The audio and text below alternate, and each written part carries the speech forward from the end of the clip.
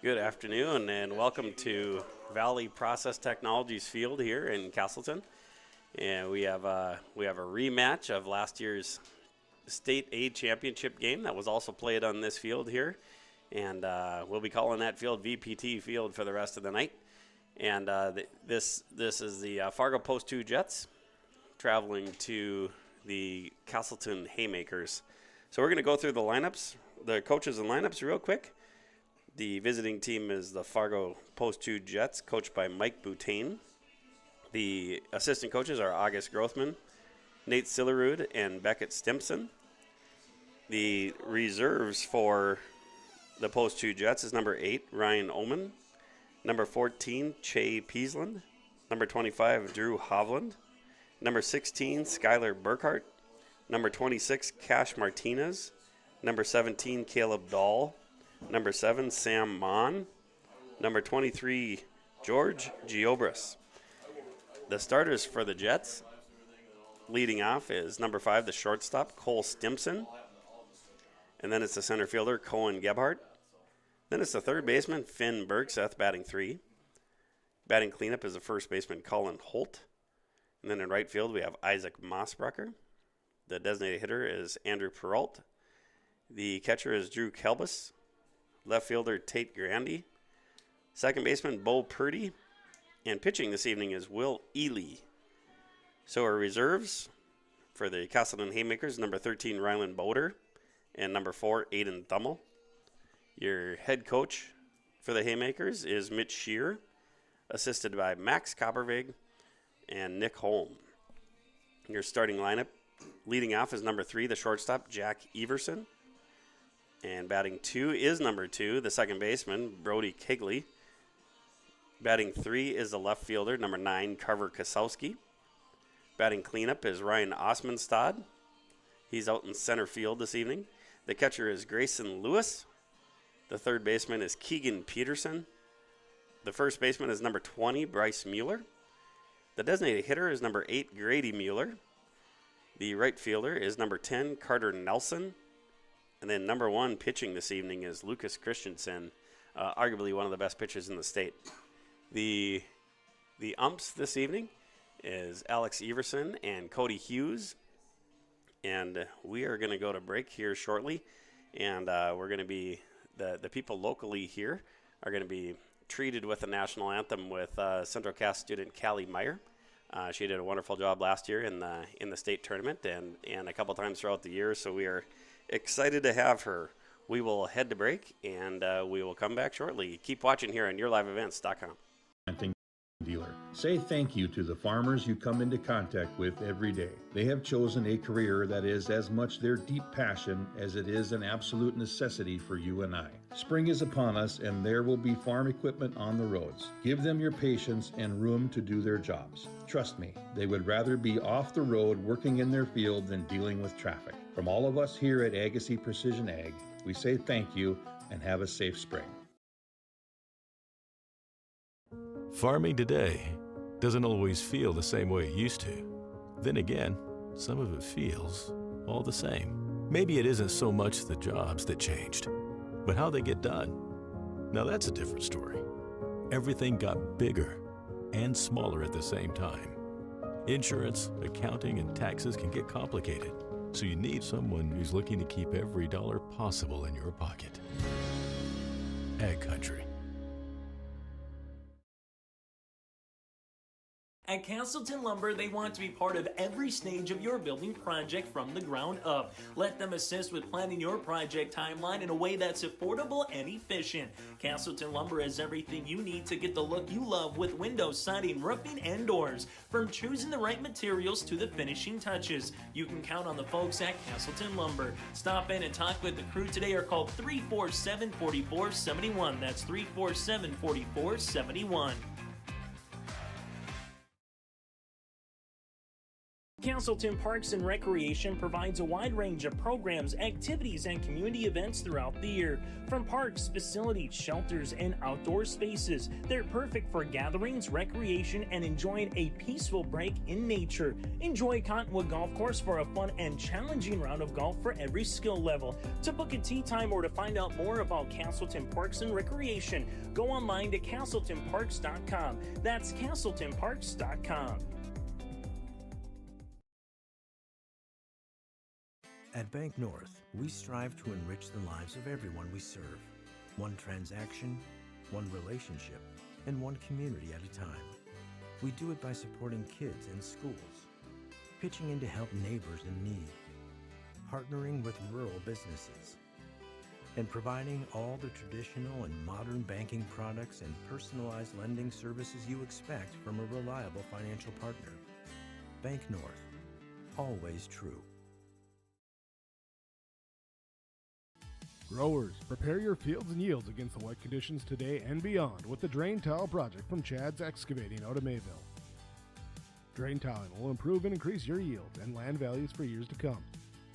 Chad's Excavating provides free detailed estimates, and with over 40 years of combined success, they provide professional installation and service. Call Chad today to prepare for your future and any questions that you might have. That's Chad's Excavating out of Mayville, helping farmers grow.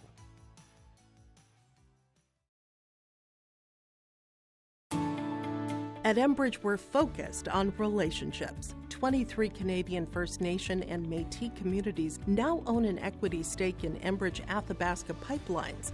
In Minnesota, Enbridge has spent $450 million and counting with Native-owned companies and in wages to tribal members working on Line 3. Every day brings new collaborations, partnerships, and possibilities. Learn more at Enbridge.com. Homegrown local radio is now worldwide with 24-hour streaming. Download the RJ Radio app to hear local voices from local radio with KRJB, KRJM, and KKCQ 24 hours a day from anywhere. You can listen to your favorite programs like the RJ Family Morning Show, local news, farm markets, music, high school sports, church services, more from anywhere. KRJB, KRJM, and 96.7 KKCQ is streaming on the RJ Radio app. Download it to your device and take us with you wherever you go. Welcome to the 130th Annual Norman County Fair, June 24th through 27th, Ada, Minnesota. FFA Day. New this year, Jindo Bingo, the Big Air ATV show in the RJ Broadcasting Grandstand. Plus free music, basketball challenge, Check 6 Veterans Day, Youth Day, Senior Day, racing, the Mooncats, lumberjack shows, and so much more. For the full schedule, visit NormanCountyFair.com. Norman County Fair, Ada, Minnesota, June 24th through 27th. It's where summer begins, the fun never ends. The World of Outlaws late models are coming to Norman County Raceway on June 30th, 2026. Infield seating, your chance to meet your favorite National Touring Series drivers, and much, much more. Tickets are available now at ncraceway.com. Order yours today, and we'll see you June 30th, 2026.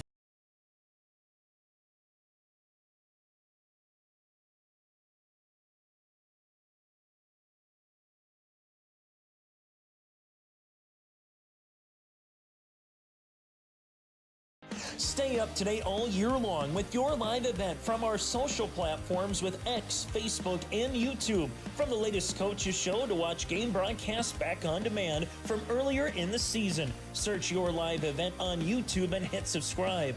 Outside the three-point arc. Pick and pop here with Spaeth into the left side corner. Three, good.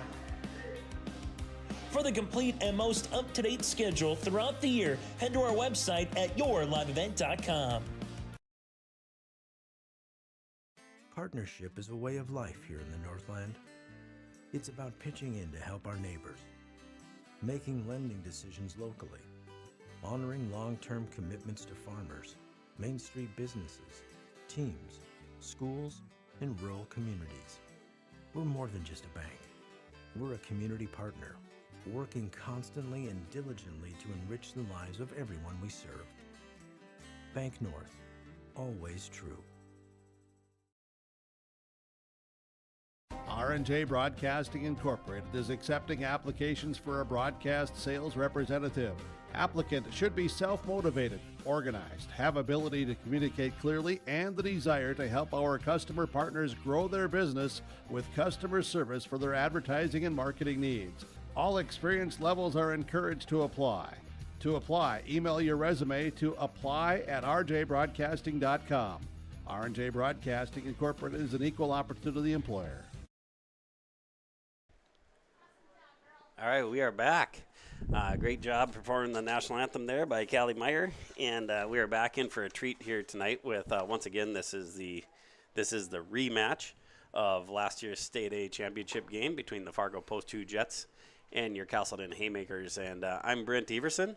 Looking forward to watching the game with you this evening, and joined with me is a good friend and coach Matthew Swanson. Matthew, what are you looking for in tonight's game? It's nice to see Lucas on the hill tonight. Haven't seen him pitch for a while. I don't get to see a lot of the Central Cass High School games, but I'm excited to see him today. I know Brody Kegley was swinging the stick really well this spring, and obviously your kid there, Jack, has the Bismarck State commit. That's kind of fun to watch him too. So ready for some big-time Casselton baseball, and we know that the Jets are going to be pretty solid too. Yeah, absolutely. Really gonna enjoy tonight's game. So around the field here, left field is Carver Kasowski, center field Ryan Osmondstad, which you can, if you blink or squint, you might think that that's Lucas out there. They play a lot alike. In right field, we got Carter Nelson, third base Keegan Peterson, shortstop Jack Everson, second base Brody Kegley, first base Bryce Mueller. Behind the plate is Grayson Lewis, and on the mound this evening is Lucas Christensen. Lucas Christensen is about as good as it gets on the mound, isn't he, Matt? Yeah, he brings an intensity to the mound that is just unmatched in many ways. He plays with strong emotion, but he knows how to filter that emotion into the best pitcher he can be.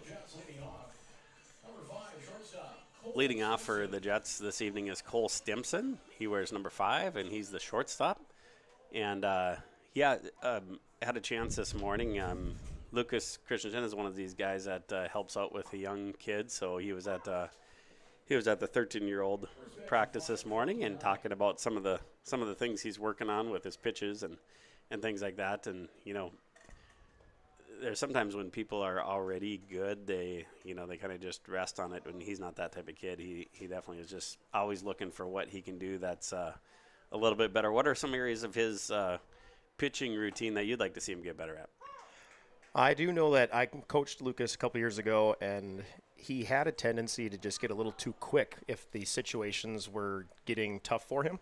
So I believe he's gotten better with that over the last couple of years, but it's just nice to see him breathe and take a break so that he can be the best pitcher he can be, which is, as you said earlier, one of the best in the state. All right, now we got Cohen Gebhardt coming up. This is the center fielder. Quick out there in the by Lucas. We will try and keep up with our outs and who's on base and all that kind of stuff as well as we can. Hopefully Matt's better at that than I have been. So hopefully this is our best game yet on that. Just know that's not a Your Live Events mistake. That is a person between the keyboard and chair mistake for us. So hopefully we'll be awesome all night. Matt's already on top of his game, it looks like. Well, we'll see. I got to make sure I get it a little quicker next time, I think. No, you're all good. You're all good. Okay, so now here comes the third baseman, Finn Bergseth, after the walk. Yeah, nice to see Brody Kegley and Carter Nelson and some of these other guys back from football camp. The Haymakers got the sweep over Lisbon with they're missing a few guys, and of course Lisbon is missing a star player and the coach's kid, Bittner, and that was a fun out-of-conference game to start the year, and looking for more of it tonight. Yeah, I was able to make it for game 1 that night. It was really nice to see the Haymakers walk that one off. Yeah, exciting. It was a bunch of younger guys that kind of stepped up in that last inning. You had guys that played for the Black Stockings, which is the 15U team for for Casselton. They pinch hit by Jonah Tholkus to start it off, and then you had Jackson Deutsch was another one of your guys. These guys that you're coaching, and then got to the second batter, which was Carver Kozowski, who's batting 3 tonight, and he walked it off with the bat. Nice throw by Grayson. Not quite in time. Good jump to from catch Fargo there. Yeah. Gebhardt on second base. We got 2 balls, 2 strikes, 1 out. In our last game, the wind was blowing really hard from left to right, and now it looks like that has reversed. It's coming from the north side, so probably a little cooler down there this evening, I'm thinking. Yeah, probably. And that short porch and right is always tempting for the lefties, but the wind is blowing pretty much straight in from that side, so. We got the hit by pitch for Berg Seth. That will bring up the first baseman, number 21, Colin Holt. Batting fourth, number 21, first baseman Colin Holt. It's always a little interesting when you're facing these the teams from Fargo or West Fargo or Bismarck. They really good team last year, the Jets. Mm-hmm. Some of the names have stayed the same, and I'm sure some of them move up to the post 2 varsity team, I guess, basically. And but there's plenty of familiar names here, so I'm guessing they're going to be tough. And they were really tough at the junior legion level last year, and as you know. Yep. So they went out and won the junior legion last year. Yeah, so they're going to reload pretty good, right? They won the junior legion. They won the A. Double A. They had at least one kid kind of get suspended because of a percentage of games played in the legion or something like that, or who knows, maybe they'd have won that one too. They were definitely one of the favorites going in. Yeah, post 2's always got great baseball players. For sure. Long history, a lot of championships. Do it right. Jack Williams Field growing up was always a treat to go to. It's pretty fun now that there's so many good fields across the whole state, but the eastern part of the state as well. So we're lucky to get to play in a lot of fields. Yeah, when you go to Fargo, you get to play at post 2 at Jack, or you can go down to post 400 at Starion. Just both great complexes. Yeah. Don't have to go too far to West Fargo for Young Field, and Concordia's got a nice field. So yeah, there's a lot in that area. Well, there we go. Our first score of the game for Fargo with the clutch hit there, but from Colin Holt. Now we'll bring up the right fielder, Isaac Mossbrucker. So 1 out.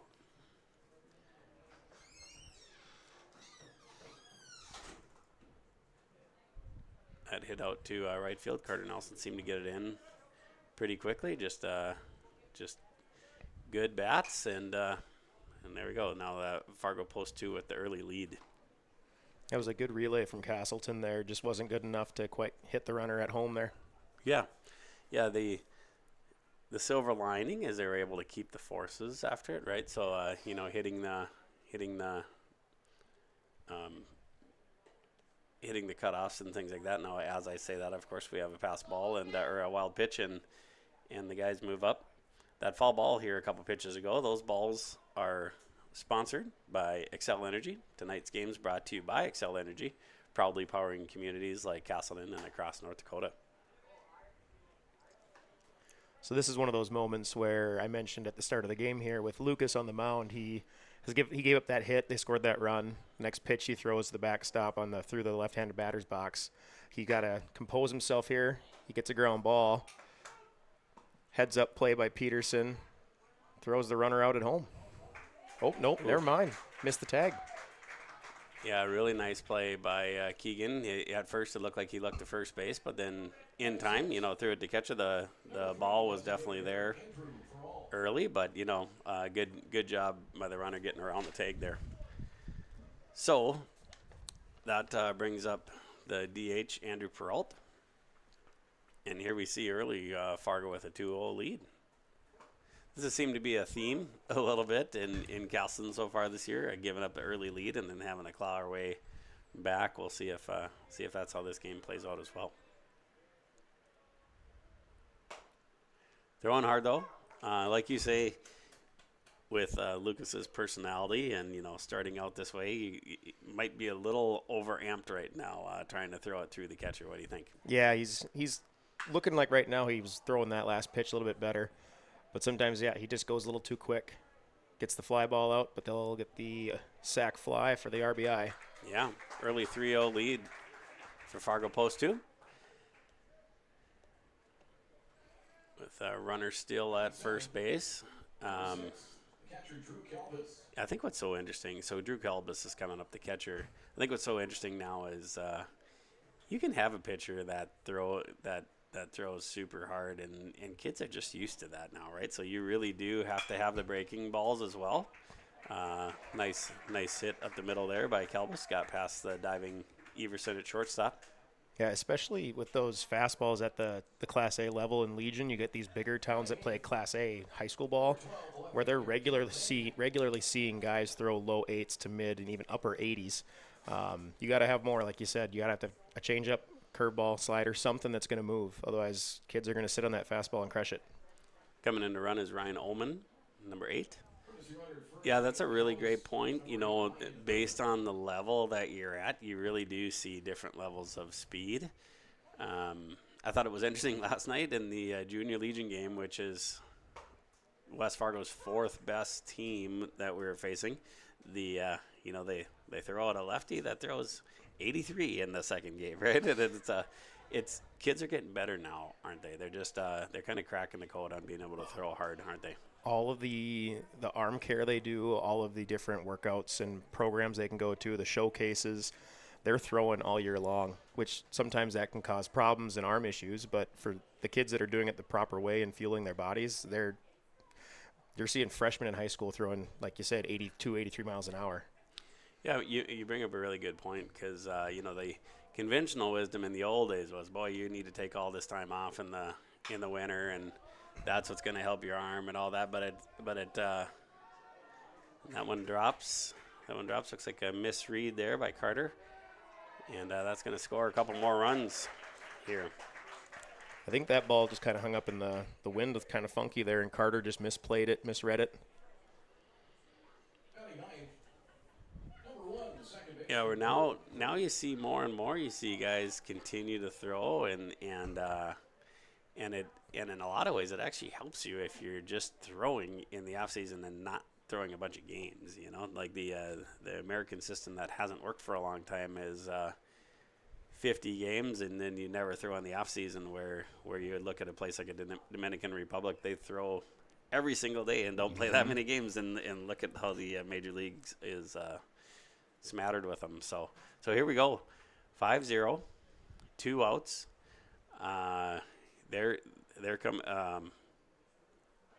Fargo's coming out hitting like crazy. Second baseman Bo Purdy up here now. We'll see what kind of resilience the Haymakers have to come back in this one. Coach Scheer just came out to calm down his pitcher. Talk about getting outs, I'm assuming. Just get out of this inning so we can get to the sticks here. Yeah, start chipping away, right? I have to assume that Lucas will calm down, or not calm down, but he'll settle in here in the next couple innings, and he'll be fine. We just need to get our bats going. Yeah, he's throwing a lot of strikes. He's missed a few times, but he's throwing a lot of strikes. These Fargo kids are just hitting the ball really well. That's right.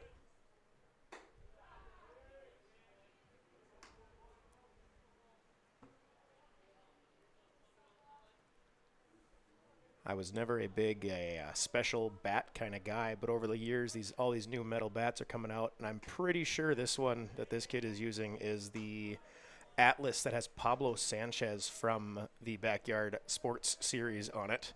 Really? Yeah, I saw those on sale at one point on the internet this spring and thought, got to get one of those, but I don't use a metal bat, so why would I buy one? Sure. A little more fanciness going on there. Really high level of effort there by Brody, but just not enough. We got another run there for Fargo Post 2. Purdy put that one in the hole. Interesting start. Shortstop Cole Stimson. We're already back to the top of the order, believe it or not, for Post 2.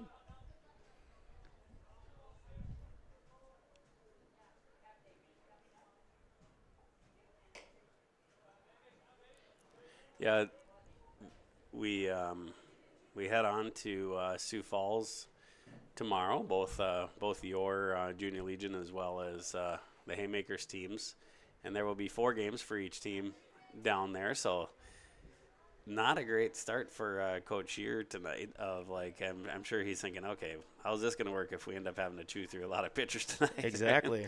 Right. Now, obviously, these are league games that you're going after, and we're pitching some of our best tonight. But yeah, you'd really love to extend these guys too, so you can at least keep some pitching for this weekend, right? Yeah, you want to be able to have some of your better arms in a big tournament like that too. But like you said, these are league counters. You got to go out and try and win these. Yeah, you got to win them. Got to go get them. We ran into the same problem last night with West Fargo Rattlers. They can hit the ball, and we gave up 5 runs in the first inning, 5 runs in the second, and we just decided to save some arms for the weekend. But we'll see what Coach Shear does here. Looks like he's going to make a change. Yeah. We wouldn't have thought this coming into tonight, but keep watching here on yourliveevents.com, and we'll be back after break.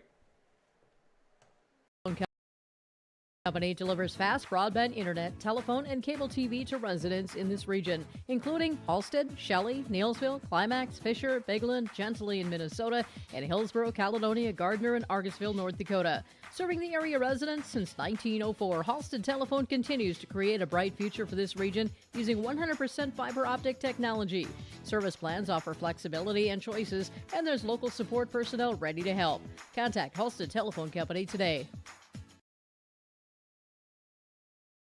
This is Chris from Agassiz Precision Ag, your local precision planting dealer. Say thank you to the farmers you come into contact with every day. They have chosen a career that is as much their deep passion as it is an absolute necessity for you and I. Spring is upon us, and there will be farm equipment on the roads. Give them your patience and room to do their jobs. Trust me, they would rather be off the road working in their field than dealing with traffic. From all of us here at Agassiz Precision Ag, we say thank you and have a safe spring.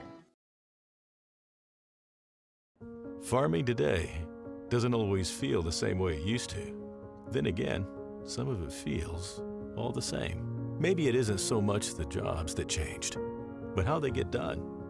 Now that's a different story. Everything got bigger and smaller at the same time. Insurance, accounting, and taxes can get complicated, so you need someone who's looking to keep every dollar possible in your pocket. Ag Country. We are back, and Bryce Mueller coming in for Lucas Christensen here. Keegan Peterson moves over from third base to first base.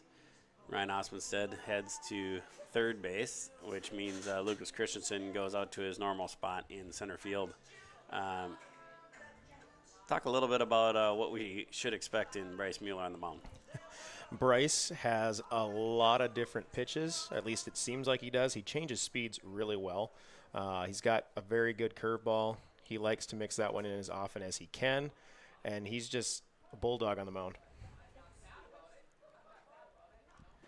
Yeah, and kind of like what we talked about before is sometimes just straight fast, and Lucas is more than just straight fast, but these kids can really hit that. Where maybe Bryce is the changeup we need here. So, and he got the out there on that one. Got the out, which I gotta imagine is just a dream to see for Coach here. Keep watching here on yourliveevents.com. Lumber, they want to be part of every stage of your building project from the ground up. Let them assist with planning your project timeline in a way that's affordable and efficient. Casselton Lumber has everything you need to get the look you love with windows, siding, roofing, and doors. From choosing the right materials to the finishing touches, you can count on the folks at Casselton Lumber. Stop in and talk with the crew today or call 347-4471. That's 347-4471. Casselton Parks and Recreation provides a wide range of programs, activities, and community events throughout the year. From parks, facilities, shelters, and outdoor spaces, they're perfect for gatherings, recreation, and enjoying a peaceful break in nature. Enjoy Cottonwood Golf Course for a fun and challenging round of golf for every skill level. To book a tee time or to find out more about Casselton Parks and Recreation, go online to CasseltonParks.com. That's CasseltonParks.com. All right, here we go.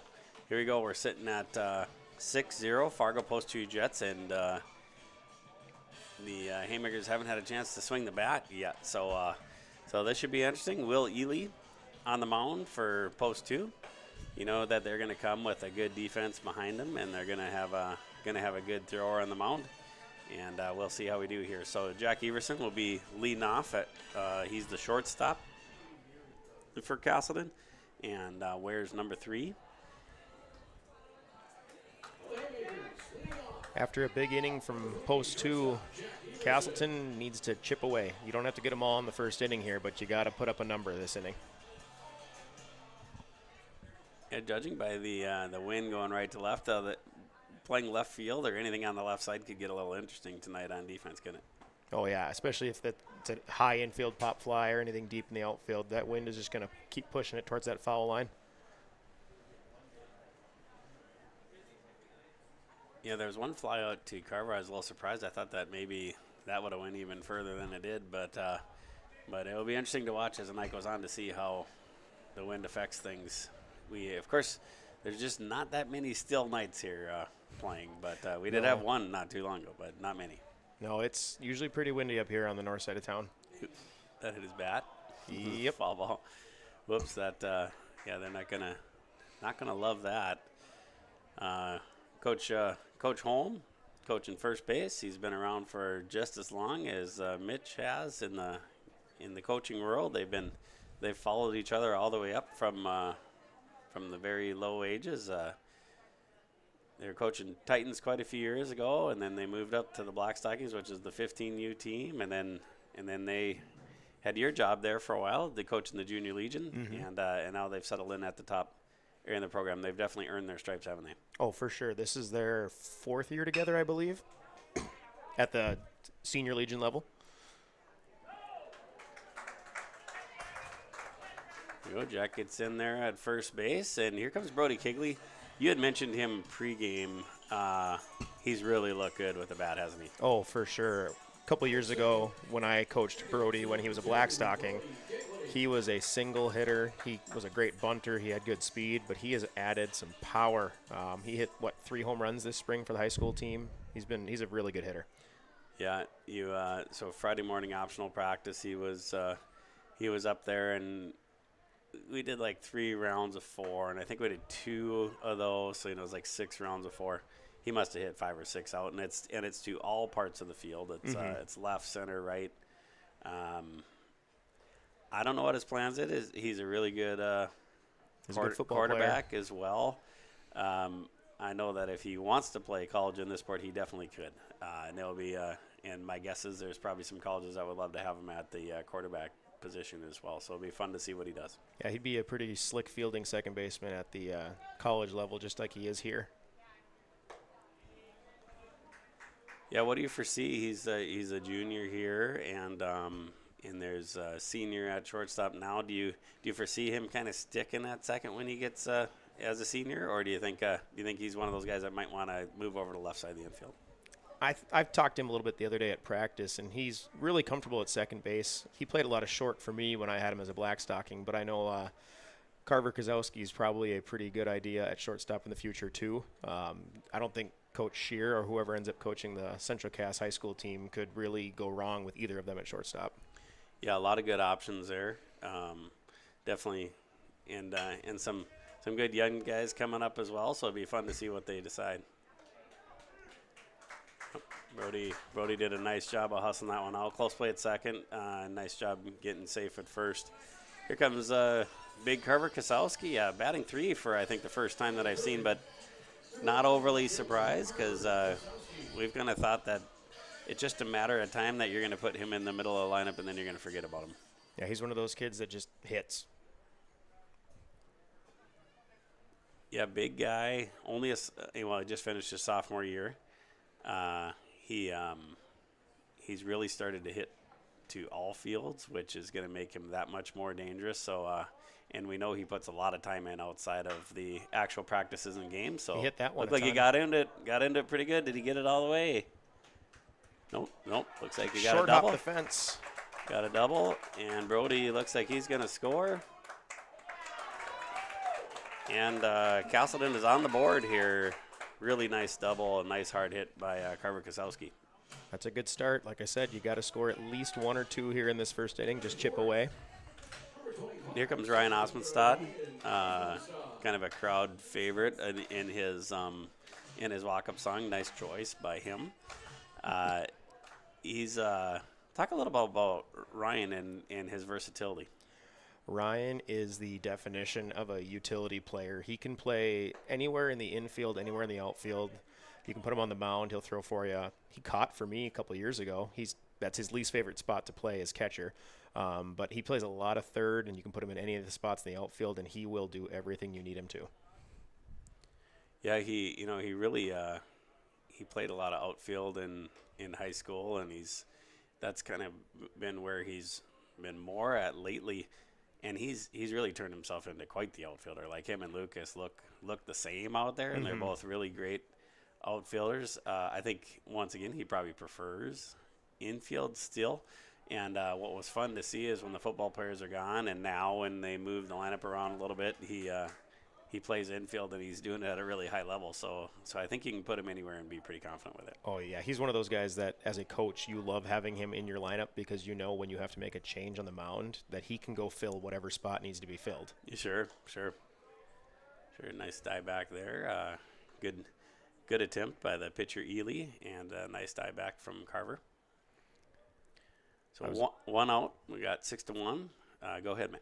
I was going to say when Carver was hitting right before he hit that one to the fence that Carver is one of those kids that lives baseball. Ryan is another one, but there's one other thing I think he likes just as much as baseball, and that's fishing. Yeah, fisher, hunter, outdoorsman to the T. He's always telling me about what he's caught and going out on his boat. Yep. Ooh. Yeah, this Haymakers team has a few of those guys that we'll be talking about, I'm sure. Here comes Grayson Lewis.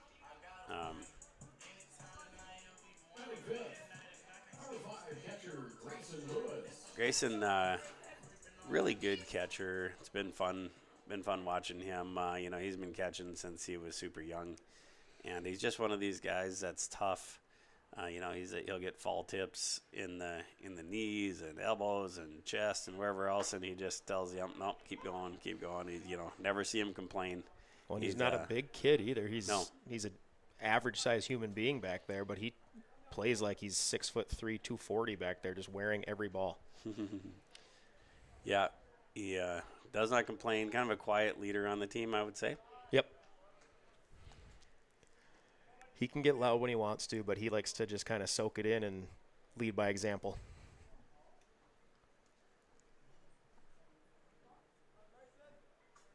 Had a really nice spring for the Central Cass Squirrels. Really came on from a hitting perspective. He's always been super solid behind the plate, and now he had a really good hitting spring. And I would say coming into the summer, he's hitting as good as anybody. Hits that one straight up. Post two's catcher makes the play. That would be Calbus. So there we go, 6-1. Casselton did get one of those runs back, and I'm sure they'll be hoping for a much more efficient and quick top of the second compared to the top of the first. But we'll find out. Keep watching here on YourLiveEvents.com. We strive to enrich the lives of everyone we serve. One transaction, one relationship, and one community at a time. We do it by supporting kids and schools, pitching in to help neighbors in need, partnering with rural businesses, and providing all the traditional and modern banking products and personalized lending services you expect from a reliable financial partner. Bank North, always true. All right, we are back. Bryce Mueller got, one or two pitches there to end that last inning? Let me see. I'll go check the game changer quick. I think it was 2. So that was good. And Coach Shear, after that first inning, and with the tournament coming this weekend in Sioux Falls, sure hoping that things go a little better here in the second inning, and he can get less pitchers through more innings. I think is probably what he's looking for. Yeah, and then hopefully come back and win here, right? Yeah, hopefully. He's looking for 12 to 15 pitches an inning from these guys from here on out, and scoring a run or two each inning to make sure that they are fighting their way back into this one. So we did get, this is just hot off the presses. We got this via text that the Haymakers will now be playing Gretna, Nebraska tomorrow night at 5. That's the same time as when they plan to play before. And then they'll play Aberdeen at 9:30 a.m. on Saturday. All that same field, same time, just switching when they play which opponents. So here we go. Number 2, the 3 batter for Finn Bergseth. He was part of that state champion Class A team last year. So he's back and playing third base for the team. Obviously, they're expecting a lot from him, and he's going to be one of their core hitters just based on where he's batting. When you're hitting in the 3 spot in the lineup, you know you're doing something right. That's right. So look like, Bryce trying to nibble there a little on the inside corner. He'll definitely do some of that. He'll throw plenty of breaking balls, but it looks like he's mixing in some fastballs tonight as well. Yeah, as much as he loves the off speed, he'll reach back and fire one at you every once in a while.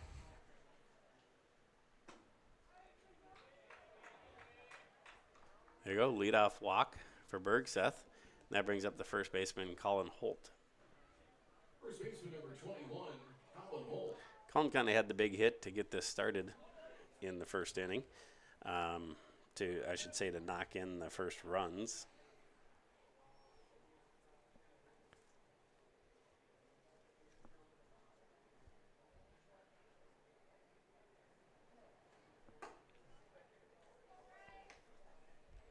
You can get for those that really like this kind of stuff, you can get the standings on the North Dakota Legion site. They're gotten ahead of it a little better this year, and they're out there. I believe they're out there for AA, A, and Junior Legion at this point, and will be out there for B hopefully at some point here. So I know they're also trying to keep that on the Game Changer app too. They have different leagues on the app. Yeah, that's right, and I think they have it where the website reads straight from Game Changer there. So the tricky part is following the league on Game Changer if you're not an admin. So that's the part that gets a little tricky. So all right, yeah, the first time up here, let's look at what Holt grounded had a ground ball to right field and scored Gebhardt. Yep, snuck that one through the hole between first and second. That made it 1-0. And here we go again with a guy runner at first, and he's ahead in the count. Bryce did not like the call on that one. Hands on head. Just missed. Right fielder number 4, Isaac Mossbrucker. Isaac Mossbrucker comes to the bat, the right fielder, number 4.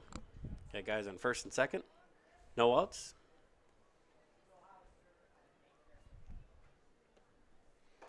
Ooh.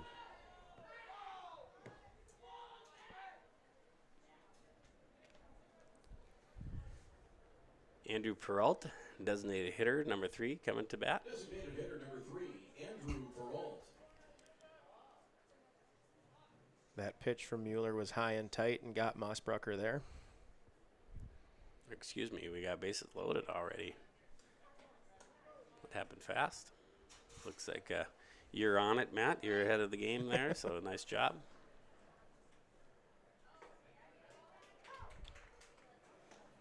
First pitch strikes have been hard to come by this inning so far for Mueller. He got that one there on the curveball.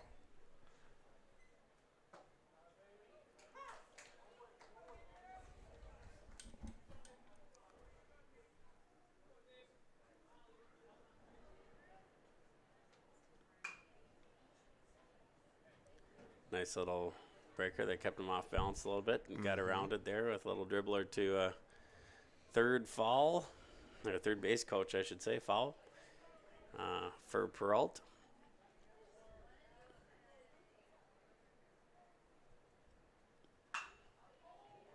Hits that one deep to left center field. Ball's hit well to left. Looks like Carver's got a beat on it. And runners move up to third and home. So they get that run back already. That Casselton had chipped in there. And that brings up the catcher, Drew Kelbis.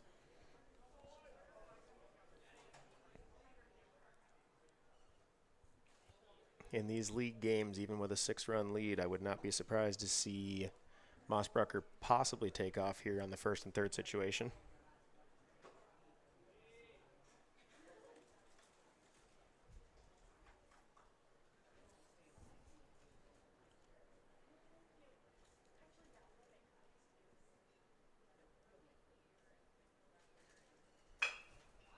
Could be a double play. Oop. Yeah. Ball kind of stuck in the glove there for Jack. Yeah, Jack looked like, that's a really great way to put that. Pretty tailor-made double play, and Brody did a really great job of starting that, but you know how that goes. Sometimes it just sticks in the glove a little too long. So Ryan Ullman, it looks like he was going to come in there to run. Yeah, there he goes.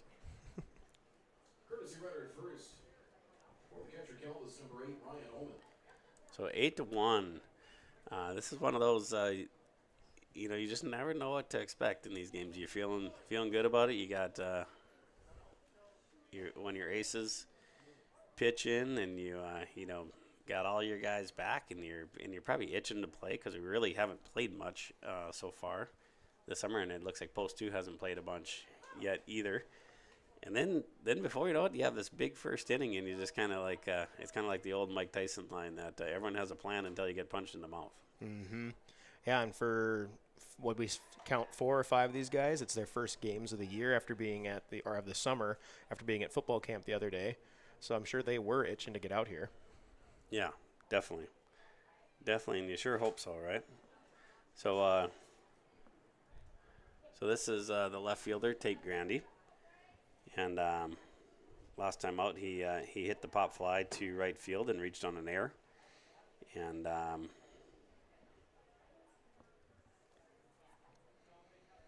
that was one of those tough ones where Carter didn't get glove on the ball at all, but just with the way he read that, you got to sometimes mark that as an error just because of the mental error there. Sure. Yeah, it was kind of interesting, too, because it was, you know, the wind's going right to left, or our right to left, I guess you'd say, and from how you're watching here. And he went right, but the ball actually went to his left, which is kind of interesting. But, well, here we go. Got out of the inning anyways. 8-1 for the Jets here already. And we'll see how the Haymakers respond in the bottom of the second inning. Keep watching on YourLiveEvents.com. Prepare your fields and yields against the wet conditions today and beyond with the Drain Tile Project from Chad's Excavating out of Mayville. Drain tiling will improve and increase your yields and land values for years to come. Chad's Excavating provides free detailed estimates, and with over 40 years of combined success, they provide professional installation and service. Call Chad today to prepare for your future and any questions that you might have. That's Chad's Excavating out of Mayville, helping farmers grow.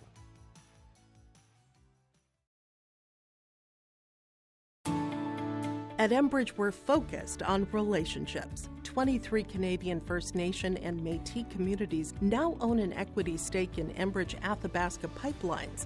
In Minnesota, Enbridge has spent $450 million and counting with Native-owned companies and in wages to tribal members working on Line 3. Every day brings new collaborations, partnerships, and possibilities. Learn more at Enbridge.com. Here comes Keegan Peterson, who's, he pitched really well the other night, just had a couple innings and looked really good. And now he's moved over to first base. Looks like he's probably going to move around positions a little more here in summer compared to the spring. And that's probably a little just closer to the MO of the different coaches. And we know he'll do a good job no matter where he plays. Yeah, you'll see Keegan on the mound or at third most of the time, but if Jack's pitching, you're going to probably potentially see Keegan over at short, and especially when Bryce is pitching, he's going to be over at first.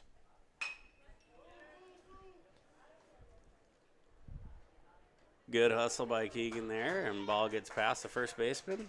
I think Keegan beat that one out even without the throwing error there. I agree. The nice part is I was watching him the whole time. He's hustling right out of the box, hustling the whole way. That's what you want to see out of your 18-year-olds. Mm-hmm.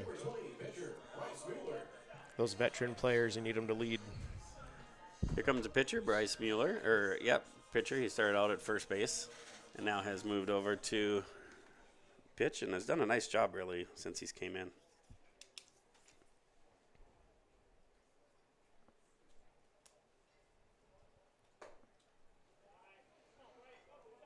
Bryce watches the first pitch just a little high. Ball 1.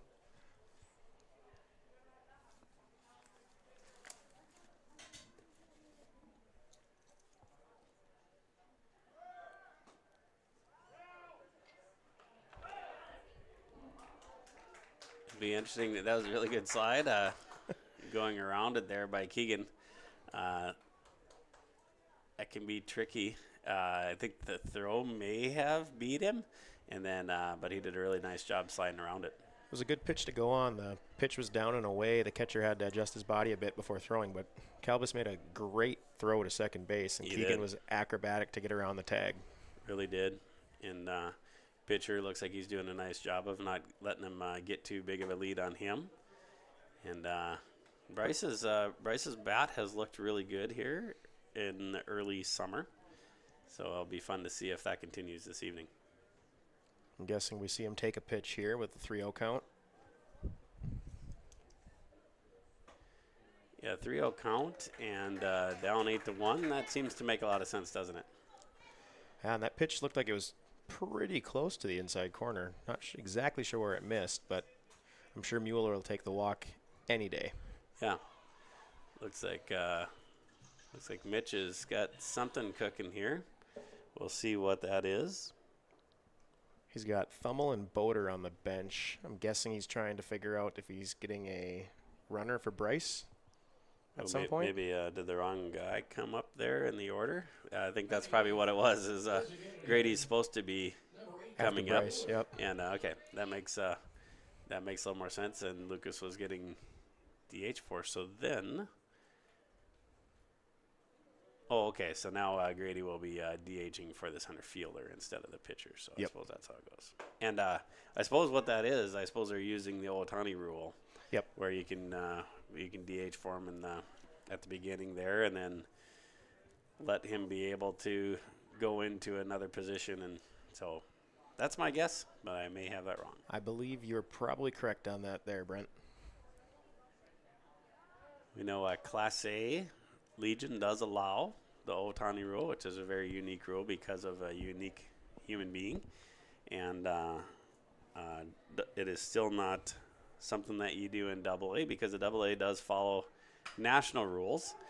And that's because that level can move on to Central Plains regional and nationals. So they just kind of try to stick to chalk as much as they can. Nice little single to right field from Grady there to load the bases. Yeah, no outs. 8-1, something brewing here. You got Carter Nelson coming to the plate with the top of the order on deck.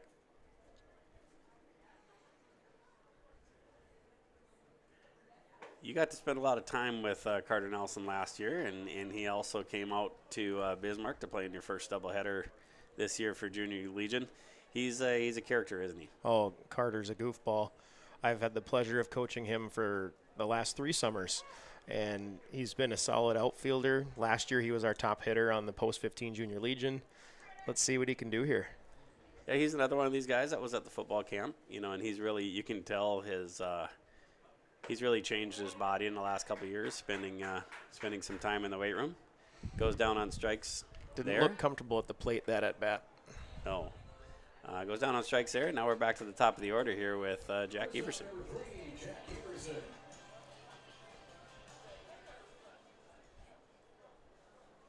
Feels like some of these wind gusts might be getting a little stronger. Jack hit a ground ball in that first inning and reached on there. And there you go with a hit right over the shortstop's head. And it looks like they're just going to get one out of that. Pretty tough. Bryce Mueller was in a really tough spot there having to figure that out. Yeah, Stimson almost made the catch on that ball. He did. So, like, don't blame Bryce at all. That looked like a good read by him. And this is a scary spot here for the pitcher, Ely. Brody Kegley hitting as good as anybody right now and has as much power as anybody with the bases loaded. So we'll see how this one shakes out. Ball's outside to start. And now the count's in Brody's favor, and that gets even a little more scary for the pitcher. Brody grounded into fielder's choice the first time up, where they got Everson out at second base, and he was safe at first. Go ahead. He got a little out ahead of the pitch his last at bat and just rolled over to second base, but he hustled it out for that fielder's choice.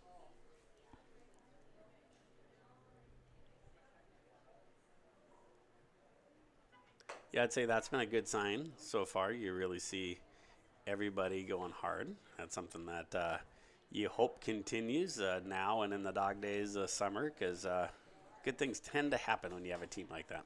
Oh, if you're hustling down the baseline at all times, as Coach Scheer calls it, the hard 90, make sure you're getting there as quick as you can. Speaking of hard 90 and Coach Scheer and all that stuff, it looks like he's got himself in pretty good shape for the summer. Yeah, he's been working hard, getting things going at the golf course, working physically out there, and doing a lot for this baseball program. Obviously, he also leads our amateur team in town, those Cass County Catfish. Yeah, he doesn't lack for things to do in the summer, that's for sure. Well, here you go. Carver Kasowski is going to get his shot at it. Bases loaded, 8-2, and that was a big out by Ely. That was a good pitch to get Brody there. Casselton really needs Carver to come up big here for at least one more run. Yeah, took a good cut at that. I think he was probably pretty excited about that pitch coming in. Looked like it was inside third, inside half of the plate, right where he probably likes it. One of those pitches where as a hitter your eyeballs get huge and you're just ready to go. Yeah, it can be hard to wait long enough for it when it's coming right like that. We'll see if he gets a chance at another one. 1 ball, 1 strike, 2 outs, and bases loaded for the big Carver Kasowski sophomore, or just finished up his sophomore year, I guess.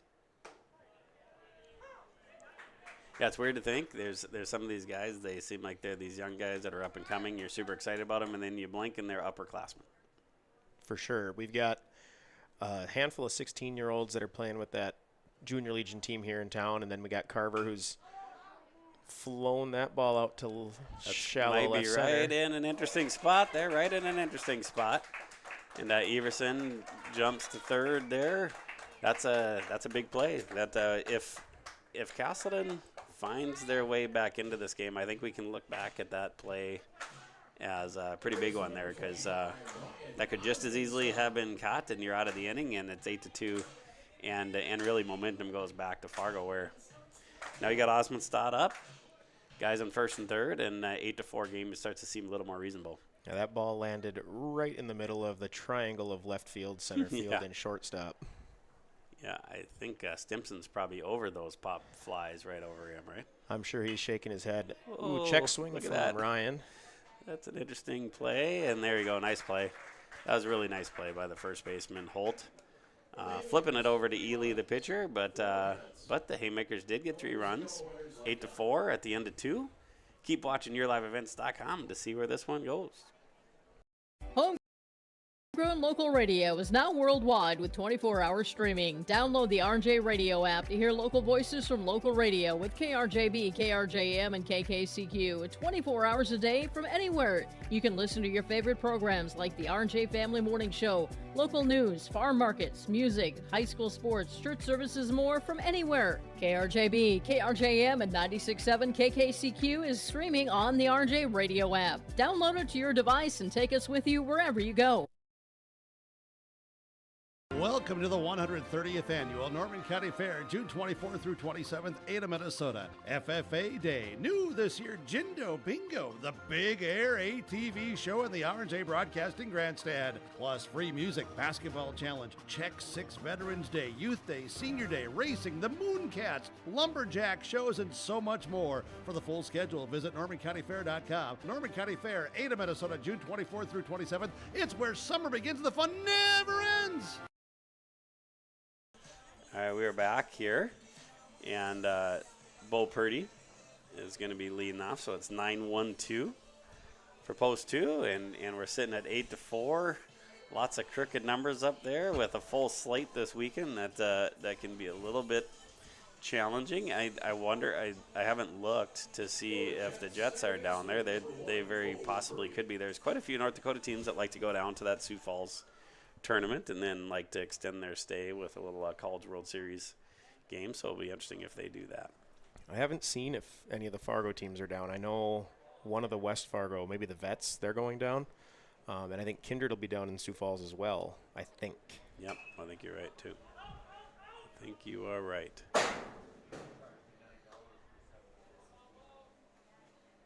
Okay, Purdy singled on a hard ground ball to Brody in his first time up. We'll see what he does here in his second time at bat. A lot of nice looking swings here for Fargo Post 2. They're teaching it right. Of course, it can be a really big advantage and real high value to have the ball yard right in town there, and you have great hitting coaches like Mike Lang and Andy Young and different guys like that can really be an advantage, but also good programs that teach them the right way to hit, don't they? Oh yeah, it's great to have great people in town in Fargo and West Fargo, and even for those people that live in Kindred, Casselton, and other surrounding communities, it's a nice easy drive to go work with those hitting and pitching coaches. Yeah, quite the advantage. Here comes shortstop and leadoff hitter Cole Stimpson. Quick out there. I got to imagine the Coach Shearer and Coach Coppervig and Coach Holm are like, now that's what it looks like. We want to get that first out here for one of these innings, so that's got to be nice. It looks like the Jets are playing in a tournament in Alexandria, Minnesota this weekend. Oh, okay.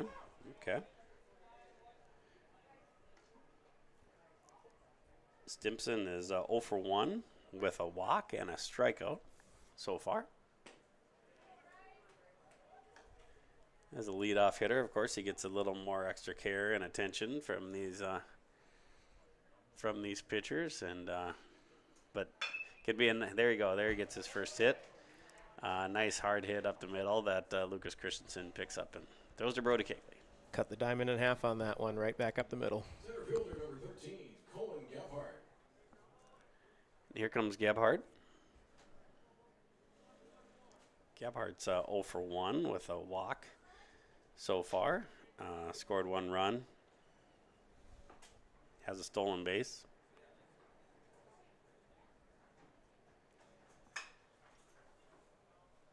It's a good swing.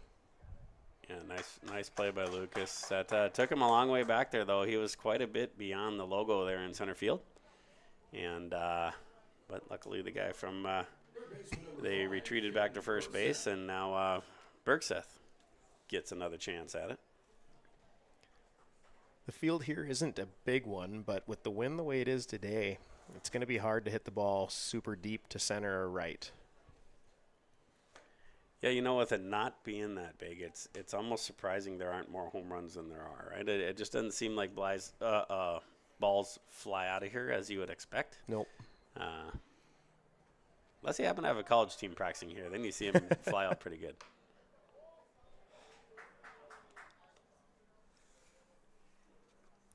You've had your fair share of athletes that took advantage of the short porch in right field over the last 15 years that I can think of, but yeah, they don't hit a whole lot of them. No, that's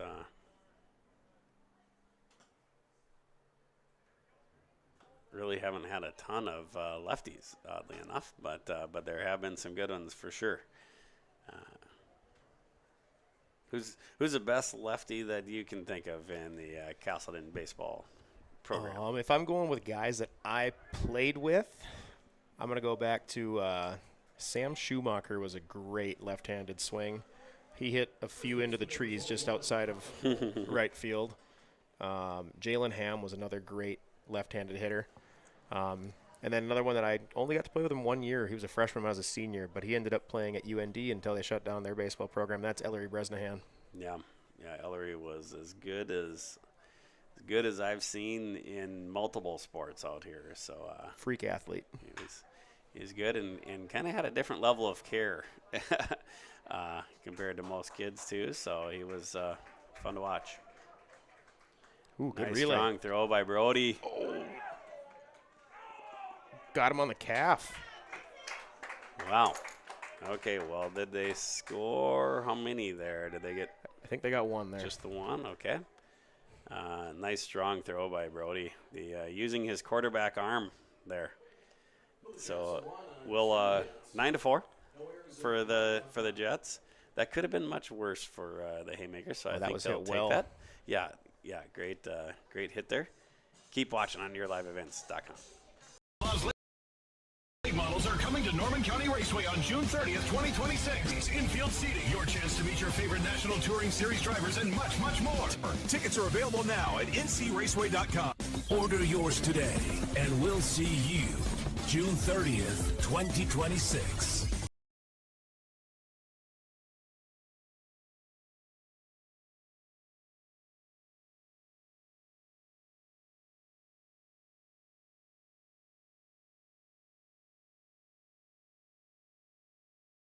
With your live event from our social platforms with X, Facebook, and YouTube. From the latest coaches show to watch game broadcasts back on demand from earlier in the season. Search your live event on YouTube and hit subscribe. Outside the three-point arc. Pick and pop here with Spaeth into the left side corner. Three, good. For the complete and most up-to-date schedule throughout the year, head to our website at yourliveevent.com. We are back with catcher Grayson Lewis.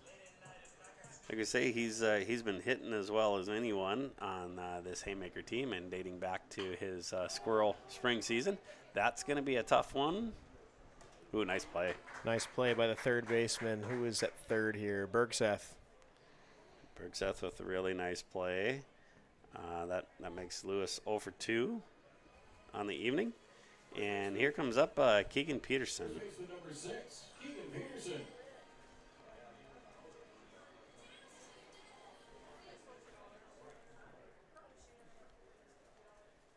Keegan's 0 for 1. Hit a hard ground ball and reached on an error to shortstop Stimson in leading off the second inning.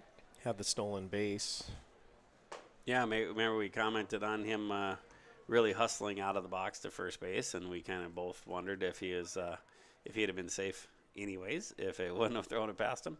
But it's nice to see him force that throw. In my book, he's 1 for 1. Yeah.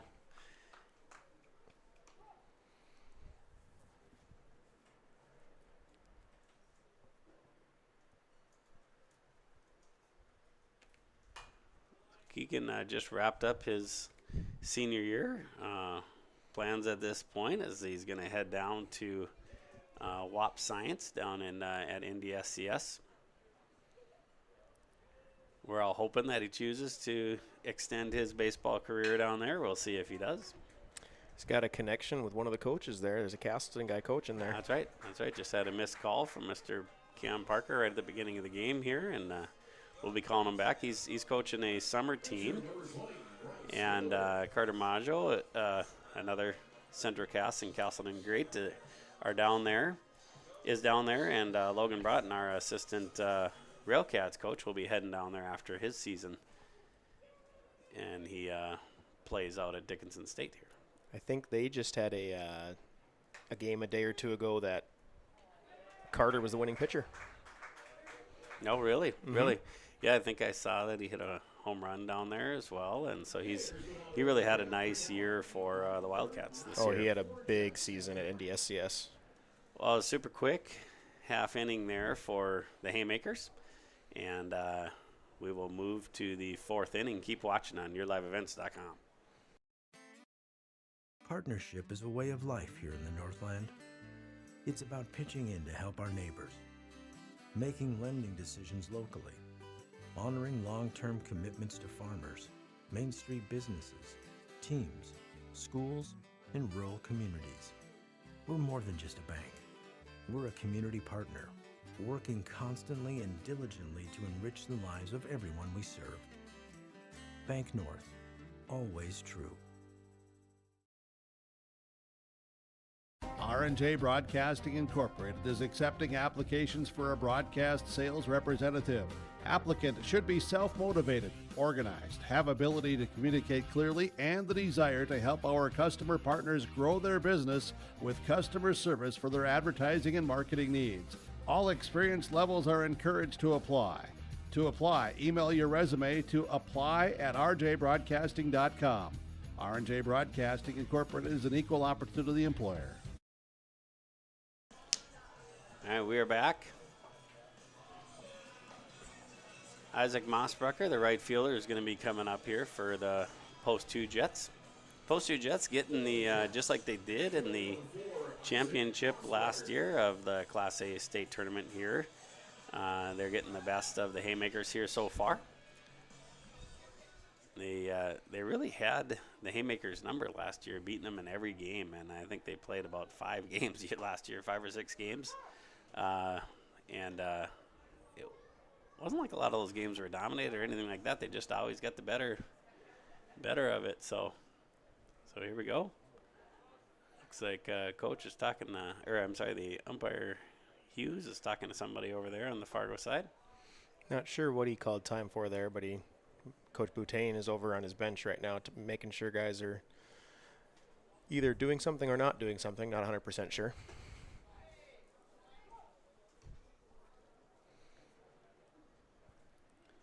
So the right fielder here, Mossbrucker, batting for, I think it'd be the 3rd time here for anyone coming through their lineup this time.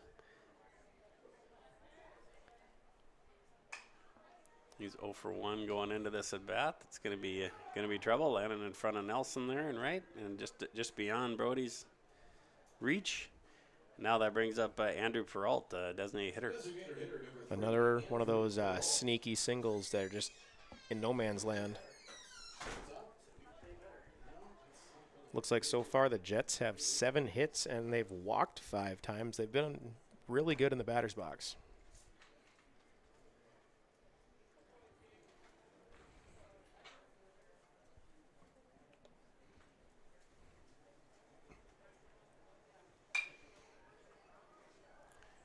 Pop up.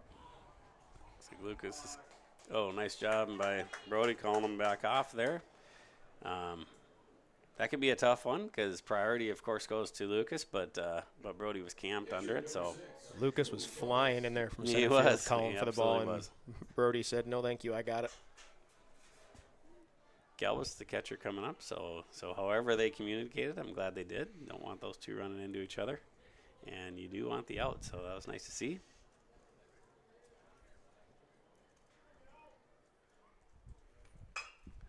Get up, Jack. There we go.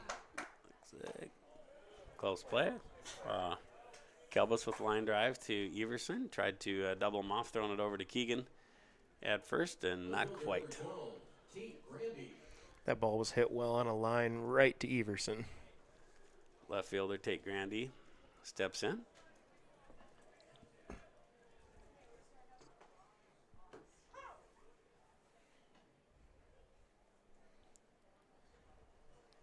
Looks like the game changer for the Haymakers is still delayed. So we're taking advantage of Fargo Post 2's game changer. Interesting to see with the lefty Grandy at the plate here. Lucas is shading slightly to the right center gap, but Carver is still playing relatively close to the left field line. Yeah, it's a really big gap out there. Be interesting to see if the coaches do anything with that. Grandy has a productive night so far, 1 for 2 with 2 RBIs. Nice job by Bryce. Bryce has really done a nice job, hasn't he, Matt? Oh, he's been pitching really well since he came in. He gave up a few runs the last couple innings, but he's been pretty efficient. All right, keep watching here on YourLiveEvents.com. Company delivers fast broadband internet, telephone, and cable TV to residents in this region, including Halstead, Shelley, Neelsville, Climax, Fisher, Bigland, Gentilly in Minnesota, and Hillsborough, Caledonia, Gardner, and Argosville, North Dakota. Serving the area residents since 1904, Halstead Telephone continues to create a bright future for this region using 100% fiber optic technology. Service plans offer flexibility and choices, and there's local support personnel ready to help. Contact Halstead Telephone Company today.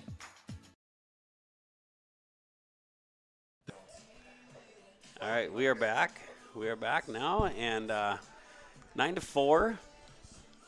The post 2 Jets with the lead here, and Grady Mueller coming to the plate as the designated hitter with Carter Nelson on deck, and then we'll be moving to the top of the order. Grady's got a good bat. He came with us last week when we went out for a Junior Legion game at Bismarck, and he was roping the ball every single at bat. Yeah, Grady Mueller is just, it's impossible not to love him. He's put so much work in. He's made himself into a full-time starter on the football field. Just continued to work and not complain on the baseball side until he got to the point where he just could not take his bat out of the lineup. And now he's going to catch a lot for this top team here as well. And it's the exact type of guy you root for. And quite honestly, it's the exact type of guy that could go and do the college thing, because if you haven't had to use some resilience and haven't had some adversity, it's really tough to make it through the college game. Mm-hmm. Grady's another one of those kids that I coached when he was 14, 15, 16 years old, all those 3 years, and he has just grown so much. He's hit the weight room hard. This kid is strong. Yeah, it's funny when there'll be the different kids that you're around, you'll hear them talk about being at TrueCore and doing whatever, and it seems like whenever any kid is at TrueCore, they see Grady there. So I think he's the common denominator there. Nice leadoff walk, which is something you love as an offensive team and hate as a defensive team. So and here we go with Carter Nelson as the right fielder this evening. Carter's got some speed. It'd be nice to see him hit a gap here and see what he can do. He likes to choke up a little on the bat, it looks like. What did you do back in the day? Did you like it to choke up, or were you kind of as far down on the knob as possible, or what did you like to do? I like to be more down on the knob there, but when we're facing a guy that throws harder, Ely here's decently firm with how fast he throws his fastball. I can kind of see why Carter would choke up a little bit, but I was one of those guys that always had a little wiggle in my stance just to get some timing.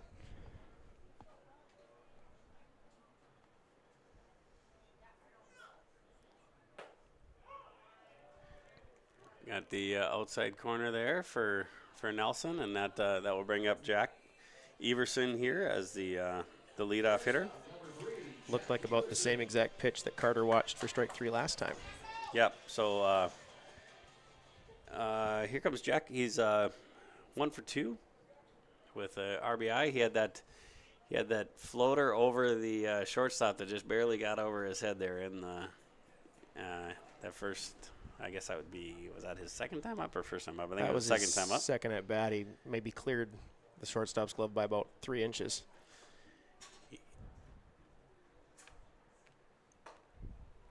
Yeah, Jack's very likely to get beamed in most games, it seems like. So he stands almost did there again. Right up on the plate there. Looks like he might have backed up a little bit for this next pitch. Yeah, one of the best investments I think he made was that elbow guard there. I think last year he had a game where he got beamed a few times, and Logan Broughton, as we mentioned, or the Logan Broughton that we mentioned earlier, he borrowed one to him, and he's like, boy, that. Then he ended up getting beamed in that same game right in the pad. Like, I better do that because that would have really hurt if I didn't have that. So here we go. Here's Brody coming up as the second baseman, and Ely got the better of him in a bases-loaded situation last time up, And this time we'll see what happens here with runner at first. This is a situation where you've given up 9 runs through 4 innings to post 2. You really cannot afford to have a second straight 0-run inning. Yeah. Be nice if Brody can get on base here so we can get to the middle of the lineup. Yeah, post 2's done a nice job getting two outs here early in the inning, and we'll see here. Ely's thrown well today. Yeah, it definitely looks like it. Really does. You talked about the different levels. You talked about what Class A looks like, and of course Double A in the summer, what that looks like. Yeah, and then for these guys, it's even a different level based on if you're playing high school in the spring compared to Class A in the summer. It really does ramp up a little bit in the summer for these guys, doesn't it? They see a lot harder pitching than they probably do in the spring. Oh, for sure. Growing up as a Casselton guy playing Class B baseball, you might have 1 or 2, maybe 3 teams in your region that have somebody that can throw mid-80s, but you're in these bigger towns and their whole pitching staff is going to be throwing low to mid-80s. And then you go from facing some of the teams you play in your Class B spring season that they might have their hardest thrower throwing 75, 76 miles an hour, and now you're facing somebody throwing 10 miles an hour faster than that.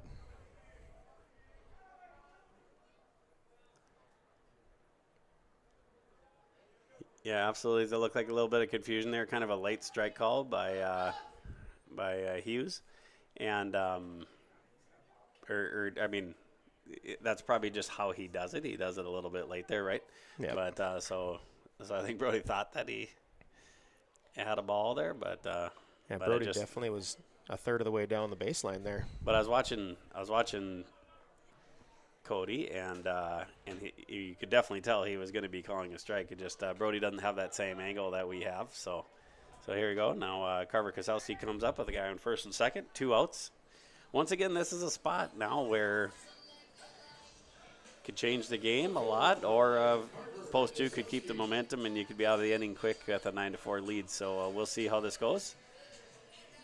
I'm guessing both teams like where they're at with Carver in the batter's box for Coach Shear, or Ely the way he's been pitching here for Coach Boutain. Yeah, he's thrown really well today. It's been a good 3 2/3 so far. That's a nice place there. Smart by Ely. Smart pitcher throwing the outside corner right away. Because you're coming up if you're Carver in this spot and you're looking for that inside pitch to hammer to left, and really smart pitching. There we go. Now he came in on the inner half. Now Carver did a great job of staying inside that ball, hitting it up the middle.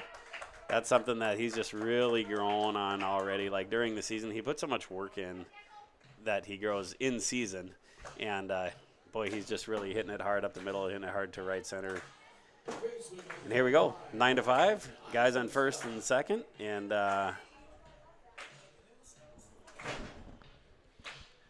there's your first run in the inning. You got to go get that one. Let's see if the Haymakers can maybe get another one across here with Osmondstad at the plate. Yeah, Haymakers got to love having Ryan up at this point, right? Ryan's batted a lot of 3 and 4 and throughout the spring and summer. So obviously does a lot of good things. And the coaches are super confident whenever he's in the batter's box. And Ryan's super confident when he's in the batter's box. That's important, isn't it? That's I think that's one of the things we always tell the kids is like, I don't care if you're struggling, I don't care what you're working on.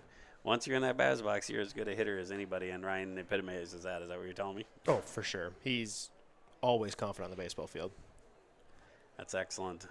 That's excellent. Who, when you think of pros and former pros or current pros, who's someone that stands out as a super confident hitter of your favorites that you've watched? Sadly, I don't get to watch as much baseball anymore. I'm coaching all the time. Oh, and there's a little dribbler to first. Another check swing from Ryan. That's twice now he's check swing and hit it to the right side. We'll let you think about it a little bit, and we'll come back after the break here. Keep watching YourLiveEvents.com. Precision Ag, your local precision planting dealer. Say thank you to the farmers you come into contact with every day. They have chosen a career that is as much their deep passion as it is an absolute necessity for you and I. Spring is upon us and there will be farm equipment on the roads. Give them your patience and room to do their jobs. Trust me, they would rather be off the road working in their field than dealing with traffic. From all of us here at Agassiz Precision Ag, we say thank you and have a safe spring. Farming today doesn't always feel the same way it used to. Then again, some of it feels all the same. Maybe it isn't so much the jobs that changed, but how they get done. Now that's a different story. Everything got bigger and smaller at the same time. Insurance, accounting, and taxes can get complicated, so you need someone who's looking to keep every dollar possible in your pocket. Ag Country. All right, we are back here, Matt. So have you got to think about growing up or now or whatever? Who's someone that you think of as a really confident pro baseball player? I mean, I got to go local here with the Minnesota Twins. Growing up, loved watching Torrey Hunter play. That guy had some swagger. How many Gold Gloves did he win? 9, 10, something like that. Amazing center fielder. Nowadays, it's kind of fun to watch. I mean, he's a Dodger now, but when he was at the Braves, it was really fun to watch him. Freddie Freeman's a great player.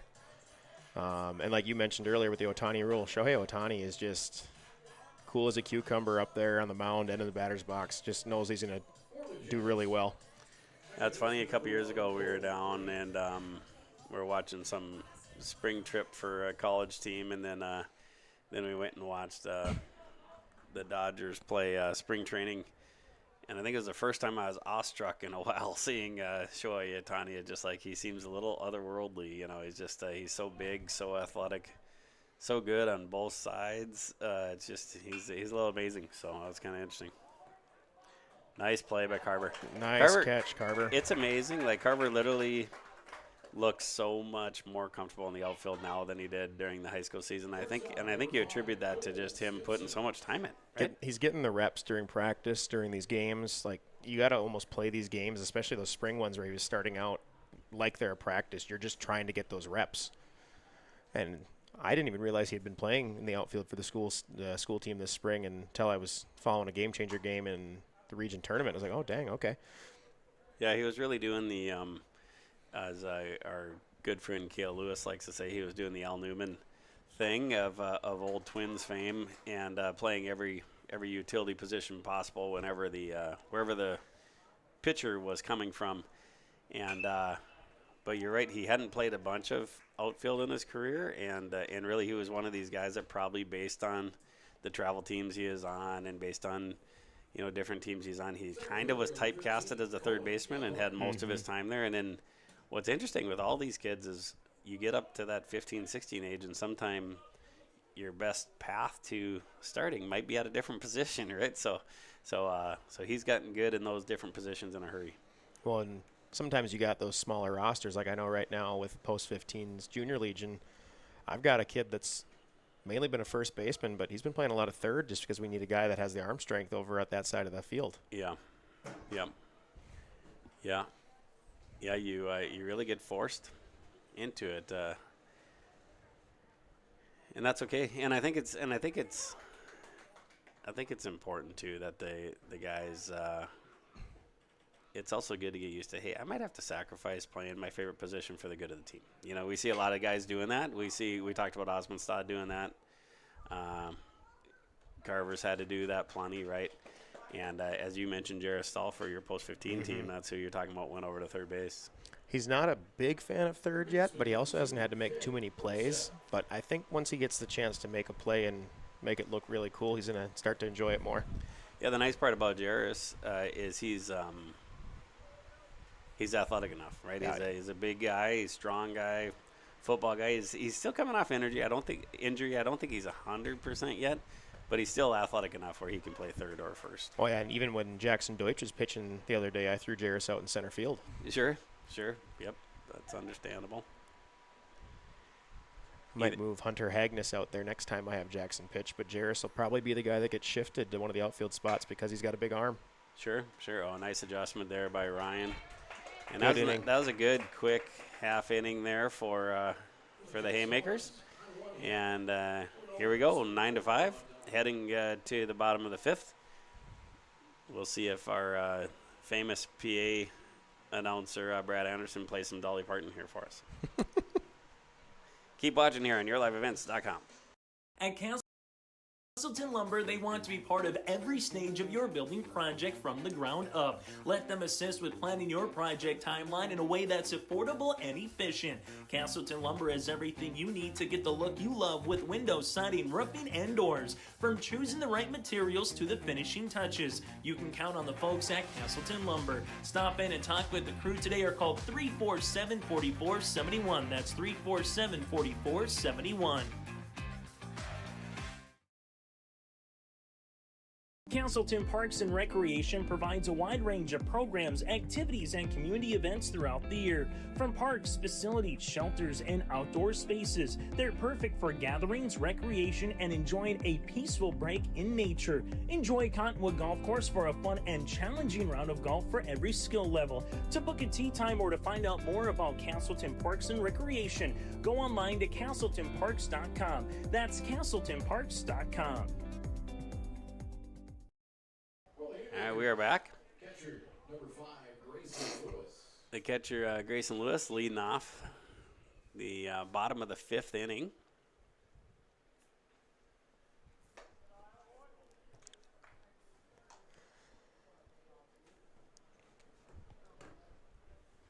Ely still on the mound for post 2. That was his 74th pitch of the night. So Ely's been really efficient, and you really like that average per inning if you're Coach Boutain, and with that, my guess is that's why he's super comfortable letting him go even early in the season like this. Mm-hmm. Another thing, and I know you've talked about this with your team and with other teams in the Casselton Legion or other guys in the Casselton Legion program is, if you've been throwing a lot or you've been playing high school ball and doing all that, you can go a little deeper with them than if it's someone that's just picked up the baseball for the summer, right? Yeah, with our junior legion, we've got a couple kids that were playing mainly JV baseball for Central Cass this spring, and you give them an option to go throw and start a game, and you don't feel horrible having them throw 75 to 85 pitches, but then you got a kid that was golfing or running track and just plays summer ball. Maybe you're limiting him to 55, 60 in that first outing, maybe even less depending on how much he's throwing in the bullpen for you. Yeah. Yeah, here comes Keegan Peterson, one of the, just like Lewis, one of the guys that just graduated and looking to face the world here, I guess, in the after summer, but hopefully he enjoys this last summer of playing with his buddies. Grayson, we didn't mention, he's going to NDSU. Love that. He's going to be a Mountain West member here. At least that's he'll be at some of those games. I know his football fandom. Yeah, he'll get some of that and probably check out a few basketball games with his dad. And should be nice to keep some of these young men around. I know you've got season tickets for basketball there, correct, Brent? Yeah, that's correct. Really enjoy that. It's weird now where they make a new team all the time, but they were a really fun team to watch last year. Pretty exciting. One of our local guys here, Andrew Zemer, who played for the Blackstockings last year, and now he's kind of chasing the basketball thing. He's got some early interest from NDSU, which is cool. Fun to see. Here comes Bryce Mueller. It's Andrew Zemer, along with a few of the baseball teammates, went and played in the Shada 3-on-3, and by all accounts, it sounded like Andrew was the MVP of that championship team pretty easily. So, but Jackson Deutsch, it sounded like he played really well, and Cole Boer and those guys as well. So I saw Will was playing in that too. He was the fourth man, but I think he's there for the had vibes. Had a ton of fun. So. A lot of good buds. Well, here we go. Bryce Mueller, see if he can help himself here. Guy in first, one out. Aiden Thummel was a late show. I'm guessing had something to do with football or who knows what. Now he's running at first base. I believe he was at a football camp today. Okay. Now so that must have been different than the other football camp that everybody else was at. I know he's done some college camp. Trying to remember what Mitch said. So. Yeah, I think he was at close play at first in the pickoff. I believe Aiden was at SDSU football camp on Monday, and then they had team camp Tuesday, Wednesday this week, and then he was elsewhere. I don't know where he was today, but he was at another camp this morning and early afternoon. Wow. Well, his body will be beat up this summer, I'm guessing, as he keeps doing that. But good for him. He's an aggressive linebacker on the football field, and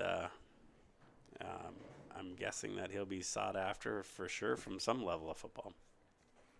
He's another one of those guys that just has a high motor, just full intensity of whatever game he plays. Yeah, he struggled a little bit at the plate this spring, but by the way it sounds, in practice and off the hard pitching machine, whether it's sliders or fastballs or whatever, he's really been hammering it. So it'll be fun to see how that translates this summer. We set the machine up last week on pretty good sliders, and I think the second or third pitch he saw off the machine, he hit it to left center field and cleared the fence. So speaking of hitting pretty well, Carver Koselski, how do you think he's doing in his first game, batting three against last year's state championship? 3 for 3, 4 ribbies, not bad. Yeah, that's kind of good, I think, there, Brent. Speaking of hitting well, Grady Mueller 1 for 1 tonight with a walk. As you talked about, he's put a lot of work in, and he's just been hitting the ball all over the place, whether that's on post 15 or whether that's here. Nice part for when he came along for post 15, he gets he can be so helpful playing positions that he doesn't get to do that a lot, and he got to pitch, which he probably doesn't get to do that a lot at the Haymaker level either. Yeah, no, he's pretty much mainly catching at the higher level when Grayson's getting a break behind the plate. And for us with post 15, last year he played some shortstop. He played a little third base for us last week in Bismarck. He's one of those guys that has the ability to play anywhere in the infield, really. Yeah, one thing with him, with how much weight he's put on for football, he's comfortably in the 200s. Last I talked to him, and that was quite a few months ago, so I think he's probably even more comfortable into the 200s. You can putting weight on early like that, you can run into some knee stuff sometimes, and I had heard that had hurt him a little bit catching, but had a chance to talk to him this morning at the 13-year-old practice that he was helping out with. Just got done with weights, of course, because that's just what he does. But he said it's feeling pretty good. He said his knees are feeling pretty good right now. Well, it looks like he's working on the lower body. He's got tree trunks for legs out there. Yeah, and he's one of those kids. I'm not sure he'd tell me if it did hurt his knees, anyways. But it always helps the adult to hear that things are doing okay there. Mm-hmm. Well, we got Thummel in scoring position here. 2 outs, 2 strikes to Grady Mueller. Carter Nelson on deck.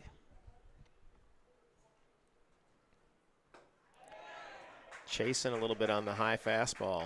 That was a big strikeout for Ely. Really, Ely's done just such a nice job. It's been impressed with him. And there we go. We're done with the 5th inning. We got a 2-inning game and a 4-run lead from Post 2 Jets. Keep watching on yourliveevents.com to see how this one finishes out. At Bank North, we strive to enrich the lives of everyone we serve. One transaction, one relationship, and one community at a time.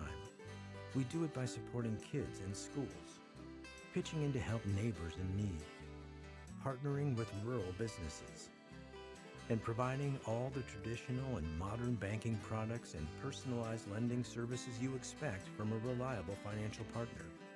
Bank North, always true. Growers, prepare your fields and yields against the wet conditions today and beyond with the Drain Tile project from Chad's Excavating out of Mayville. Drain tiling will improve and increase your yields and land values for years to come. Chad's Excavating provides free detailed estimates, and with over 40 years of combined success, they provide professional installation and service. Call Chad today to prepare for your future and any questions that you might have. That's Chad's Excavating out of Mayville, helping farmers grow. All right, we are back.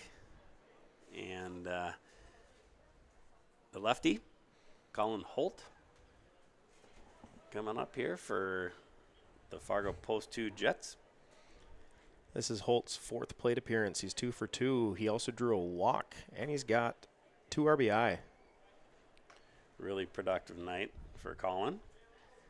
Yeah, you look at that stat sheet, that looks pretty full for him. He's got 3 total bases, double. We'll see if Bryce can crack that code here a little bit this time up.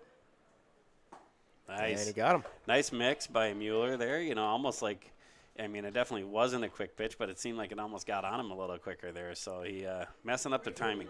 That's another thing he'll do on the mound. He's willing to change his cadence, how quickly he goes to the plate. Yeah, real good student of the game, and quite honestly, real good student. He's one of these guys that's in the high 20s ACT-wise, right, and gets really good grades. He's got it pretty much set that he would like to go down to Northern, hoping that he gets a baseball chance there. But I think either way, he'll probably end up going to school there and do really well. He does well in the classroom. We got a ground ball out there, so obviously baseball is potentially an option at NSU. So absolutely. So that was interesting.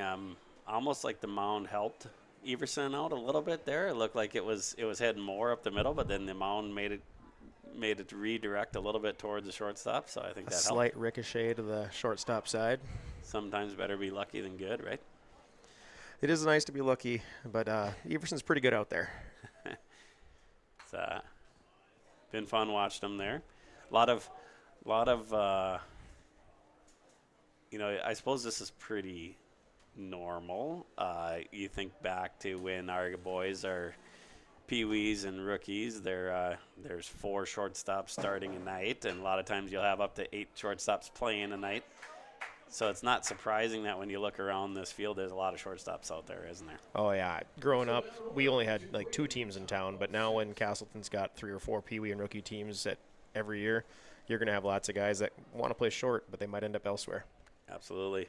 Keep watching on yourliveevents.com. At Enbridge, we're focused on relationships. 23 Canadian First Nation and Métis communities now own an equity stake in Enbridge Athabasca Pipelines. In Minnesota, Enbridge has spent $450 million and counting, with Native-owned companies and in wages to tribal members working on Line 3. Every day brings new collaborations, partnerships, and possibilities. Learn more at Enbridge.com. Homegrown local radio is now worldwide with 24-hour streaming. Download the RJ Radio app to hear local voices from local radio with KRJB, KRJM, and KKCQ 24 hours a day from anywhere. You can listen to your favorite programs like the RJ Family Morning Show, local news, farm markets, music, high school sports, church services, more from anywhere. KRJB, KRJM, and 96.7 KKCQ is streaming on the RJ Radio app. Download it to your device and take us with you wherever you go. All right, pitching now for, well, first off, welcome back. And pitching now for Post 2 Jets is number 16, Skylar Burkhart. Telling the other guys up here in the booth that back when my older brothers played, there was a Burkhart that played for the Bombers, and back when it was pretty much impossible for a 16-year-old to ever play for the top Post 2 team, he got a little Post 2 because he threw hard. Wonder if there's a relation there. Wonder if that could be dad or uncle or anything like that. Looks like Rylan Boder is going to be getting this a hitting opportunity here for Carter Nelson. Rylan, also one of these seniors. He's going to go to M-State in Fergus Falls to continue his baseball career, and going to be pitching for M-State. Rylan's got a good mix on the mound, too. Not quite as versatile with different pitches as Bryce, but he's got some good movement with a few of his pitches. Yeah, maybe a little more. Starts with a fastball and then has the breaking stuff off of it. Mm-hmm. It's funny watching Cody Hughes, talked to him. Cody Hughes used to be the coach at M State, so I wondered out if he's talking to him about that. He's one of these guys that cares a lot about each kid and cares a lot about what they're doing and, helping them get connected, helping them get found and stuff like that. So I can almost guarantee that's what he's talking to Ryland about down there. Hughes is a baseball dude. He's, like you said, he used to coach at M State. He's an umpire in the Fargo area during the spring.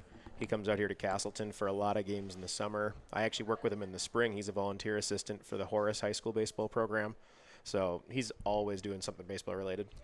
Yeah, there you go, Ryland. He got into one pretty good. Nice catch out there. Nice catch by the left fielder. Is that still Grandy out there? Looks like number 12 out there. Yep, looks like Grandy. Nice catch. And here comes Jack Everson. Nice play at shortstop this last half inning. So as mentioned before the game, Jack's going to Bismarck for college, correct? Yeah, Bismarck State College, heading out there and doing going to try the electrician program and try and play some baseball for Coach Jay Scott out there. Older brother, played a couple years out there for Coach Jay Scott and had a really great experience. So Jack's excited about that opportunity. As you mentioned earlier, too, the levels change, and sometimes you have to move off a shortstop. Do you have an idea of a plan for Jack when he's playing at BSC? Are they looking at him at shortstop, or are they looking more second base? That's a great question. There we go. We talked about Brody getting into it. Oh, nice play. The wind just held that one up. Yeah, Mossparker did a really nice job getting over, and then, like you say, the wind helped keep that a little more catchable probably, but that's a glimpse of what we'll start seeing with Brody this year. He really can get the middle of the bat to the middle of the ball very often. So we will continue our conversation here, and looking forward to the last inning here, 9-5, Fargo Post 2 Jets. Keep watching here on YourLiveEvents.com. 130th Annual Norman County Fair, June 24th through 27th, Ada, Minnesota. FFA Day. New this year, Jindo Bingo, the big air ATV show in the R&J Broadcasting Grandstand. Plus free music, basketball challenge, Check 6 Veterans Day, Youth Day, Senior Day, racing, the Mooncats, lumberjack shows, and so much more. For the full schedule, visit NormanCountyFair.com. Norman County Fair, Ada, Minnesota, June 24th through 27th. It's where summer begins and the fun never ends. The world. Colleges in Iowa, maybe? I can't remember. We are back. Yeah. Oh, he might have been down there, yeah. And then Brody's going to probably be a second baseman, we're thinking, wherever he's going. We are back here and heading to the 7th inning with the consistent score of 9-5. We kept on begging Brad Anderson for some Dolly Parton, and here he goes. So here we go, number 6, Drew Kelbus, the catcher, coming up. Drew's 1 for 3 here with an RBI. Almost wore that pitch from Mueller. Fargo, the Post 2 Jets guys got a lot of play early, a lot of at bats here early in this game, and Bryce has done a good job of limiting their opportunities a little more here since he came in. Yeah, to extend the conversation there with the plan with Jack, I think he's probably at one of these points where they don't have much of a plan yet, but the attraction to Coach Jay Scott at Bismarck State is they kind of play whoever, regardless of scholarship or not, or a walk-on or whatever. He's really good about playing the best guy, right? So and that's all you can ask for. You just go out there and keep on getting better and see what happens. So it'll be fun to see. Yeah, Plus, they have a really good weight program out there, so you know that anyone that sticks in the program is going to transform their body pretty good. Yeah, just keep working and getting the reps and doing what you need to do to prove that you get that playing time. That's right. That's right. There's a fall ball. That's an Excel Energy. Fall ball here once again at Excel Energy. They're committed to delivering safe, reliable energy while working toward a smarter energy future. From supporting local communities to investing in cleaner energy solutions, focused on making energy work better for you. On that XL Energy foul ball, Carver Kozowski made a nice dive in foul territory and just missed it. I believe that's out of our camera view, but Okay.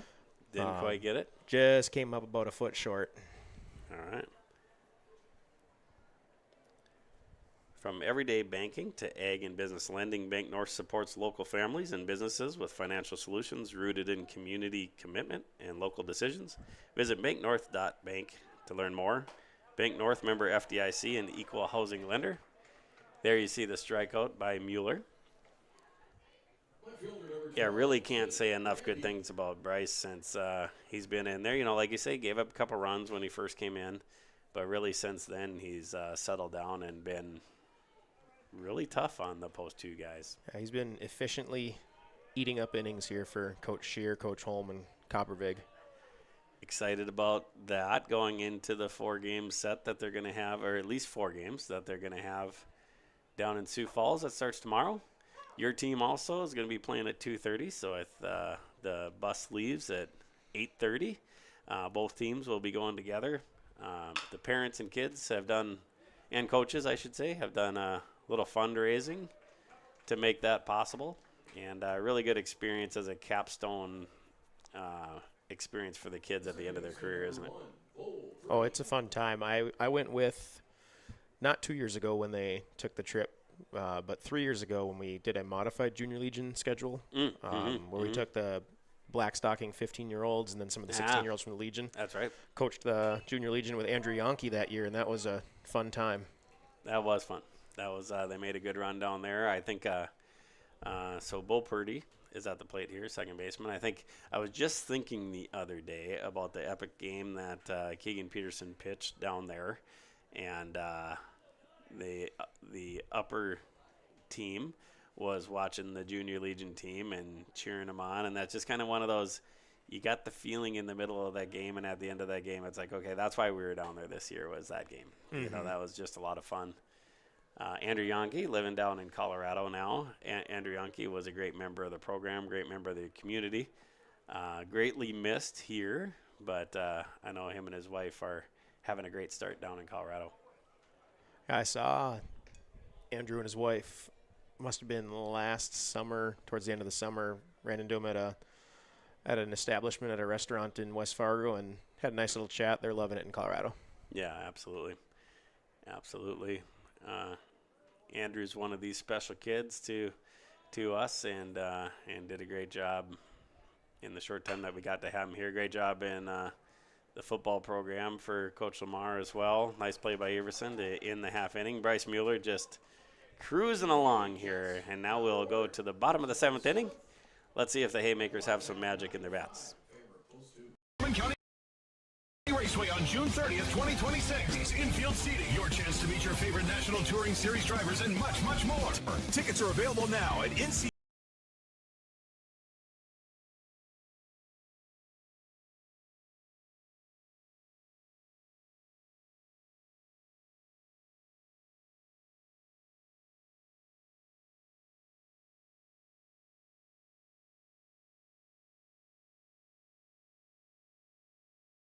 Stay up to date all year long with your live event from our social platforms with X, Facebook, and YouTube. From the latest coaches show to watch game broadcasts back on demand from earlier in the season. Search your live event on YouTube and hit subscribe.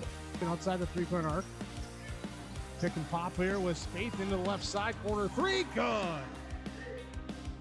For the complete and most up-to-date schedule throughout the year, head to our website at yourliveevent.com. All right, we are back. We're back here with Matthew Swanson, and I'm Brent Everson, and we're lucky to have old Brad Anderson on the mic this evening. Any game that has Brad Anderson involved is a professional game and fun to have. So here we go. We were just talking about him when off air. Carver Kasowski, 3 for 3, 4 ribbies. Not bad for a 16-year-old, just settling into the 3 spot, huh? Oh, yeah. Carver's had a great game, and then he just popped that one up. Hopefully the wind plays tricks, but Calbus reads it perfectly. Shoot, here we go. Here comes Osmondstad. See if Osmondstad can start the rally.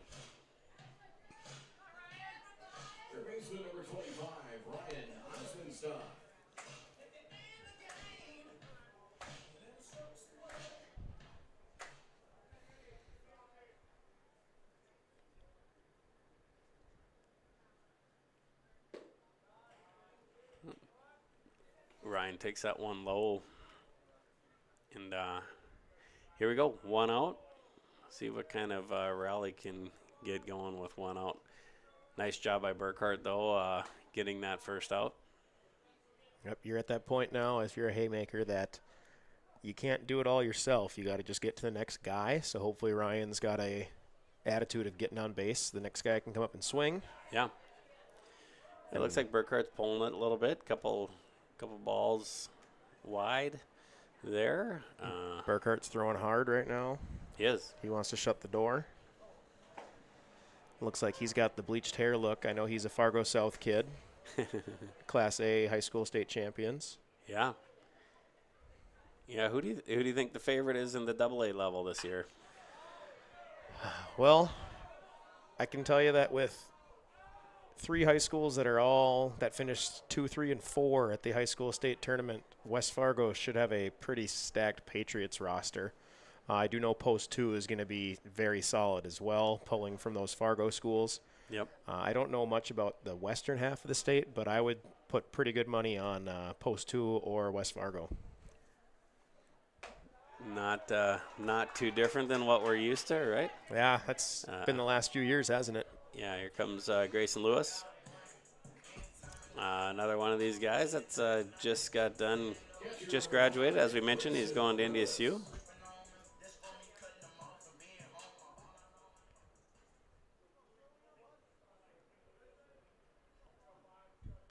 Here we go.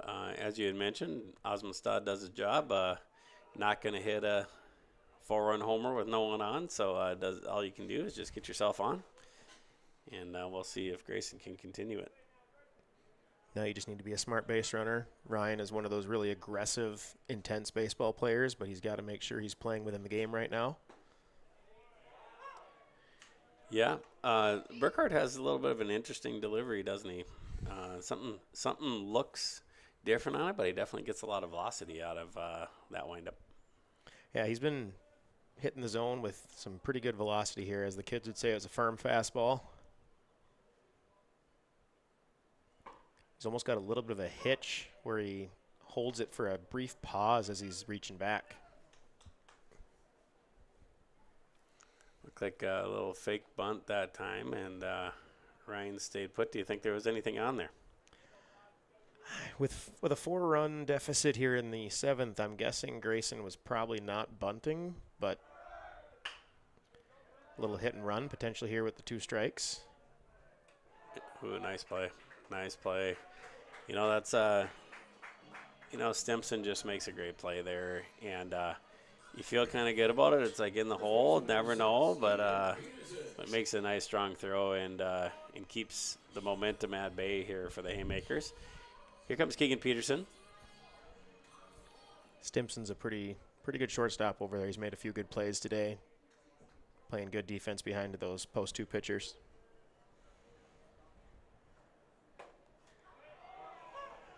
You know, it's kind of interesting. There's a lot of times you have a lot of first basemen on your team, and you got to kind of figure out how to get those bats in the lineup. What's interesting about this team is you end up, as we mentioned, you have a lot of shortstops. You know, Keegan played a great shortstop as a 16-year-old and is very capable of doing that. Has a great arm, and you end up needing to play him at first base because you really don't have a lot of first basemen on this team. So when Bryce Mueller's pitching, that you have a few different options there, and Keegan's good at that. So you move him over. Yeah, Keegan's done well when he goes over to first base. I know Jack has also moved over there at times, but he's just so good at shortstop, you don't want to move him from there. I think it's been a few years since Jack's played first. I think he played a little bit when he was in Babe Ruth, but yeah, there's it's funny when you're younger. I think a lot of kids love to play. Ooh, look at that! There's some life. There's some life there because that could have been the 3rd out pretty easily there. Nice job by Keegan making something happen. And there we go, 9-6. That one just got under Stimson's glove at short. It was kind of an in-betweener. Line drive that was the short hop and looked like he might have been able to catch it, but it looks like he was going to sit on the hop, and it just went right under the glove and squirted into left center gap. Yep. So they keep the life going. And here's Bryce Mueller, who's, as we've talked about, has just pitched a whale of a game. Let's see if he can help himself out here. Burkhart's been throwing well. Yeah, you really think about when he came in the second inning, and, just like, there's probably some shared run stuff going on between him and Lucas. And since then, there's only been 2 runs in a game that's been very high scoring. So pretty aggressive move there by Coach here. Nice to get the force away there, but aggressive and a close play at second base. Keegan's a good base runner. He had a good jump, and he had another nice slide there to avoid a tag. He did, absolutely. Absolutely. It's a fun style to play, too. It's fun to have a coach that kind of lets you let it rip out there, right? Oh, this has been that's been an interesting one all night long. There you go.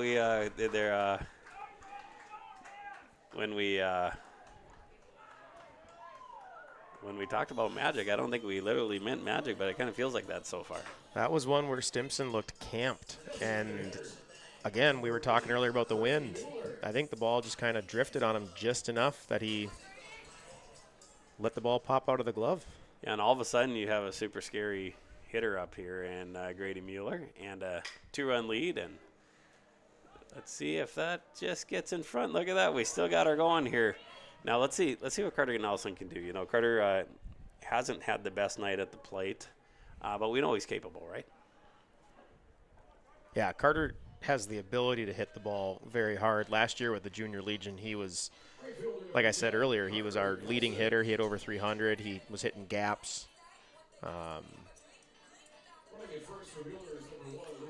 it feels like to me with Carter, it's all confidence, right? That he just has to believe he is a good hitter, believe he's a good player, and I think he has all the tools available to him. Yep.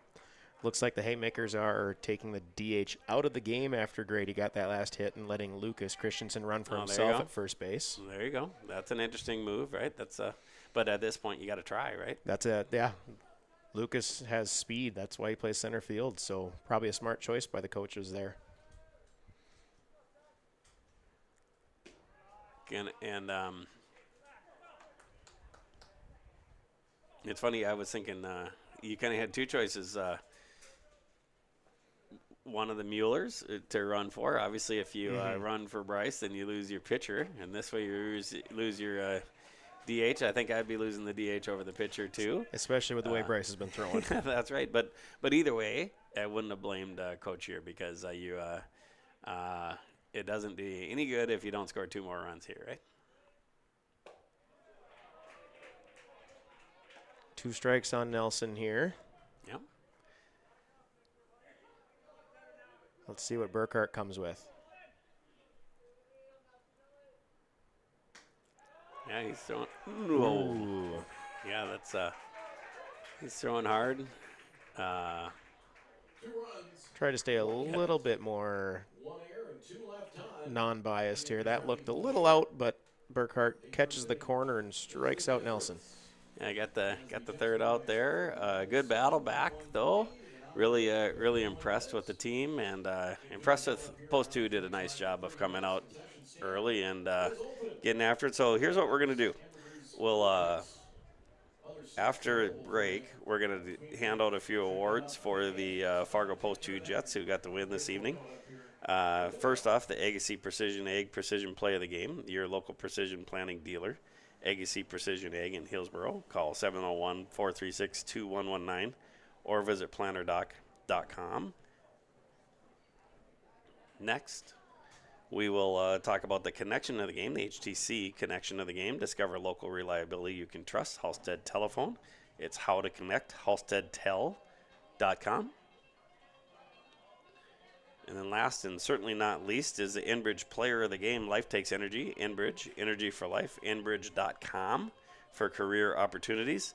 Matt will talk about this during break, and we'll see who's most rewarding, I guess, of these spots for the Fargo Post 2 Jets. And we will come back here right after break. Keep watching on yourliveevents.com. Partnership is a way of life here in the Northland. It's about pitching in to help our neighbors, making lending decisions locally, honoring long-term commitments to farmers, Main Street businesses, teams, schools, and rural communities. We're more than just a bank. We're a community partner, working constantly and diligently to enrich the lives of everyone we serve. Bank North, always true. R&J Broadcasting Incorporated is accepting applications for a broadcast sales representative. Applicant should be self-motivated, organized, have ability to communicate clearly, and the desire to help our customer partners grow their business with customer service for their advertising and marketing needs. All experience levels are encouraged to apply. To apply, email your resume to apply@rjbroadcasting.com. R&J Broadcasting Incorporated is an equal opportunity employer. Halstead Telephone Company delivers fast broadband internet, telephone, and cable TV to residents in this region, including Halstead, Shelley, Neelsville, Climax, Fisher, Bigland, Gentilly in Minnesota, and Hillsborough, Caledonia, Gardner, and Argusville, North Dakota. Serving the area residents since 1904, Halstead Telephone continues to create a bright future for this region using 100% fiber optic technology. Service plans offer flexibility and choices, and there's local support personnel ready to help. Contact Halstead Telephone Company today. This is Chris from Agassiz Precision Ag, your local precision planting dealer. Say thank you to the farmers you come into contact with every day. They have chosen a career that is as much their deep passion as it is an absolute necessity for you and I. Spring is upon us and there will be farm equipment on the roads. Give them your patience and room to do their jobs. Trust me, they would rather be off the road working in their field than dealing with traffic. From all of us here at Agassiz Precision Ag, we say thank you and have a safe spring. All right, we are back and ready to go through the awards here for Fargo Post 2 with the big game winner here tonight, 9-7. This is a rematch of last year's state championship game, and we do have another game coming up, so we'll have another rematch of that. But first off, the Agassiz Precision Egg play of the game, your local precision planting dealer, Agassiz Precision Egg in Hillsborough. Call 701-436-2119 or visit planterdoc.com. Let me know who you had for the precision play of the game. Well, we talked about how Casselton had that nice diving play by Kozowski and left, but if we're talking post 2, Finn Bergseth made a really nice play, charging a ground ball that was somewhat, I would say, slow roller towards the hole in the between short and third, and came across the diamond and made the play very nicely there. So I would say that Finn Bergseth is our play of the game. All right. Next, the HTC connection of the game. Discover local reliability you can trust. Halstead Telephone. It's how to connect. HalsteadTel.com. Who had the big hit? Colin Holt. He had a good game here. He had 2 hits. One of them was a double, and he had 2 RBI. So the connection of the game would have to go to Colin Holt. All right, and then lastly, the Enbridge player of the game. Life Takes Energy, Enbridge, Energy for Life, Enbridge.com for career opportunities. Who did you have for the player of the game for Fargo Post 2 Jets in this 9-7 victory? With his efficient 89 pitches through 5 innings, Will Ely, he gave up 1 earned run. Yes, he gave up 5, but only 1 of them were earned, and he struck out 6 haymakers. So Will Ely is our player of the game. Yeah, really with the way things are going, he just never, he stayed out of the big inning, didn't he? And really kept that lead because they got the early lead, and then, he never gave it up. So kudos to him. As you look across the haymakers this evening, what stood out to you? Carver Kozowski, he was 3 for 4. I think looks like he had 4 RBI. Hitting 3-hole. You're hitting in 3-hole in one of your first 16, his 16-year-old season of Legion baseball, and he's doing that. I mean, you want your best hitter hitting in that 3 spot, and Carver looked the part today. I would also say that in his just over 6 innings, his 6 1/3 of relief, Bryce Mueller was almost as efficient, if not as efficient as Ely. Yeah. So he did very good there too. Yeah, he was dynamite, in a game where they probably were hoping that they wouldn't even have to use him, right? And then he pitched a 6 in the third, which is about as close to a complete game as people seem to get these days. As you said, Carver Kozelski was just phenomenal all over the place. Grady Mueller with a nice 2 for 3 game, and I thought, he was 1 for 4 with 2 runs and a ribby, but I thought Keegan Peterson had a really nice game. Yeah, Keegan had the 2 stolen bases too. He was doing everything he needed to help out the team. Yeah, one play was called an error. I think that that we thought he beat out, whether it was an error or not. Just really good leadership from the senior. Thought that was good. So good. So obviously, Post 2 won this game. Post 2 came out like a ball on fire. But plenty of silver linings for the Haymakers tonight, right? Oh, yeah. They had quality at bats. They hit the ball well. Aggressive base running. And Bryce's pitching was phenomenal for those last few innings. After coming in, he kind of gave a few runs, but the last 4 innings, he was able to shut down Post 2. Yeah. So here we go. We're going to have the nightcap here shortly. Keep watching here on yourliveevents.com. Doesn't always feel the same way it used to. Then again, some of it feels all the same. Maybe it isn't so much the jobs that changed, but how they get done. Now that's a different story. Everything got bigger and smaller at the same time.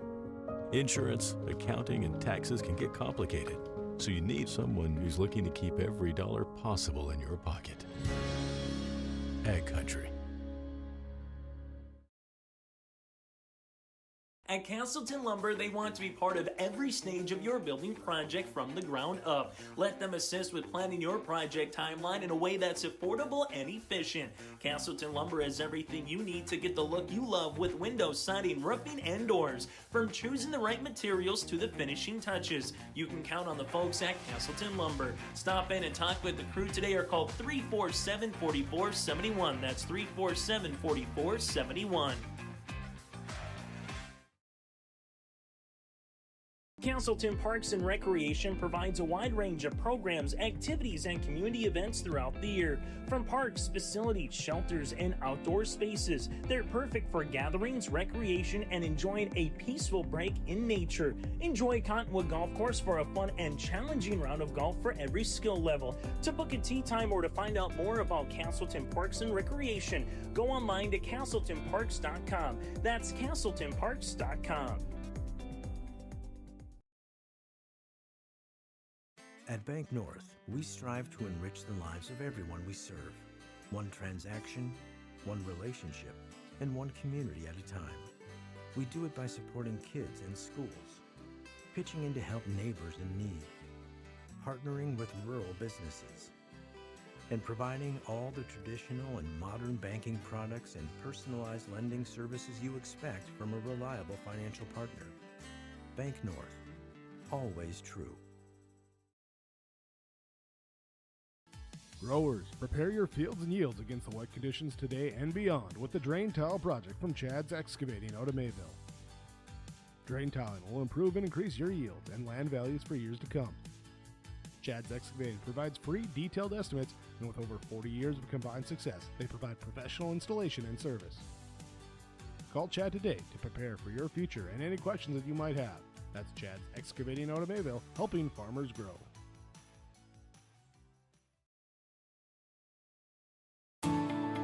At Enbridge, we're focused on relationships. 23 Canadian First Nation and Métis communities now own an equity stake in Enbridge Athabasca Pipelines. In Minnesota, Enbridge has spent $450 million and counting, with Native-owned companies and in wages to tribal members working on Line 3. Every day brings new collaborations, partnerships, and possibilities. Learn more at Enbridge.com. Homegrown local radio is now worldwide with 24-hour streaming. Download the RJ Radio app to hear local voices from local radio with KRJB, KRJM, and KKCQ 24 hours a day from anywhere. You can listen to your favorite programs like the RJ Family Morning Show, local news, farm markets, music, high school sports, church services, more from anywhere. KRJB, KRJM, and 96.7 KKCQ is streaming on the RJ Radio app. Download it to your device and take us with you wherever you go. Welcome to the 130th Annual Norman County Fair, June 24th through 27th, Ada, Minnesota. FFA Day. New this year, Jindo Bingo, the big air ATV show in the R&J Broadcasting Grandstand. Plus free music, basketball challenge, Check 6 Veterans Day, Youth Day, Senior Day, racing, the Mooncats, lumberjack shows, and so much more. For the full schedule, visit NormanCountyFair.com. Norman County Fair, Ada, Minnesota, June 24th through 27th. It's where summer begins and the fun never ends. The World of Outlaws late models are coming to Norman County Raceway on June 30th, 2026. Infield seating, your chance to meet your favorite National Touring Series drivers, and much, much more. Tickets are available now at ncraceway.com. Order yours today, and we'll see you June 30th.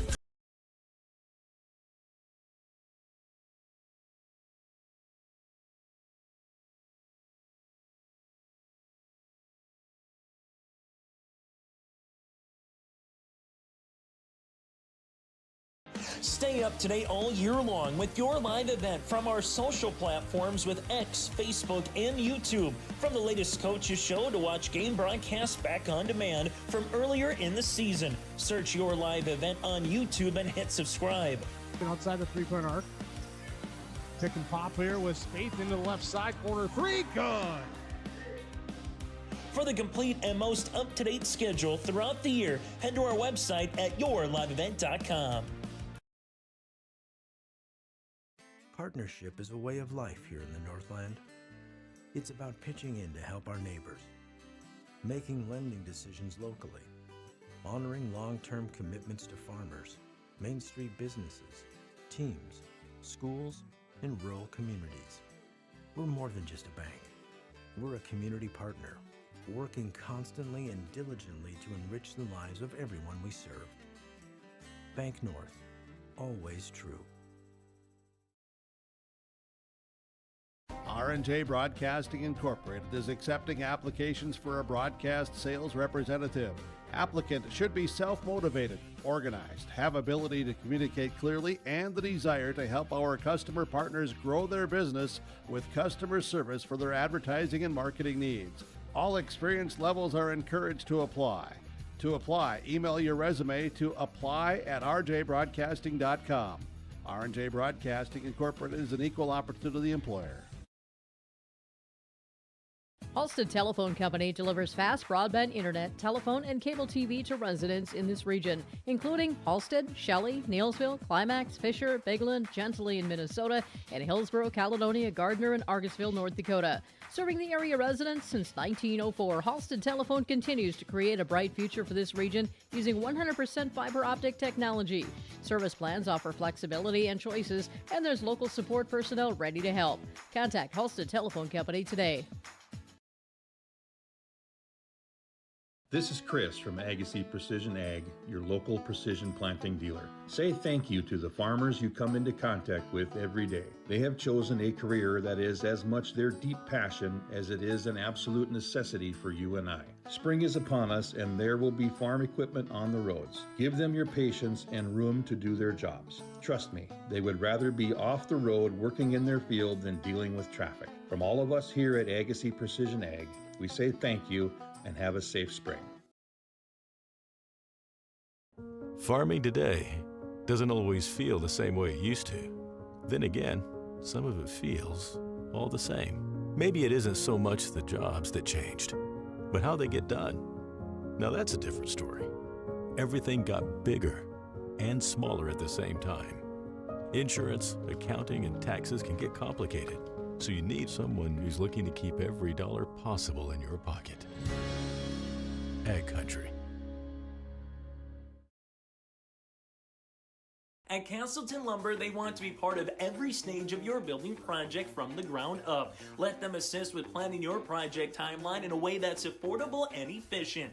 Casselton Lumber has everything you need to get the look you love with windows, siding, roofing, and doors. From choosing the right materials to the finishing touches, you can count on the folks at Casselton Lumber. Stop in and talk with the crew today or call 347-4471. That's 347-4471.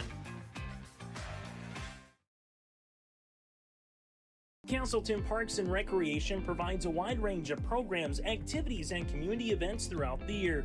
From parks, facilities, shelters, and outdoor spaces, they're perfect for gatherings, recreation, and enjoying a peaceful break in nature. Enjoy Cottonwood Golf Course for a fun and challenging round of golf for every skill level. To book a tee time or to find out more about Casselton Parks and Recreation, go online to CasseltonParks.com. That's CasseltonParks.com.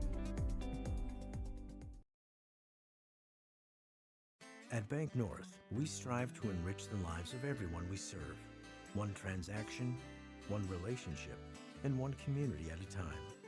We do it by supporting kids and schools, pitching in to help neighbors in need, partnering with rural businesses, and providing all the traditional and modern banking products and personalized lending services you expect from a reliable financial partner. Bank North, always true. Growers, prepare your fields and yields against the wet conditions today and beyond with the Drain Tile Project from Chad's Excavating out of Mayville. Drain tiling will improve and increase your yields and land values for years to come. Chad's Excavating provides free detailed estimates, and with over 40 years of combined success, they provide professional installation and service. Call Chad today to prepare for your future and any questions that you might have. That's Chad's Excavating out of Mayville, helping farmers grow.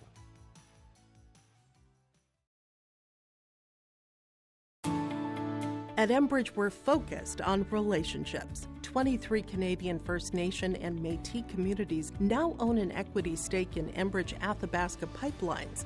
In Minnesota, Enbridge has spent $450 million and counting with Native-owned companies and in wages to tribal members working on Line 3.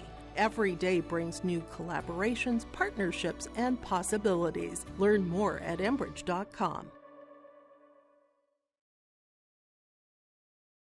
Homegrown local radio is now worldwide with 24-hour streaming. Download the RJ Radio app to hear local voices from local radio with KRJB, KRJM, and KKCQ 24 hours a day from anywhere. You can listen to your favorite programs like the RJ Family Morning Show, local news, farm markets, music, high school sports, church services, more from anywhere. KRJB, KRJM, and 96.7 KKCQ is streaming on the RJ Radio app. Download it to your device and take us with you wherever you go.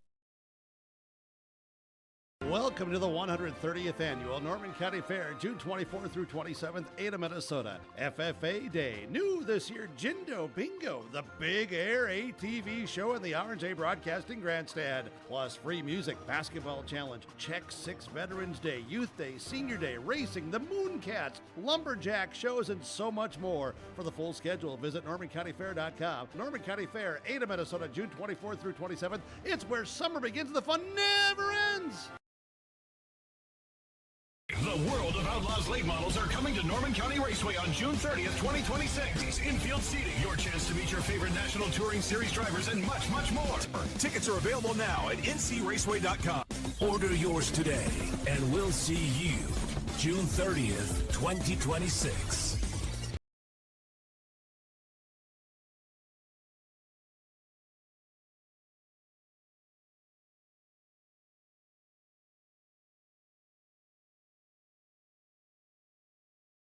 Stay up to date all year long with your live event from our social platforms with X, Facebook, and YouTube. From the latest coaches show to watch game broadcasts back on demand from earlier in the season. Search your live event on YouTube and hit subscribe. Outside the three-point arc. Pick and pop here with Spaeth into the left side corner. Three, good.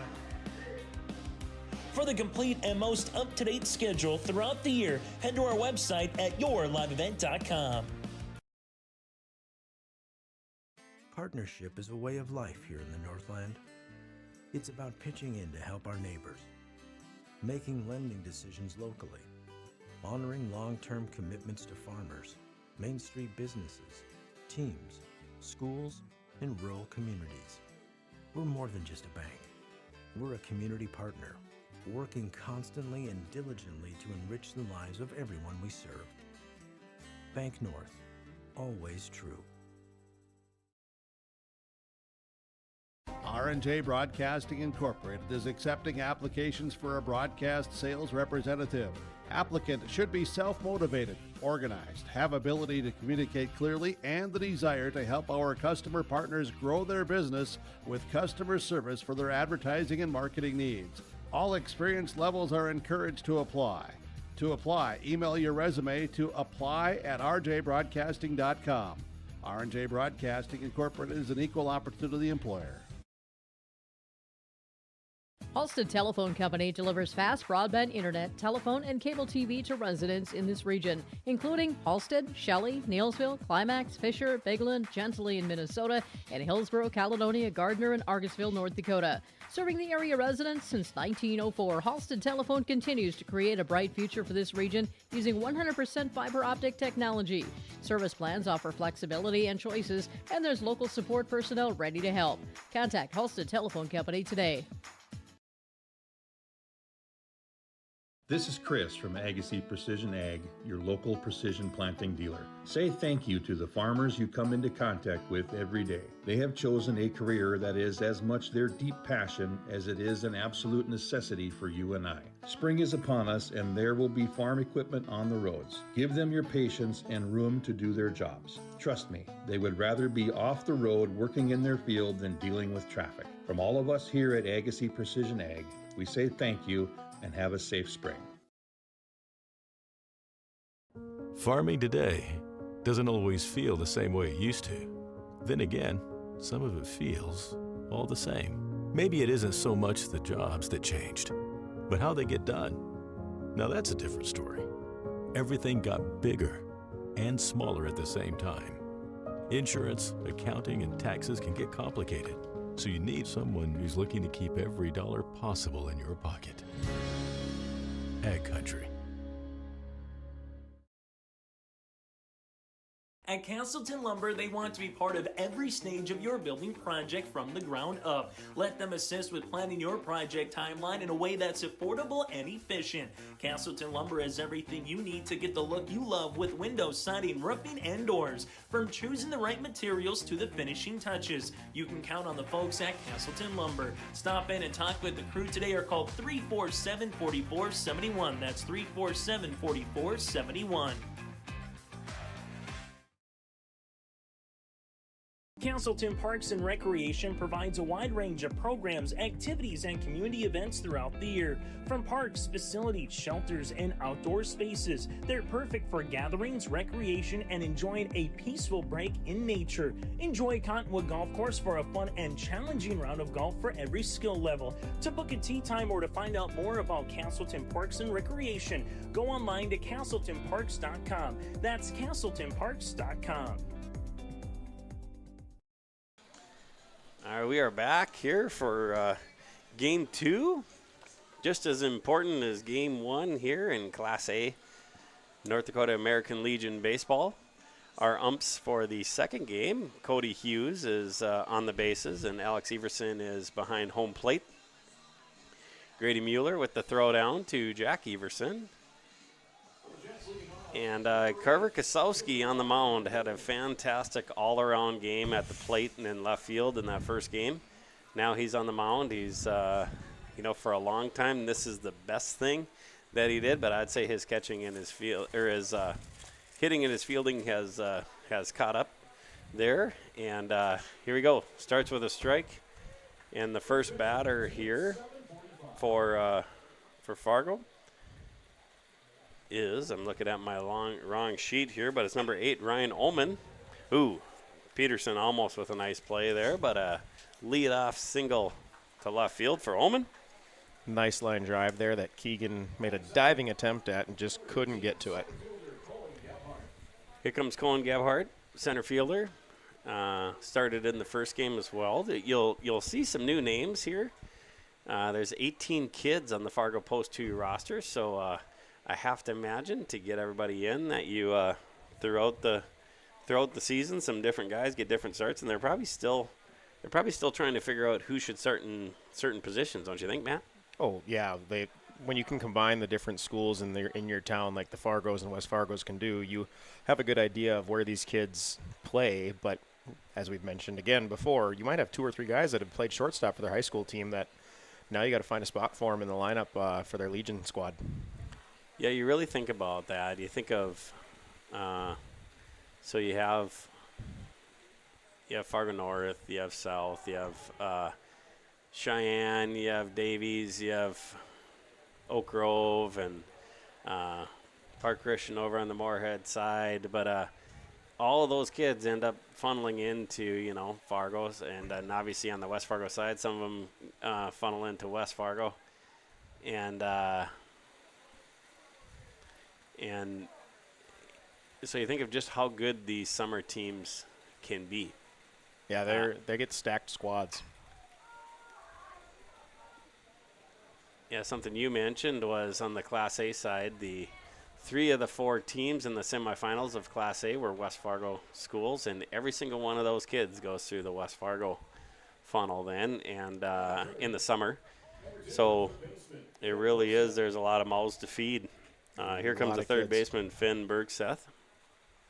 And you think about it from a Casselton or Central Cass perspective. You think about, that we were really close to needing to move up to Class A in both softball and baseball, but it sounds like that's been moved back some now. But you think about that, as tough as that would be, moving up to A and playing, the Davies and the Cheyennes and all that stuff, it's even a taller task if your summer team were to move up to AA because of that, because of what we're talking about, how so many of them play together. So I think that will probably end up being the order of events, right? If Central Cass ever ends up moving up to A, that would come before any move up from Class A to AA in the summer. Yeah, I would think that the Legion level probably wouldn't change for a handful of years until after that high school possible change. I know there was talks to having them move into the EDC for Class A next school year for baseball, but sounds like at the earliest now it would be 2 years from now.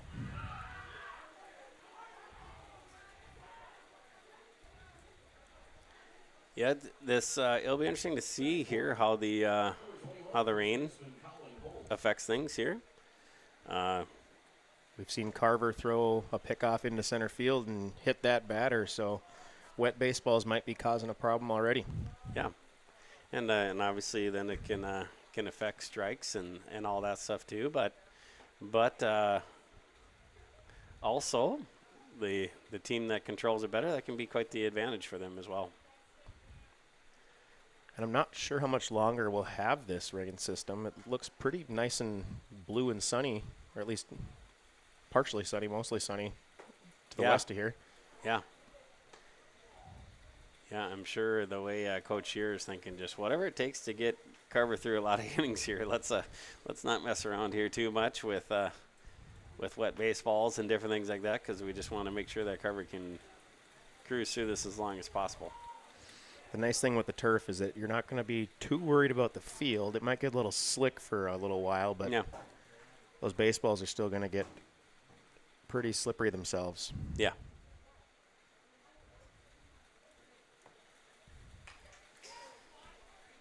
Carver's a big guy, big stature, long legs, kind of imposing on the mound. It'll be fun to watch that just continue as the years go on. As we mentioned, he spends a lot of time at the ballpark when he doesn't need to be there.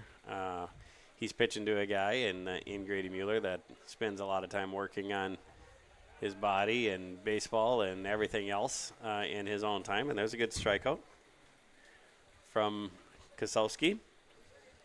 And that will bring up number 4, Isaac Mossbrucker. He was one of these guys that started in the first game as well. He's playing in right field here in the second game.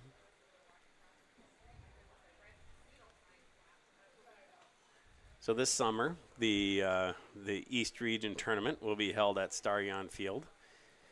And the Haymakers, they're playing in the Essentia Health Tournament. We were supposed to be hosting there, but there weren't enough teams this year, so again, it got dropped out of hosting, and we'll be at Starion there too. So that will be a good warm-up. Any advantages to that? Do you think playing a tournament early in the year and then having that be where regionals is hosted, Matt? I think it'll be big for the Haymakers. That foul ball just came flying to the almost first base took out the Kasowski family tree there. But yeah, the ability to play on Starion for that Essentia Health tournament, I know it's been amazing to host it out here in Casselton, but playing on that field against high-level competition is really going to get these guys situated and ready for clutch postseason play there when we get to the East Region tournament. Yeah, Jeff Gould and the hundreds of volunteers they seem to have there do such a wonderful job at Post 400 and Starion Field that it's really a good experience there. They're really great at hosting. Good facility, nice turf infield, batting cages on both the home and away sides. Yep, they've hosted Central Plains Regional there, and you know, each year adds something to that field in that complex. That it's really nice to have that. Nice job by Koselski, settling in, getting used to the rain there, and here we go, moving to the bottom of the first inning. 1-0 lead for Fargo Post 2 Jets, which, considering how it was last game, that doesn't feel like much. So keep watching here on YourLiveEvents.com. At Bank North, we strive to enrich the lives of everyone we serve. One transaction, one relationship, and one community at a time. We do it by supporting kids and schools, pitching in to help neighbors in need, partnering with rural businesses, and providing all the traditional and modern banking products and personalized lending services you expect from a reliable financial partner. Bank North, always true. Growers, prepare your fields and yields against the wet conditions today and beyond with the Drain Tile project from Chad's Excavating out of Mayville. Drain tiling will improve and increase your yields and land values for years to come. Chad's Excavating provides free detailed estimates, and with over 40 years of combined success, they provide professional installation and service. Call Chad today to prepare for your future and any questions that you might have. That's Chad's Excavating out of Mayville, helping farmers grow.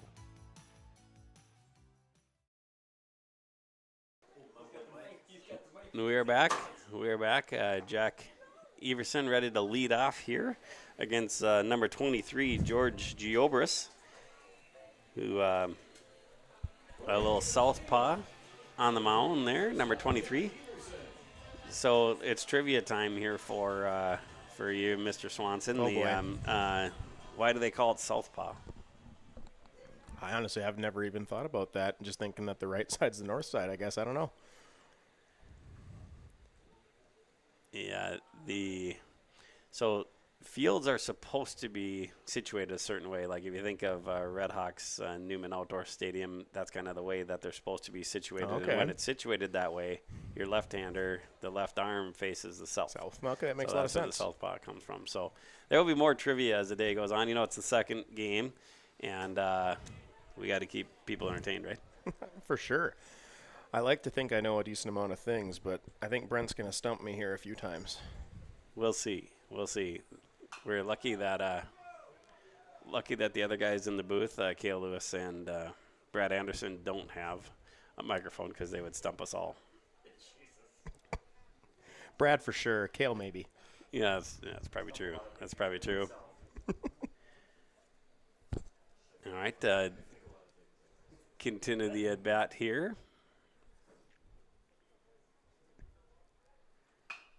Yeah, so the East Region tournament, as we mentioned, is going to be a post 400 there as Everson pops out, which will bring up Brody Kegley, the second baseman. The West Region will be held at Dickinson this summer.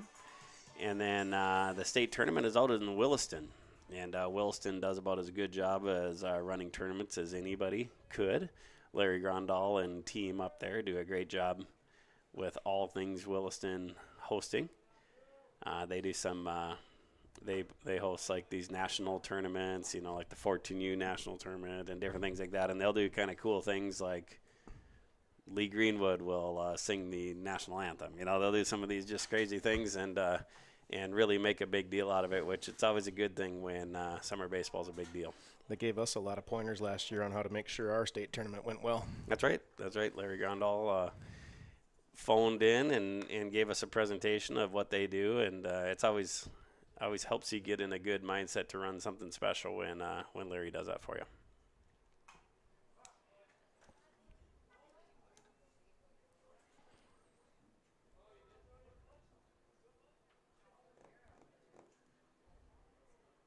The rain seems to have stopped finally. Yeah, that will be, like you say, the turf can be a little bit slippery for a little while, but that dries up in a hurry. Especially with the wind we have today. A little different than the old days. We might be done right now, right? Based on the rain that we just had. Who knows? Yeah, there's a good chance we would have been done a couple of years ago. Here goes this field. Here goes Carver Kaselski. Big number 9, the pitcher. He had a fantastic game at the plate last game.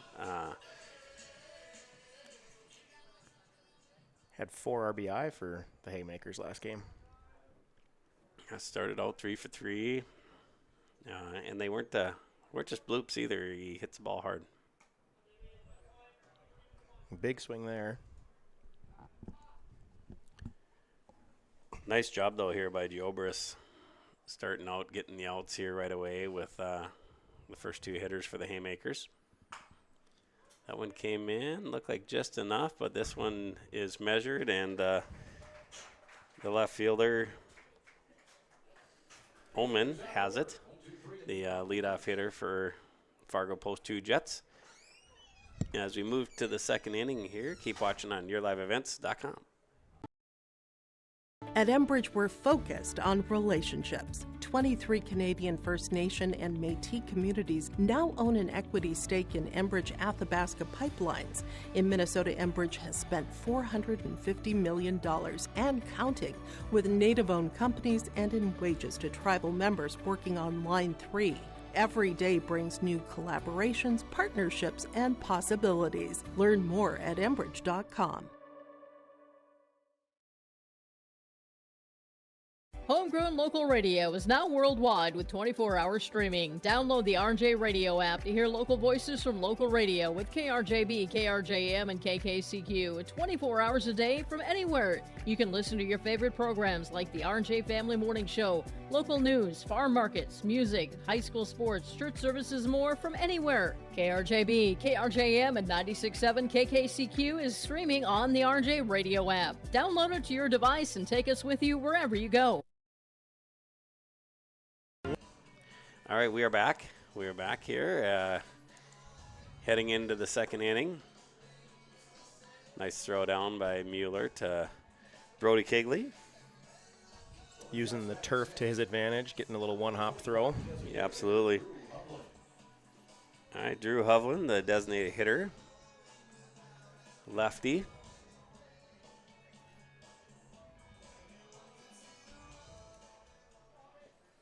So Carver really settled in after the beginning there. We'll see if that continues here in the second inning.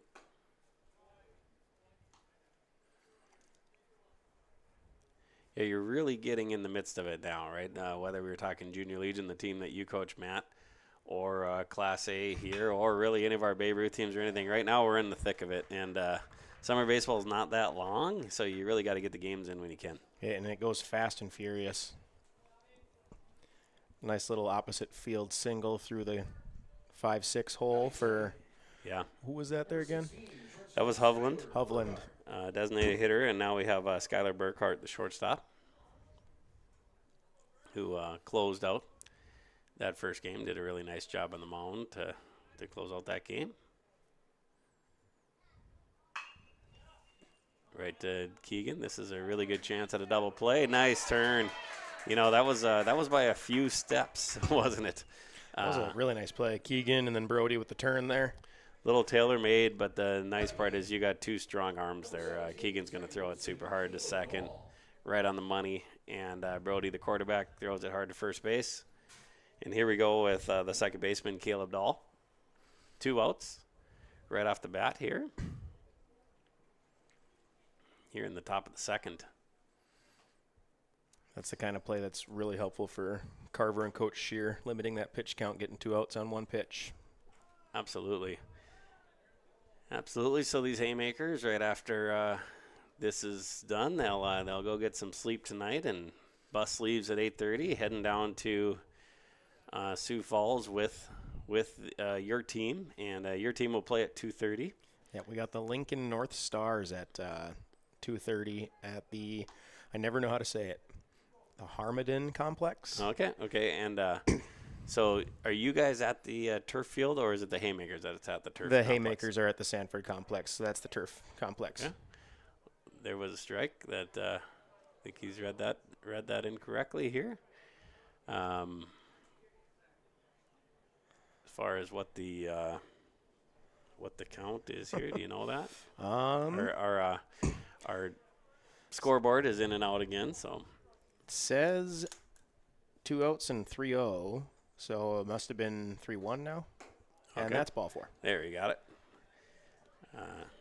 Yeah, the Haymakers will play, as you mentioned earlier, Gretna and Aberdeen as part of their pool.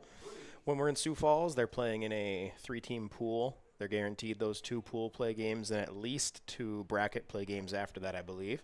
Okay. Yeah, so you'll have you'll be playing a team from Lincoln, 14-year-old All-Stars, it sounds like. Yep, and then we've got Renner, South Dakota, the Renner Dukes. I've coached against them a few years ago with the modified Junior Legion team, and actually I also coached against them in a tournament in Laverne, Minnesota when I was coaching the New Ulm VFW. Funny. Back when I was in grad school. Funny. And then the Haymakers, they like you say, they play Gretna, Nebraska, so you'll be playing Lincoln, Nebraska. They'll be playing Gretna, and then I think they have Aberdeen, I think we said earlier, is in their second game, but that isn't until tomorrow. Yep. Or I'm sorry, isn't until Saturday. So that'll be a fun time, though. Good team building. Good. We got 23 boys going down, 5 coaches, a couple bus drivers or a bus driver and significant other coming down. So that should be a really good time. Yeah, it should be. And then I think we got an Omaha All-Star team that we're going to be playing as well for the Junior Legion. So okay, a lot of Nebraska. Mm-hmm. A lot of Nebraska. Well, here we go. Nice quick inning there. And we move on to the bottom of the second inning. Fargo Post 2 Jets still lead 1-0. Keep watching here on yourliveevents.com. Well, Norman County Fair, June 24th through 27th, Ada, Minnesota. FFA Day. New this year, Jindo Bingo, the big air ATV show in the R&J Broadcasting Grandstand. Plus free music, basketball challenge, Check 6 Veterans Day, Youth Day, Senior Day, racing, the Mooncats, lumberjack shows, and so much more. For the full schedule, visit NormanCountyFair.com. Norman County Fair, Ada, Minnesota, June 24th through 27th. It's where summer begins. The fun never ends. The World of Outlaws late models are coming to Norman County Raceway on June 30th, 2026. Infield seating, your chance to meet your favorite National Touring Series drivers, and much, much more. Tickets are available now at ncraceway.com. Order yours today, and we'll see you June 30th, 2026.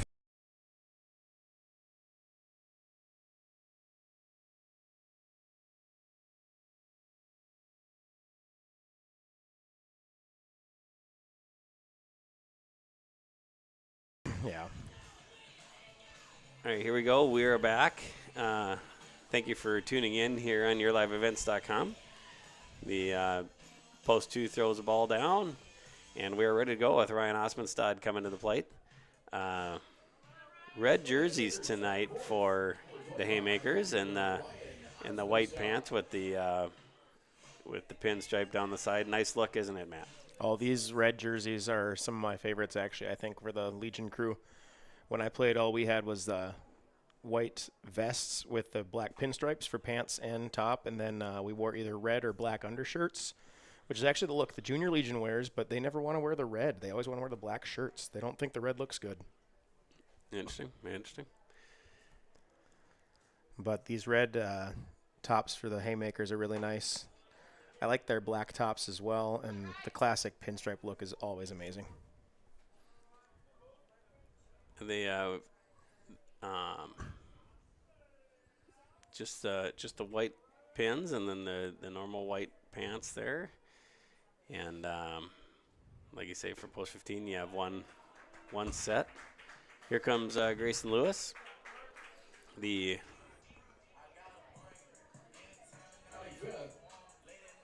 the catcher that's playing in right field this game.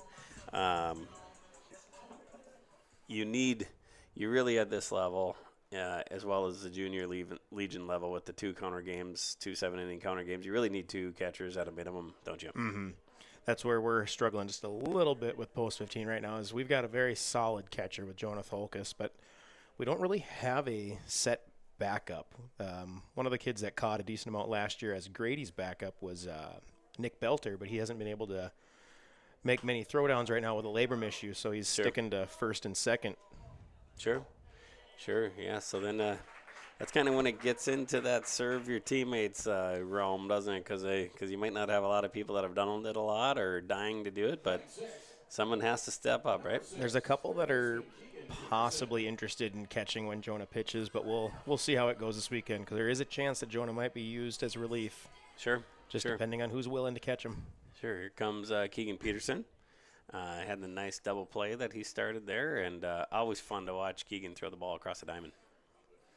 Yeah, Keegan's got some good velocity. That's why he's good on the mound as well, and it's nice to have a strong arm at third base. Keegan, one of these guys, he's been a youth coach for quite a while. He's kind of found a spot coaching the Rockies with Coach Brody Younk, and he's got a little brother on that team. And then he's also helping out with the Titans this year, the 13-year-olds. And always fun to see these older boys giving back and doing some coaching. Yep. When I played Babe Ruth and Legion ball, I was coaching T-ball, coach pitch, Pee-wee rookie, all that. And then last few years I've been in charge of some of those levels. And when these Legion and Babe Ruth age kids are coaching those little guys, they look up to them so much. It's so nice to have them give back to the program. Yeah, there's no question. No question that some of us old guys can say the same thing, and but when they hear it from the 18-year-olds, it carries a little more weight. Yeah, because it's the guys that they can go see play on a random night throughout the spring and summer, and they like to see that. Yeah.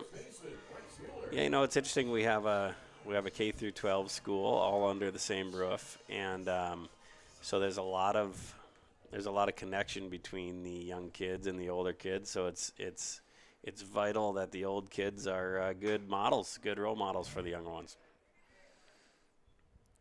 Bryce gives it a ride, but the center fielder Gebhardt makes it look pretty easy out there. And here we go. It's 1-0, very different than last game so far.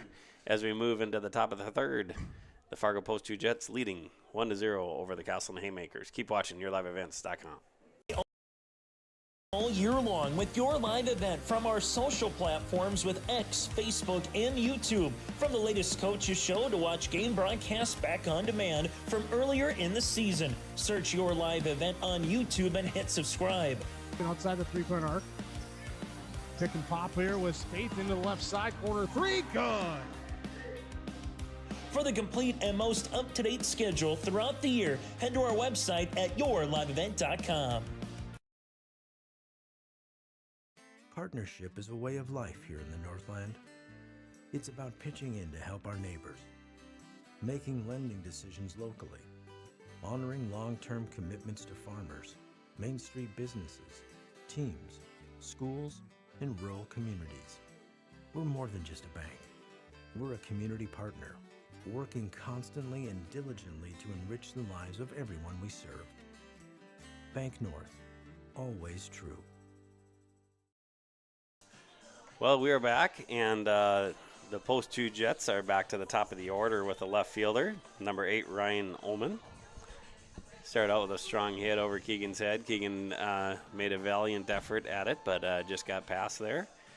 And so we'll see what he does here in his second at-bat and our second time through the order. Ullman has scored the only run of the game so far here in Game 2, which is a big difference from the start of Game 1. Yeah. Yeah, isn't that the truth?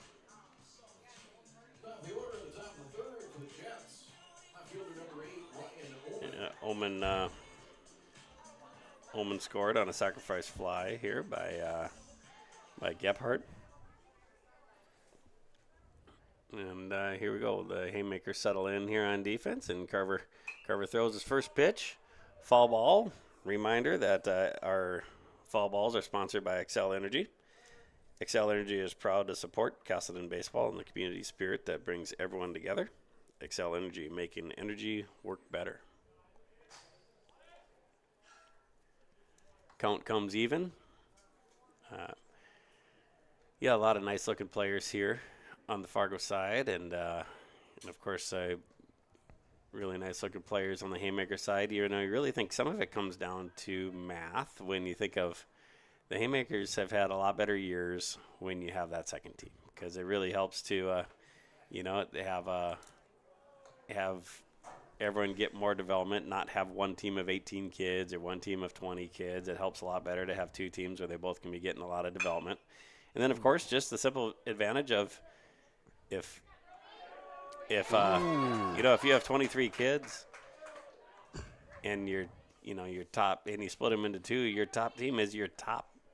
Mm-hmm. It might not be exactly that, but it's basically your top 12 kids out of 23 kids. Of course, you're going to be better. So you think of like Fargo, if you have 50 kids, your top team is going to be really good. Your second team is going to be pretty dang good, right? Sometimes the numbers do matter.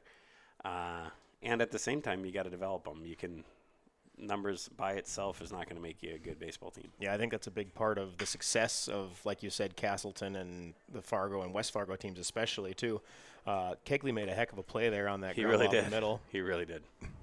But with Fargo, with Post 2, they've got 3 different teams at 3 different levels. Post 400's got 4 teams at 3 different levels. West Fargo's got 5 teams at 3 different levels. Casselton has the 2 at 2 different levels. Kindred has added a junior legion.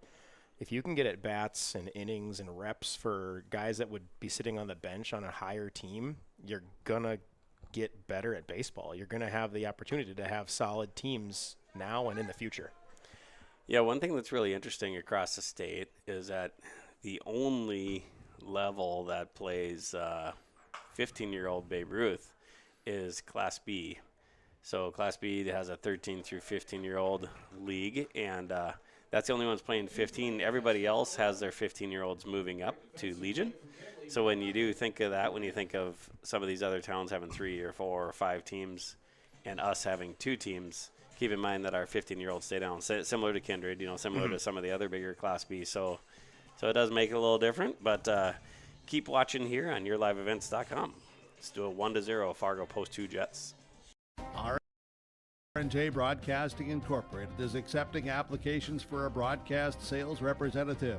Applicant should be self-motivated, organized, have ability to communicate clearly, and the desire to help our customer partners grow their business with customer service for their advertising and marketing needs. All experience levels are encouraged to apply. To apply, email your resume to apply@rjbroadcasting.com. R&J Broadcasting Incorporated is an equal opportunity employer. All right, we are back. We're back, and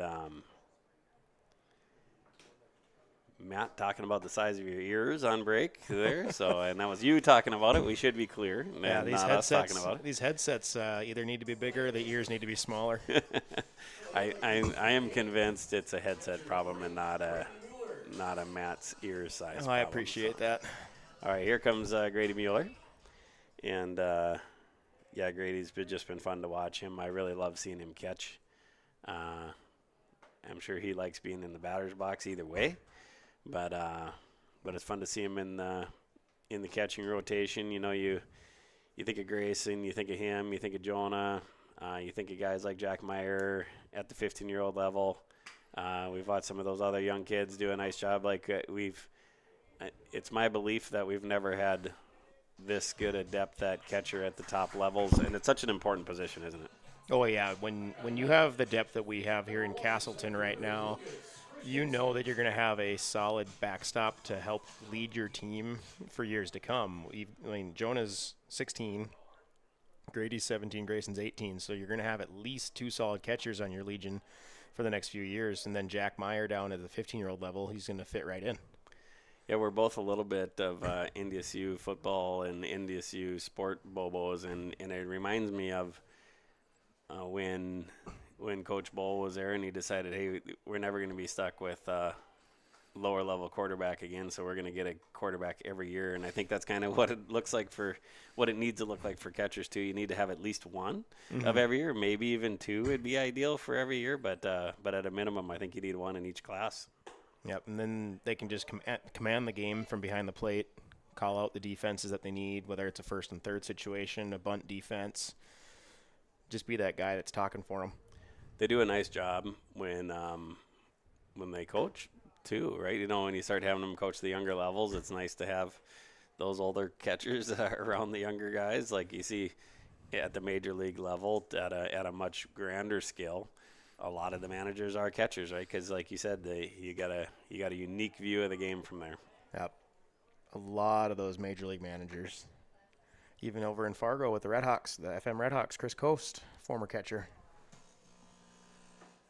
Yeah, Chris Coast with a great career as in Concordia, and then with the Redhawks, and just kind of just wouldn't be denied, kept playing, and ended up winning a World Series in his low 30s, right? And it's pretty amazing story.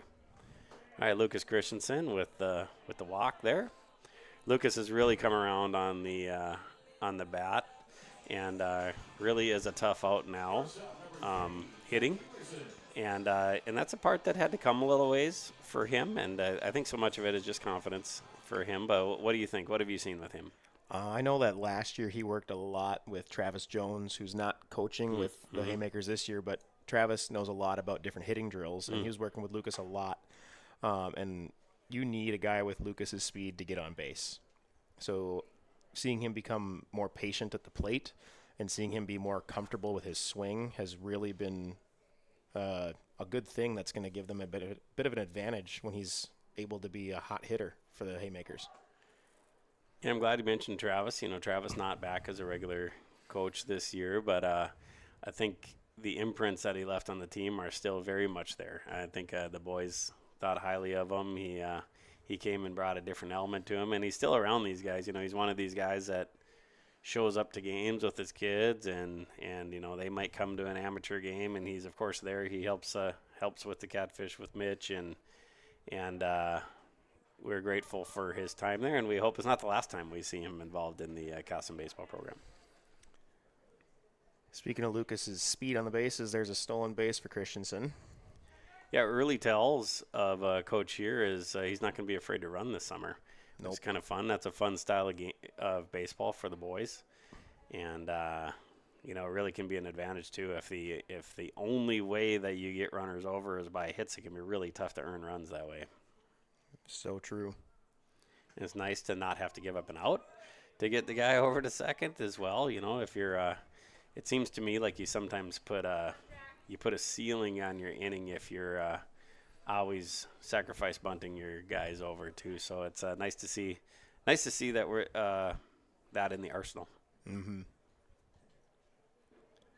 And I guess he probably believes he has the guys to do it. You know, you think about what we had talked about. We have a lot of like shortstop type guys on the team, and that probably lends to you're going to have a lot more athletes, a lot more speed on the team too. So yeah, and then when you have outfielders and utility players like Lucas and Ryan Osmondstad, they're also very quick.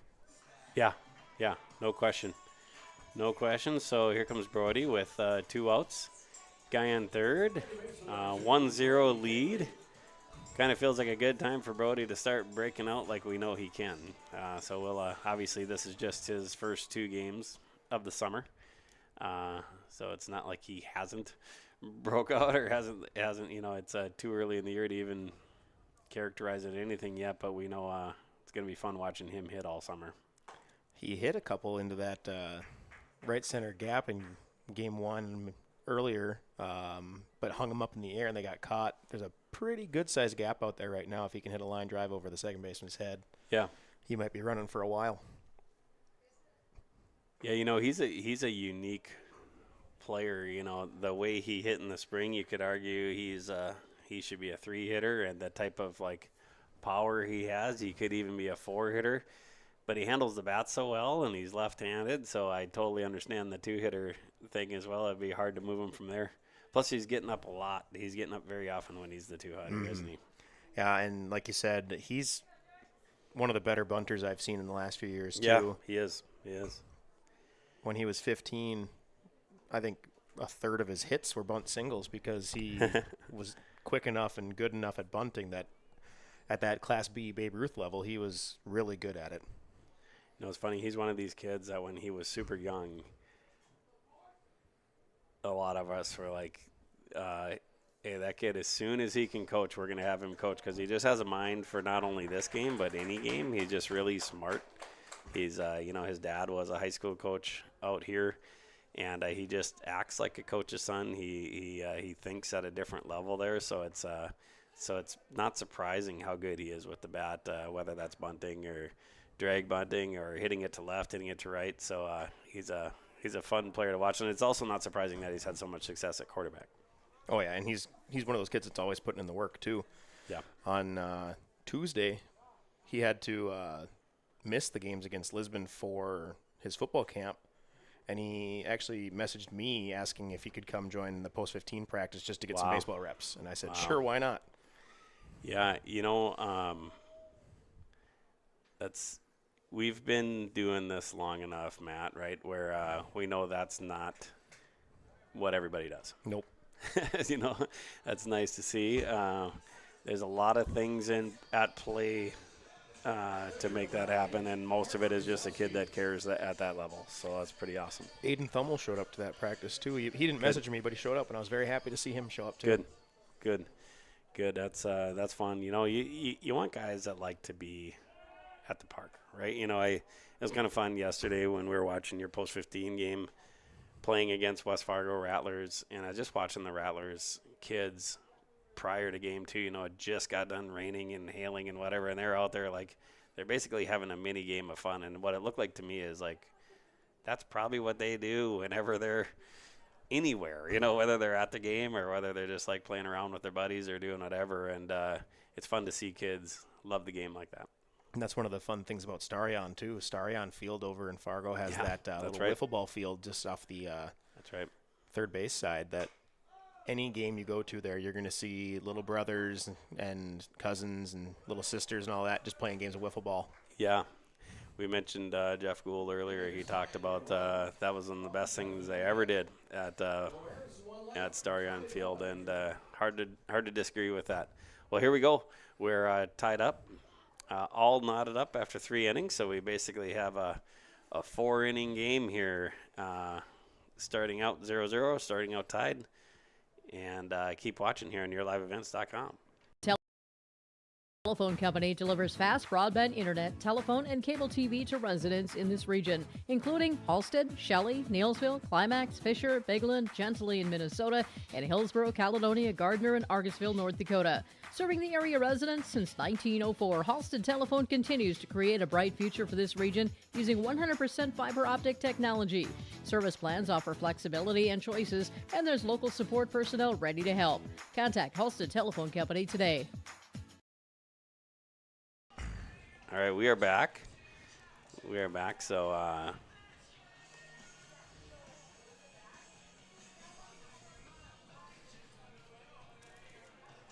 unsolicited funny text from your mom here during break. Yeah, she had a great comment about the ear conversation earlier. That was a gift from your mom, is that right? That's what she says. Okay. That's probably true. Okay. All right. Well, once again, we don't notice it, so that's just what you're saying. None of us want to get accused of that. So here we go. Number 21, Colin Holt, playing first base here in this second game.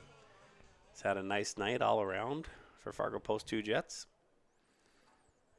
And speaking of a nice night, Carver Kasowski steps right back up on the rubber. First pitch of this inning will be Kozlowski's 42nd pitch of the night. Right. Pretty efficient. Yep. In the 4th inning. Looks like Giobris has also been efficient. He's thrown 42 through 3. Okay. Yeah, it'll be interesting. This in the spring with these boys, they could be characterized as having lots of defense, lots of pitching, and kind of had to have timely hitting to get a whole bunch of runs. It's different beating up on, maybe some of the pitching that isn't as good. But when it got to like the really high competition games, it was more, you need timely hitting. It'll be interesting to see if that changes at all in the summer, if we start having a little more hitting come from different guys, or if it will be something very similar from the summer. Yeah, it'd be really nice to get some timely hitting next inning here. Right now, Carver has walked the leadoff man. Mossbrucker steps into the batter's box. Double play ball, possibly. At least one, hopefully, for their sake. And there you go. Jack was able to get the leadoff runner, throwing that to Kegley. Kegley doing a nice job of getting over there. Ball was a little farther in the hole than I thought off the bat, but Jack made a nice play to get the lead runner there. Yeah, slower play, or slower hit, I should say. And nice job charging it, making sure you get one. A little bit too far outside of Keegan's realm, or Keegan, a lot of times you like your third baseman to cut that off, but that was just too far over. Definitely a shortstop play. Mm-hmm.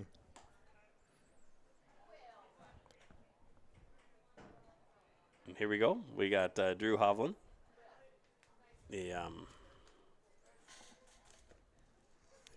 DH. Yep, designated hitter here for post 2. There's a ball. That's reminding you that Xcel Energy sponsors those fall balls at Xcel Energy. They're committed to delivering safe, reliable energy while working toward a smarter energy future, from supporting local communities to investing in cleaner energy solutions, focused on making energy work better for you.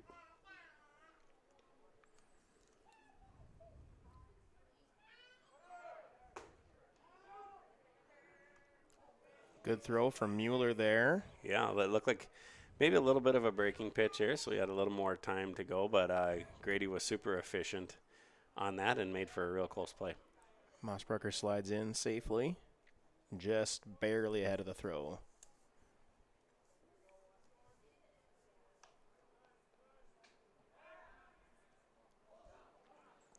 Looks good backup by Christensen there. Yeah, looks like Carver did not appreciate getting stolen on there. Went right for the pickoff move. Hovland is 1 for 1 this evening.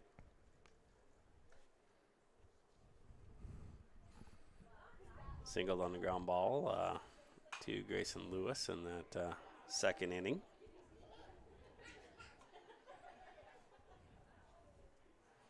Real important here when you come back and tie the game. You really want to keep that lead for that next half inning, don't you? Or not lead, I should say. You want to keep the tie there for that next half inning. But obviously, this is a dangerous lineup, and as much as you want to do that, sometimes that's tough, right?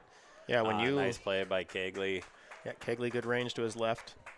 When you are able to tie a game or just take a one-run lead, your main goal from there is to maintain. You want to have solid defense, solid pitching to give yourself that chance to continue scoring runs to take a lead instead of having to keep fighting back. You want to have less pressure on your offense. Skylar Burkhart. Whoa, nice catch. Nice play by Kozowski. Skylar Burkhart is having some bad luck. He had a double play that first time up in the second inning, and that one he really looked like he hit it pretty well, and Carver made that one look a little too easy. Good, because if it didn't hit his glove, it would have hit his body. So yeah, that was going right into the torso. So good for him. Sometimes it's amazing what you'll do, and you got to save yourself a little bit. So good game here. A lot of fun to watch. We're at the halfway point. Keep watching here on yourliveevents.com.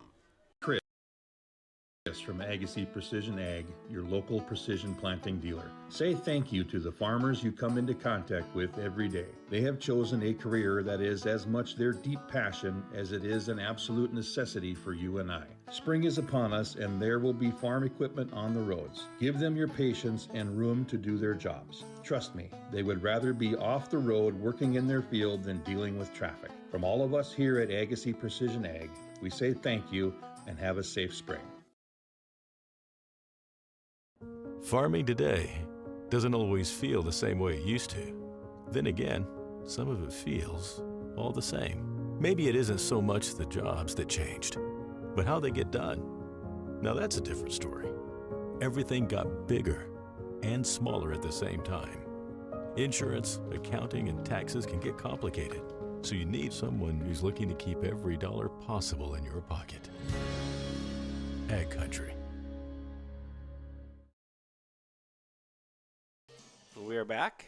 Ryan Osmostad leading off here. Geoboris is still on the mound and being very efficient, as you mentioned. Osmondstad is 0 for 1 with 1 strikeout in the second game. But very capable, good guy to have at bat. And, we talked about him being very versatile in the field. He's also versatile in this way, that he can lead off just as well as do that normal cleanup hitter. And really, in a lot of ways, this team is that way. Like they're 1 through 9. They really have. You remember the old. We've mentioned the Twins a couple times. You remember the old Piranhas team where they just kind of all bite you. That's kind of what this team I think will have to do this summer. Yeah, there's a couple of the guys on the roster that have a little bit of pop to their bat, but a lot of them are going to be slapping singles or hitting gap shots for doubles. We might not see as many home runs like we mentioned earlier. Even though it's a small park, it is kind of hard to hit a few shots out of here. But speaking of singles, that one got down. That got down just off his glove, but I don't think you consider that an error, right? I think that's a pretty tough play. That's a very tough play. That one was almost like a topspin fly ball dropping into shallow center. Yeah, and it sure looked like he had a beat on it. Was running hard the whole way. I don't think he was fooled by any ways. I think that just was a really tough play, and luckily it came out on Ryan's side for his sake. It looks like whoever's running the scoreboard in the Haymaker dugout decided to call it an error. Okay, I've noticed some tough decisions this year, both on Game Changer as well as here locally. I think it takes a lot to earn a hit this year, but hopefully, if they have the right type of team, they don't really care about that, right? Yep. So here we go. Grayson Lewis coming up, the catcher that just graduated, that has hit really well this spring.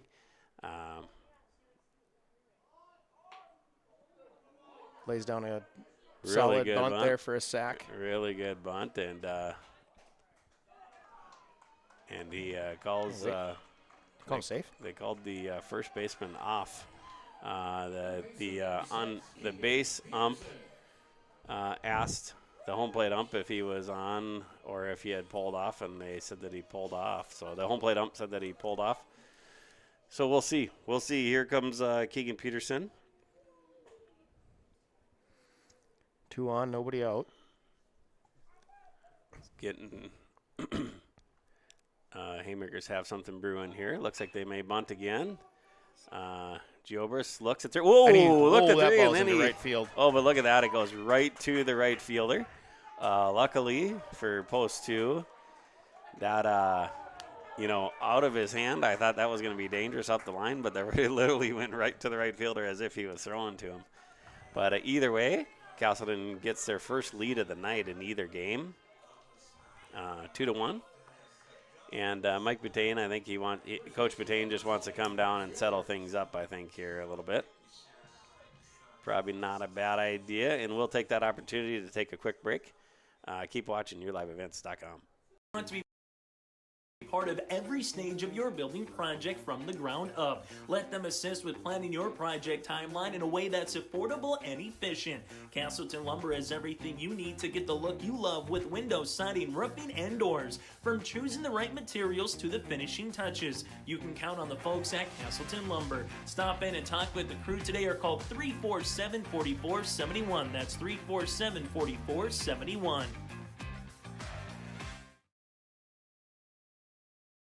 But Here we go. We are back. Still the meeting at the mound here with Butane and Giobris and the rest of the team here. The umps are working on breaking that up a little bit. And here we go. As is customary, I guess. And here we go with runners at second and third. Bryce Mueller up, whose swing has looked really good here in the early part of the summer. The Jets will bring their infield in to try and cut any more haymaker runs. Wise move, but always as a hitter, you got to love that, right? You got to love when infield comes in, all of a sudden those gaps get really big. Yeah, you can't overthink it when they come in. You can't go up there saying, I'm going to kill the ball, because you have to make sure that you are still just being a team-focused hitter. Sure, yeah. Ironically, it takes less to get it through the infield. So just like make good contact and you'll be okay, right? And really, if you hit it hard, the outfielders are still in the same spot. So yeah. But I always felt that this was a fun time to hit, because usually the reason that they're in is you have runners in scoring position, and then on top of that, you just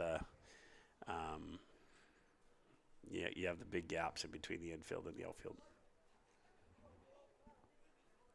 A bloop shot will score 2. A hard single scores probably 2 as well. You know, Bryce, a really smart kid, a really smart baseball player. That was a, you know, like you said, really unselfish swing there. You know, he keeps himself alive. And here we go. No balls, 2 strikes. Giobris has to like where he's at. But you got to feel good with Bryce up there right now, too. Ooh, nice pitch. Nice pitch by it. Oh, interesting decision there, right? And looks like they tagged him out there. I didn't see anybody call out. I didn't either, but what an athletic play by the catcher. Really smart play by the catcher, because if you throw that up to first, all of a sudden Grayson's coming down the line pretty quick there. Mm-hmm. So nice play. And here comes Grady. You know, Grady, with how he hits, he's a lot of times he's hard up the middle. This sets up pretty well for him, doesn't it? Very much so, especially since they're still playing their infield in with only 1 out. He does a good job of keeping his hands inside and attacking that inside half of the baseball. He gets the bat through the zone really well. Yeah, and he's just strong enough to just, like, will that thing through there sometimes, it seems like. Yeah, he can fight off a lot of pitches.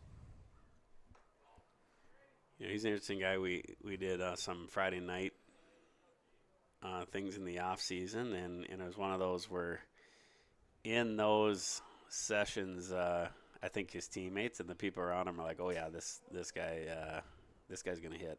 There's just there's just certain guys that just looks different off their bat, and you pick up on that pretty quick. And Grady's one of those guys. He's been working on his hitting for years. He'd come up earlier or stay late after a practice, bring his own bucket of balls to hit in the cage. Yeah. He'll ask coaches to set up. What? Looks like someone missed a sign maybe there. Yeah. Called him out there. Looks like Grayson thought the squeeze was on and Grady didn't square. Yeah. So who knows? Who knows there? Early in the season, you tend to see those types of things. Coming off of different coaches, different sets of signs, and all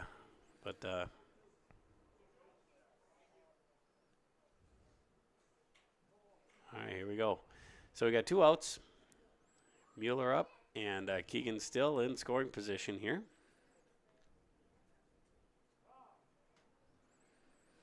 Mueller calling time here while Giobris takes his time on the mound getting ready.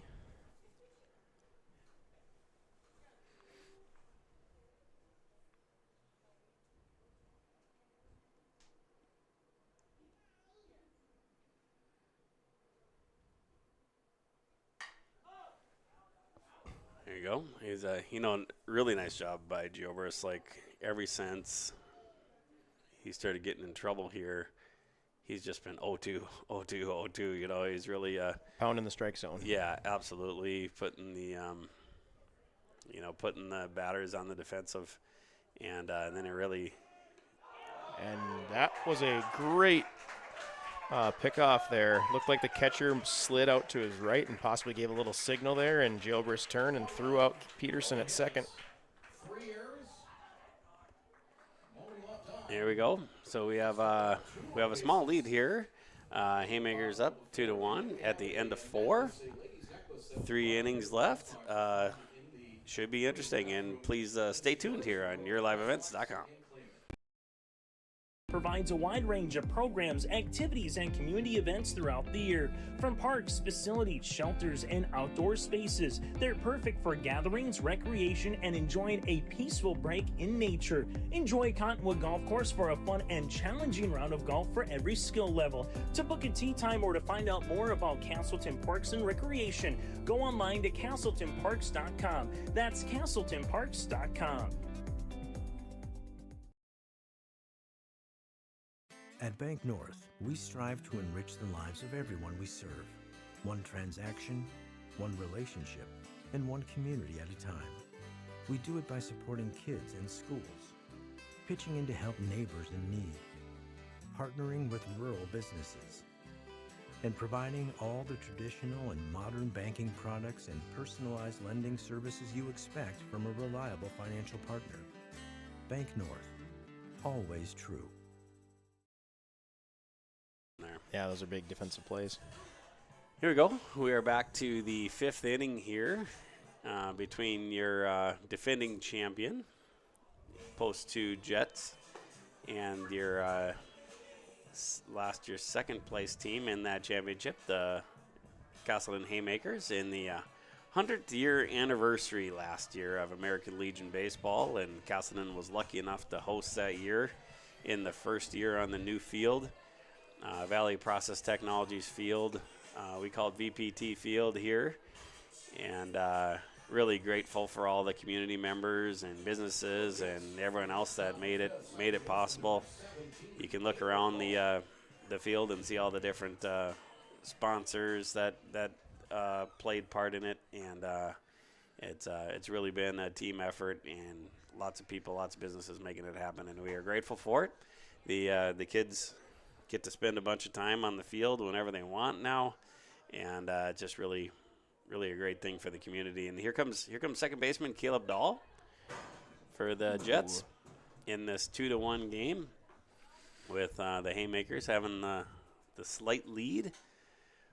Post 2 Jets got the win in the first game tonight. Fun to see some of the Pee Wee rookie young kids in their uniforms still showing up and watching the game tonight. They typically have the games on Tuesdays and Thursdays, and are in a fun league called the Mid-Cast League that's been going on for a long time, before any of our times. And it's Lisbon, Kindred, Northern Cass, and Casselton in that league. That league has changed a lot over the years. I bet it has. Ground ball there to second. Got the out. Kegley does a nice job there. And now we have Bo Purdy, the catcher, batting here. Off-speed pitch on the inside corner there. Yeah, when I played in the mid-cast for my Pee Wee and rookie years, Mapleton had a team, Chaffee had a team, Davenport had a team, Enderlin, Lisbon, and Northern Cass weren't in the league. Sure. Yeah, and I think back to grew up in Valley City and played Legion there, and we'd come to Casselton, and they'd have good teams, but it was just a little different, little different culture back then. Mm-hmm. And then it wasn't long after that there wasn't a program in either Kindred or Casselton, which is hard to believe. It's hard to believe that in early 2000s there wasn't, and or late 90s, early 2000s that there wasn't programs here. Considering now, like we talked about with the Pee Wee rookie teams, both towns have 4 teams of each. Yeah. Just a lot of and really kudos to things like that Mid-Cast League that keeps kids involved. You split the teams evenly, 9 through 12, and it's a fun league that the kids really get a kick out of trying to win at the big Mid-Cast tournament. That's wall-to-wall parents and fans, and I think that's part of the secret, Well, it's really fun when you get to play against your friends, too. When you got 4 Casselton teams, you're playing each other for part of your schedule. Absolutely. We've gone through times where maybe parents don't love that all the time, but the kids definitely do. The kids, nothing's more fun than beating your own buddies, right? Solid line drive just past the reach of Peterson at third base there. Yeah, with Keegan not quite getting to a couple of those, he still has made about as great a play to try to get them both times. It's a fun culture when you start seeing kids diving all over the place and doing whatever it takes to get the outs, and Keegan seems to be leading that right now. Yeah, he's hit thinking about saying hit the dirt a couple times, but he's hit the turf a couple times today. Sure, absolutely. Runner coming in for Post 2 Jets. And that is number 6, Drew Kelbis, who caught in the first game. So he gets to play the opposite role there. Instead of having someone courtesy run for him, he gets to go out there and run. So speaking of running, there's one of those young men in the Reds uniform running out there to get the ball. Looks like he went into the pine trees back there, the spruce, whatever we got. And that could be tough to find him in there. Yep. Oh. I was going to say, had him leaning, returned the favor there. Looked like both the runner and Bryce kind of took a beat there, weren't quite sure. And it's a good move by Kozowski. All that very good move. And caught him leaning the wrong way. And all that matters is what the ump thinks, right? Yeah, a lot of time the ball beats you there's a pretty good chance that as long as the tag is close. That's right. It's pretty tough, and it's not like the pros where you got 4 umps, and they're steps away. So like you say, if you can make a good move, make a good tag, sell it well, you'll get that call a lot of times. And we get good umpires here in Casselton too. So we do. We are so lucky with the umps there. Nice play by Everson in the inning. Nice stretch by Mueller. And here we go, 2-1 lead here still for the Haymakers as we go to the bottom of the 5th inning. Keep watching on NearLiveEvents.com. Prepare your fields and yields against the wet conditions today and beyond with the Drain Tile Project from Chad's Excavating out of Mayville. Drain tiling will improve and increase your yields and land values for years to come.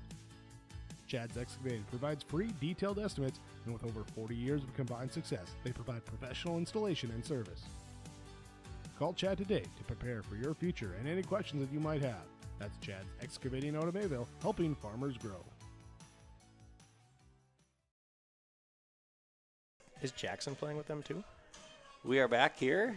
We're talking a little bit off air about Cam Parker, a Casselton baseball and CentroCast baseball alum that is down in the SCS at Wahpeton, helping out on the coaching staff there with Coach Junker's staff. And in the summer, he goes and coach a collegiate team down in Kansas, and Carter Maggio is down there playing with them. And Logan Broughton will be joining later on this year. And last year, Jackson Parker played there. This summer, we have quite a few Casselton guys playing summer stuff.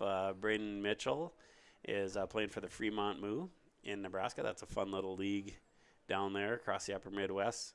Had a walk-off win the first night of the league, and was, they had him featured on their Instagram feed. Fun video out there watching him do that. And Jackson Parker playing up in league in Canada this summer, last I heard, so I believe that's where he's at. Then, like I say, we got a couple guys down in Kansas. Kind of fun. That's just like another new evolution of these Casselton players that now they're doing more of that, which is something that we hadn't had much of. It's nice when you can go play in those summer college leagues when you're a college ball player. Yeah. You can.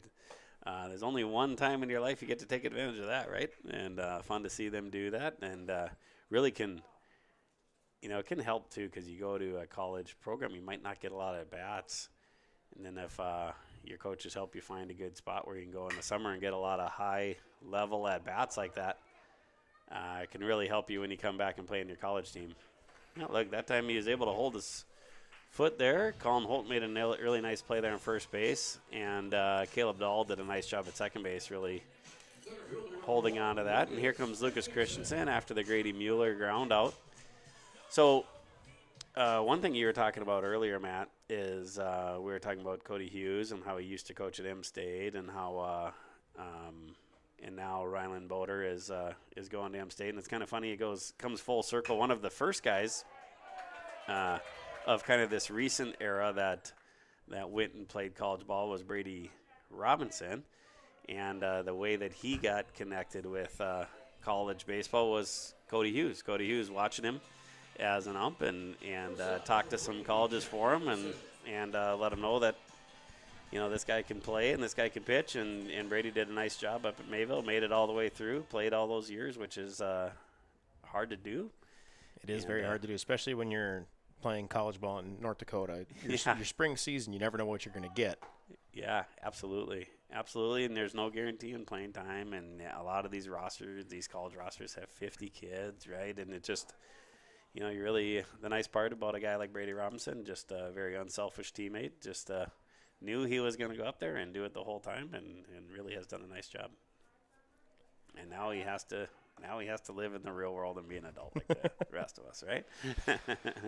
Yeah, Brady was at Mayville. Jackson Parker's been at Mayville. Yeah. Going back, actually, Coach Shear here was a Valley City State baseball player. That's right. Absolutely. Last year, another visitor there. So after the pop out there by Everson, Brody Kegley comes up to bat. Last year, Ian mentioned some of the visitors, like Larry Grondal talking to us about hosting state. We also had Corey Anderson, the old Valley City State baseball coach, and very briefly a Valley City State softball coach come and talk to us. And he talked about some examples of things that he told Mitch while he was playing there. Mm-hmm. I don't remember if Mitch ever directly played for him, but he was definitely around there. Corey's son played for Valley City State at the time. There we go. Fly out to left. Very efficient inning for Fargo Post 2. And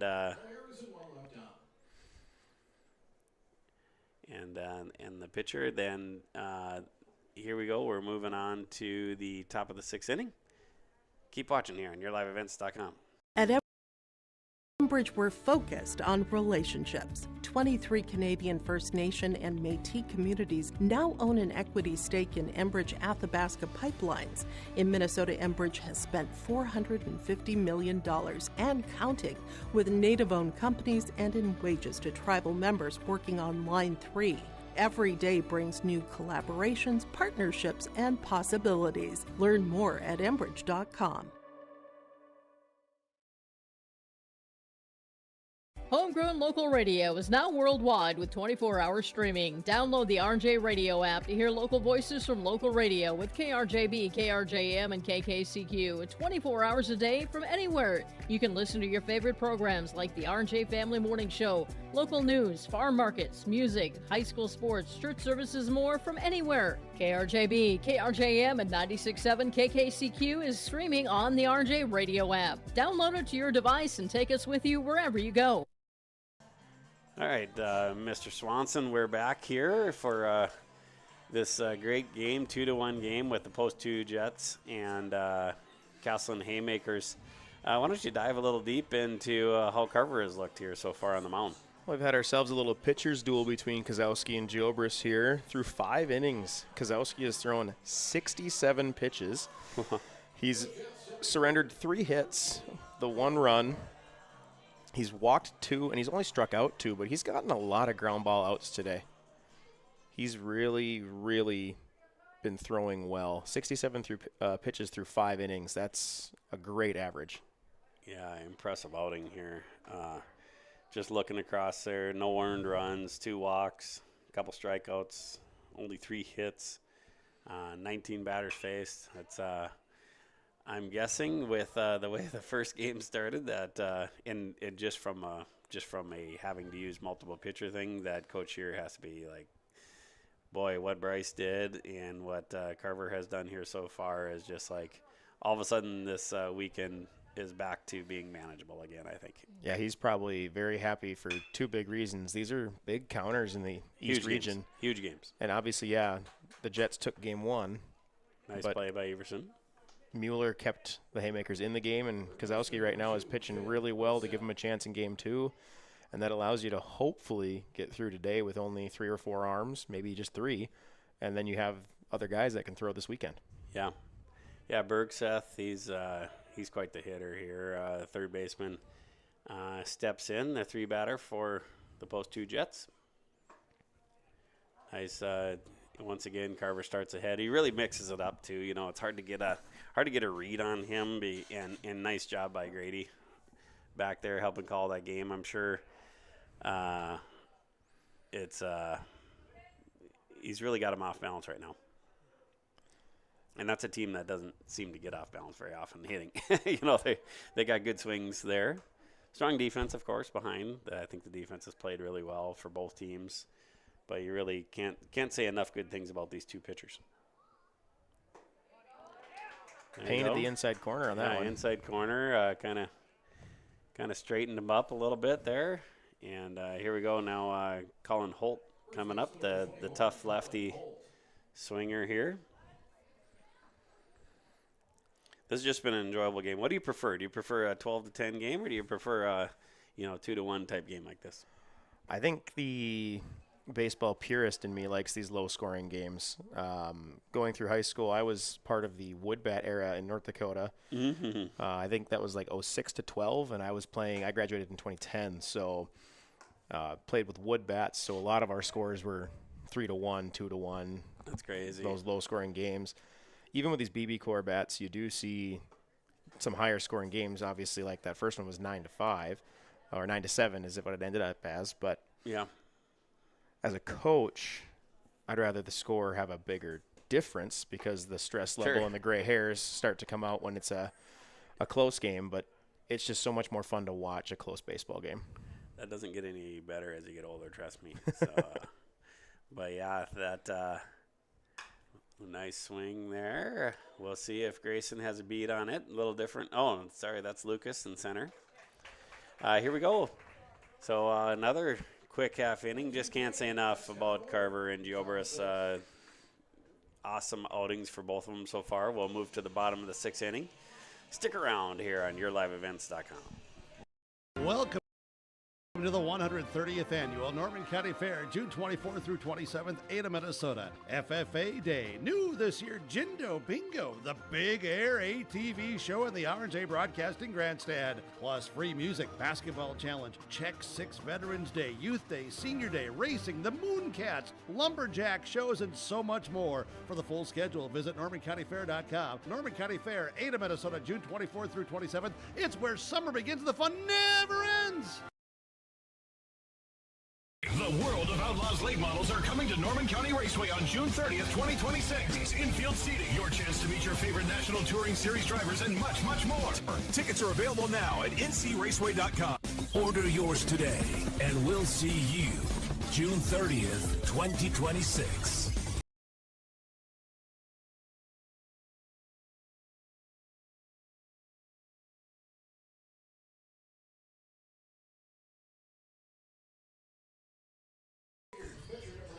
Here we go. We're back with Carver Casselton leading off the inning here for the Haymakers. Gioberis back in the mound, doing every bit as good as Carver has been doing. And very similar stat lines. 63 pitches through 5, only 1 hit allowed, 2 runs, but both of them are unearned, just like Carver's run. 2 strikeouts, 3 walks, so very similar stat lines. Yeah, that's impressive. There's nice the second hit there. Carver's like, come on, I want you to give up more hits than me. So here you go. I'm going to go get one. But actually, we know all Carver's doing is trying to win out there, which is fun to see. Here comes Ryan Osmondstad. Carver's on first base. Looks like is he going to get a courtesy runner, or is he just getting rid of his equipment there? Looks like he's getting a runner. Okay, there comes Aiden Dummel.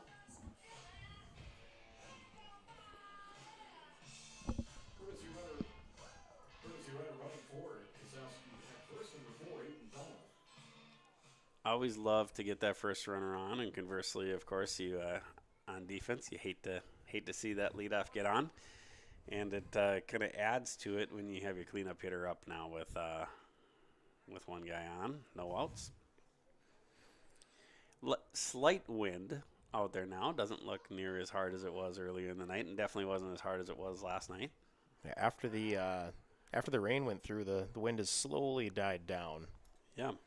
Night before, of course, was super windy as well. A lot of high level warnings. That was a little bit nerve wracking. Last year we were up in Mayville for a game, and on the way home, that was the night that there was all kinds of damage done throughout the area, and it kind of felt like that type of night 2 nights ago. And luckily it didn't come as true this time as it did last year.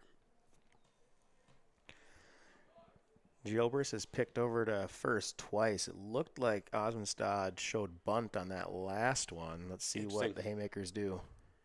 Interesting. Good catch on that.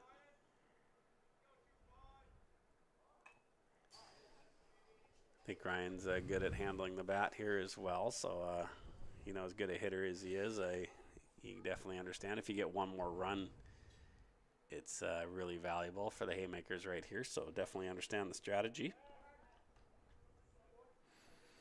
In the MLB, Aiden would be at second base on that one. That was the third disengagement for the pitcher. Oh, interesting. Interesting.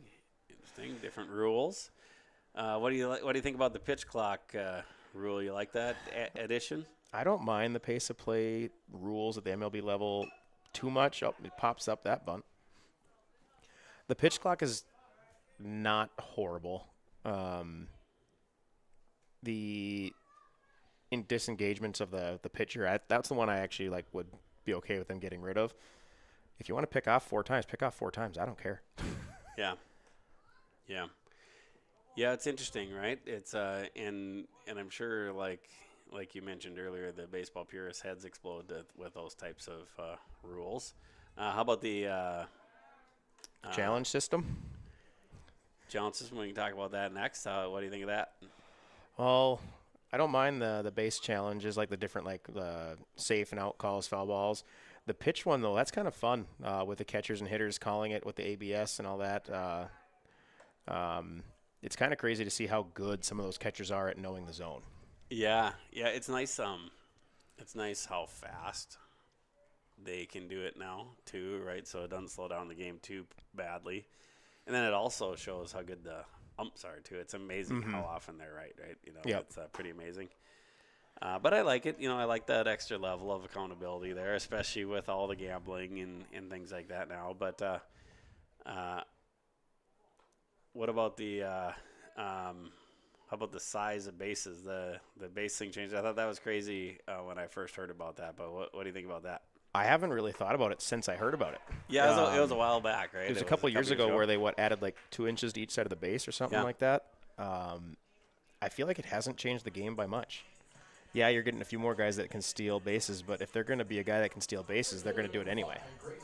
Yeah, I like I like some of that style of game. I think back to I was just talking to someone earlier today on the when Royals had the team not too many years ago that really went back to small ball. It was fun to see because the defenses weren't really built for that anymore.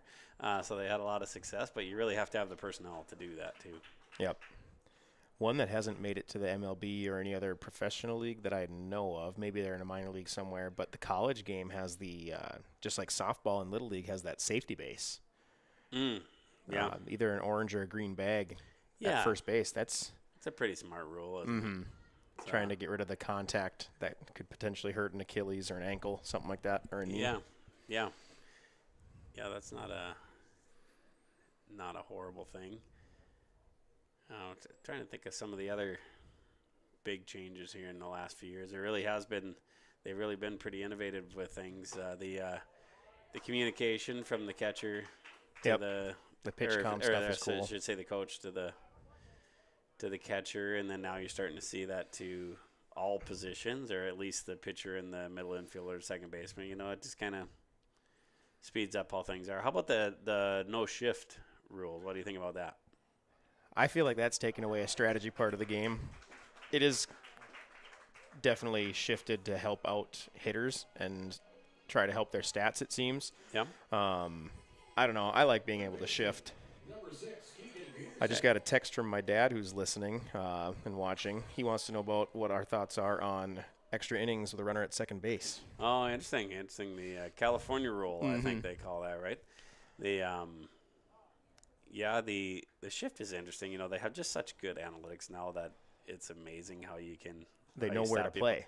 But I think what's interesting is so much of the bad averages and things like that is just like the fact that they're always trying to do damage. They're not as afraid of the strike, not as worried about the strikeouts as they used to be. It's the 3 true outcomes. Yeah, Home run, walk, and strikeout. Yeah, but no, the California rule that. So speaking of Legion, that's something that's been added this year. Is after the 9th inning, they will go to that. So if you happen to go in the extra inning for a little while, they'll go to that, and both AA and A did adopt that.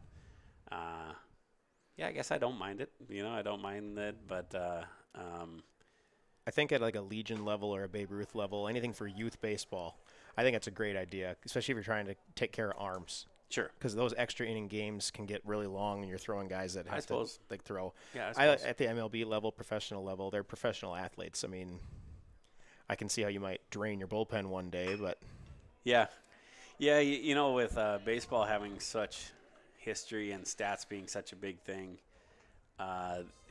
anytime you do some of these drastic changes, it really does change the nature of the stats, doesn't it? Mm-hmm.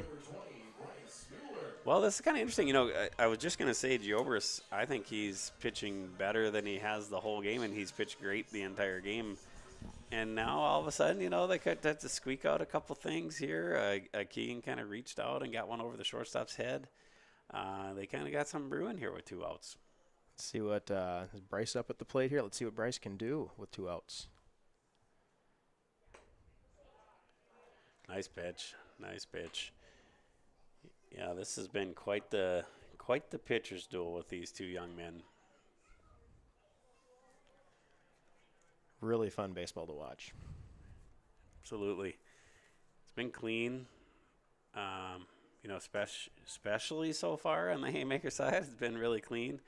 Yeah, I must say I love the 2-1 games. I love the low scoring versus the 12-10 type games. But like you say, but I'm 100% with you. I'll take a blowout with my favorite team all day, every day. Where you know, it doesn't have to be a close game when it's on that side. Oh yeah, like right now today, I know the Red Hawks had a business day game today, and they were on the opposite end of a blowout. Oh, I think they gave up 25 runs today. Ouch. Not. You never like that. Nope. That is one of those. They were probably pitching the right fielder by the end of that game, huh? Yeah, probably. There's a little, you know, he was playing pretty deep there. We'll see what happens. Nice play. Nice play there by the second baseman, Dahl. Throwing it over to Holt at first base. Here we go. We are now to the 7th inning. Haymakers with a narrow lead, 2-1, and Carver Kasowski heading back to the mound. Keep watching on YourLiveEvents.com. Stay up to date all year long with your live event from our social platforms with X, Facebook, and YouTube. From the latest coaches show to watch game broadcasts back on demand from earlier in the season. Search your live event on YouTube and hit subscribe. Outside the 3-point arc. Pick and pop here with Spaeth into the left side corner. 3, good. For the complete and most up-to-date schedule throughout the year, head to our website at yourliveevent.com. Partnership is a way of life here in the Northland. It's about pitching in to help our neighbors, making lending decisions locally, honoring long-term commitments to farmers, Main Street businesses, teams, schools, and rural communities. We're more than just a bank. We're a community partner, working constantly and diligently to enrich the lives of everyone we serve. Bank North, always true. All right, we are back in the midst of this pitcher's duel. George Giobris and Carver Kasowski putting on a great show here. Good defense by both sides. Here we go. We're in the top of the 7th inning. And for the Jets, they are right about to flip their order to the second half of the order. They're at number 5 here with Isaac Mossbrucker, the right fielder. But I think as we saw in that first game and really all the games that we watched them last year and all the games we watched their junior legion and all the games you watch their AA, they're going to hit pretty well from top to bottom, aren't they? Oh, yeah, they've got a very solid lineup from 1 through 9. Ooh, that's hit hard. Kegley almost makes the play up the middle. Yeah, yep. Hit hard, right? Whizzed by Carver. Really going hard to Kegley, and Kegley almost stabbed it. And Lucas gets over there and stops it. So hit that about as hard as you can. And now here we go with Drew Hovland.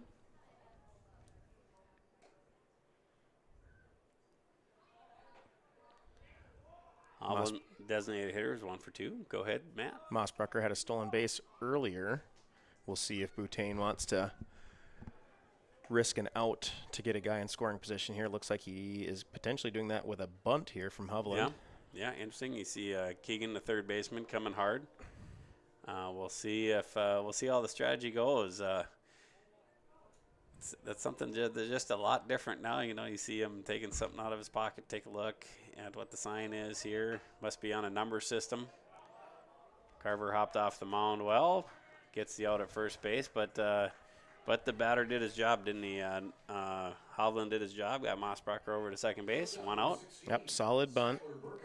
Didn't put it down the line for a hit. He was doing his job to sack it, and Carver came over, made the play, got the out. It's one of those plays that everyone does it right. Everybody's happy.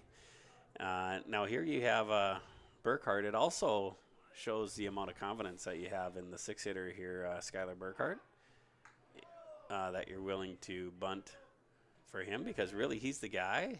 He's a 7-hitter, right? 1, 2, 3. Yes, 7-hitter. 7-hitter, and but it shows the confidence that you have in him, because really with 1 out, that's the guy that has to come through for you. And technically, I suppose you get 2 shots at it, but he's the one with the best shot with there only being 1 out.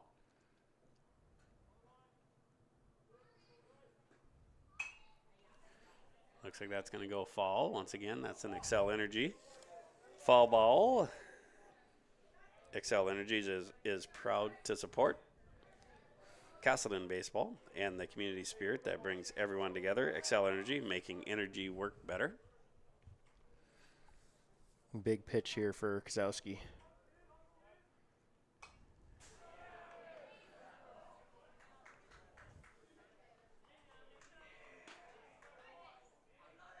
Here we go. You remember in last game we talked about the post-2 pitcher continuing to, actually it was this game when Gioberts kept on going 0-2 and they got in trouble. Looks like Carver's doing the same thing. Mm-hmm. Leaves the breaking ball up there. Yeah, maybe just a little high there, but right around it. You can see Burkhardt doing the 2-strike thing where he's hogging the plate, and smart move there. Carver tries to get the outside corner. Just outside.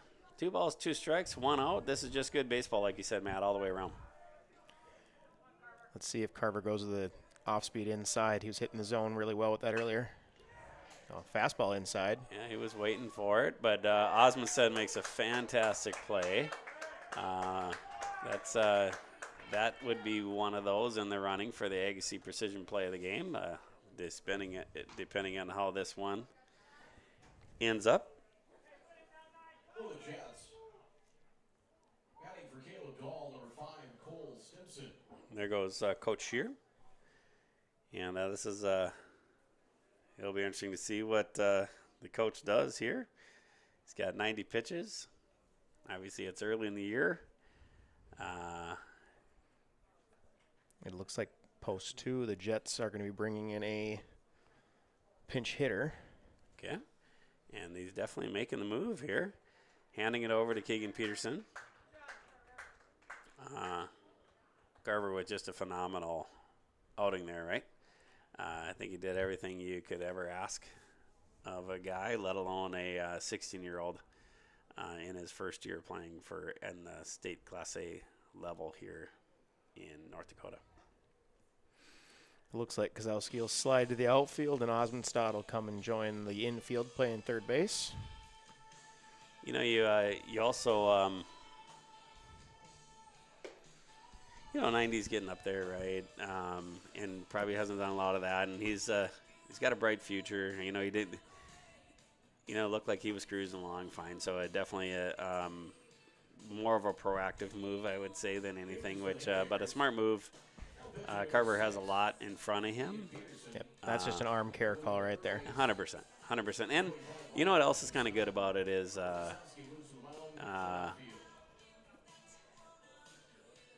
it tells you a little bit about what Coach Shear thinks about Keegan Peterson here too, right? Yeah, he knows he's got a guy that can come in and get an out.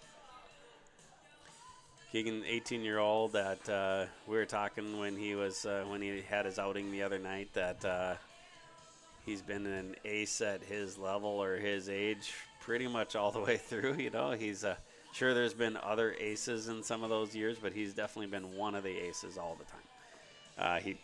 He throws super hard. His teammates trust him. So there's no question that's part of this too. There's an arm management thing for Carver, and I think there's also a little nod to how much Coach Shear thinks about Keegan. Uh-oh. What was that? Looks like he slipped on the mound. Is he okay? Wonder what exactly happened there. He's gonna have to take at least one more warm-up because that's gonna mess with you a little bit, right? Yep. Wonder if it was knee or what it was. I don't know. Sometimes on the turf mounds you get a little slippery if they've been packed down, like those the fibers, if they're not brushed back up.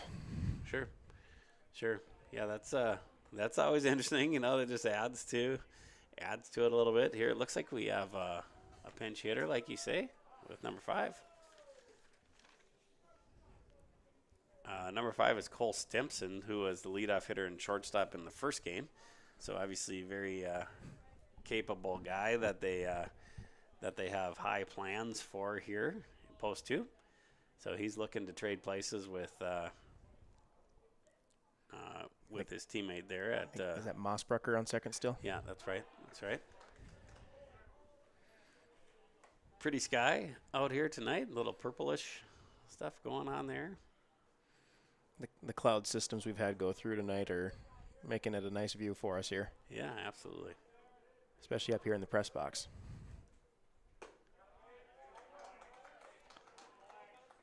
O2 count. Peterson's got a lot of options with his O2 count. Yeah, that's pretty good. You kind of have a little stumble there and look like he might have tweaked something, and then he just throws 2 strikes here to start off. That's a good veteran presence there in Keegan. Tried to get Stimpson to chase. Yeah, that's once again one of those pitches everybody does the right thing. He's trying to get him to chase. Stimpson's able to spit on it a little bit, and here we go. 1 ball, 2 strikes. Ooh. Breaking ball. Big sweeper to it. That had a nasty break to it, didn't it? That's one of those that if you're hitting, you can be like, oh, man, I didn't see that very well. And I just used a term I actually hate. I just like to call them sliders, but that looked like it was one of the ones they'd call a sweeper nowadays. Sure. It was interesting because it definitely sweep, but it also was, it wasn't like one of those that was sweeping the whole time. It was like came hard and then really had a break to the left there. That was or to his tight, left, sharp break there. Yep. Here we go. 2 balls, 2 strikes, 2 outs. What did your team do in a rally when it was 2 balls, 2 strikes, 2 outs? I don't really remember doing a whole lot of different things, but I see the Jets are doing a little hat shake. I do remember doing that every once in a while. Yep.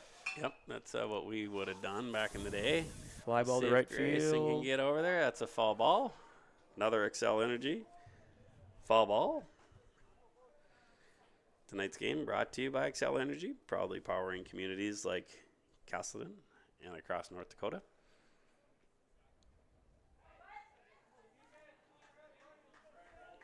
Grateful for our sponsors, right, Matt? Very grateful. The sponsors that we have for these broadcasts, for the field, everything. Thanks for all the support of Casselton baseball. Here we we go. Stimson really getting close to the plate, right? Ooh, there we go. That looked like a nice pitch there, but not quite. Not quite. Just around it. Just out. Just around it. Here we go. We got full count, 2 outs.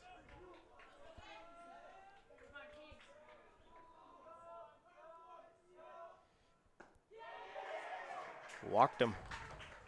All right, here we go. We got guys on first and second. And this is going to be Bo Purdy coming up here, the catcher. Right around it, right around it on all those pitches. He was close. Just missed the edge.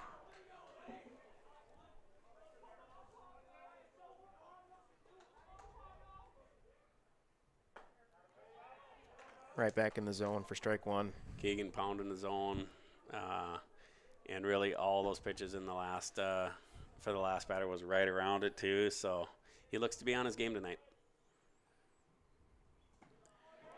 Might have overthrown that one a little bit. Yeah, he's got to be a little bit careful there, doesn't he? You definitely want to stay within yourself. He's going to throw just as hard, and that extra, I don't think you get any extra mile an hour, but if you do, these guys can hit fast pitching, right? That's what we were talking about earlier. So we got 2 balls, 1 strike, 2 outs. Good battle here across the way. Bo Purdy facing Keegan Peterson. Guys on first and second.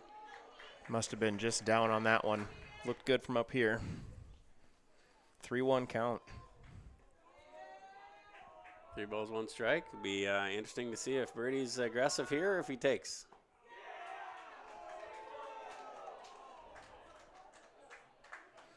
Some audible groans from the Jets dugout and a portion of the stands here. Yeah, you can tell the tension's high here at this point because every pitch, the other side thinks it's not a striker ball, right? So runners will be off on the pitch here. Gets fun now. And he got him on the curveball. There we go. It's 2-1. Haymakers with the nightcap and the split. And that's the first time that the Haymakers have gotten the Jets here in the last 2 years. They played them 5 or 6 times last year, and this time they split in the first game. Good game, both games. You got 9-7 first game and 2-1 the second game. I have a feeling these won't be the last battles that they have this year. I think they'll have some other good games. I feel like they're going to match up in a nice East Region tournament game at some point. Yeah, both. And it's going to be tough. The East Region is going to be tough this year, getting top 4 in 9 great teams. It's going to be an interesting one, isn't it? Yeah, you've got the Haymakers, you've got Kindred, the Jets here. Both West Fargo teams should be solid, the Vets and the Aces. Then you bring in your post 400 teams, and then Park River joining the party this year. So. Yeah, that the Class B state champs. Excited to have them.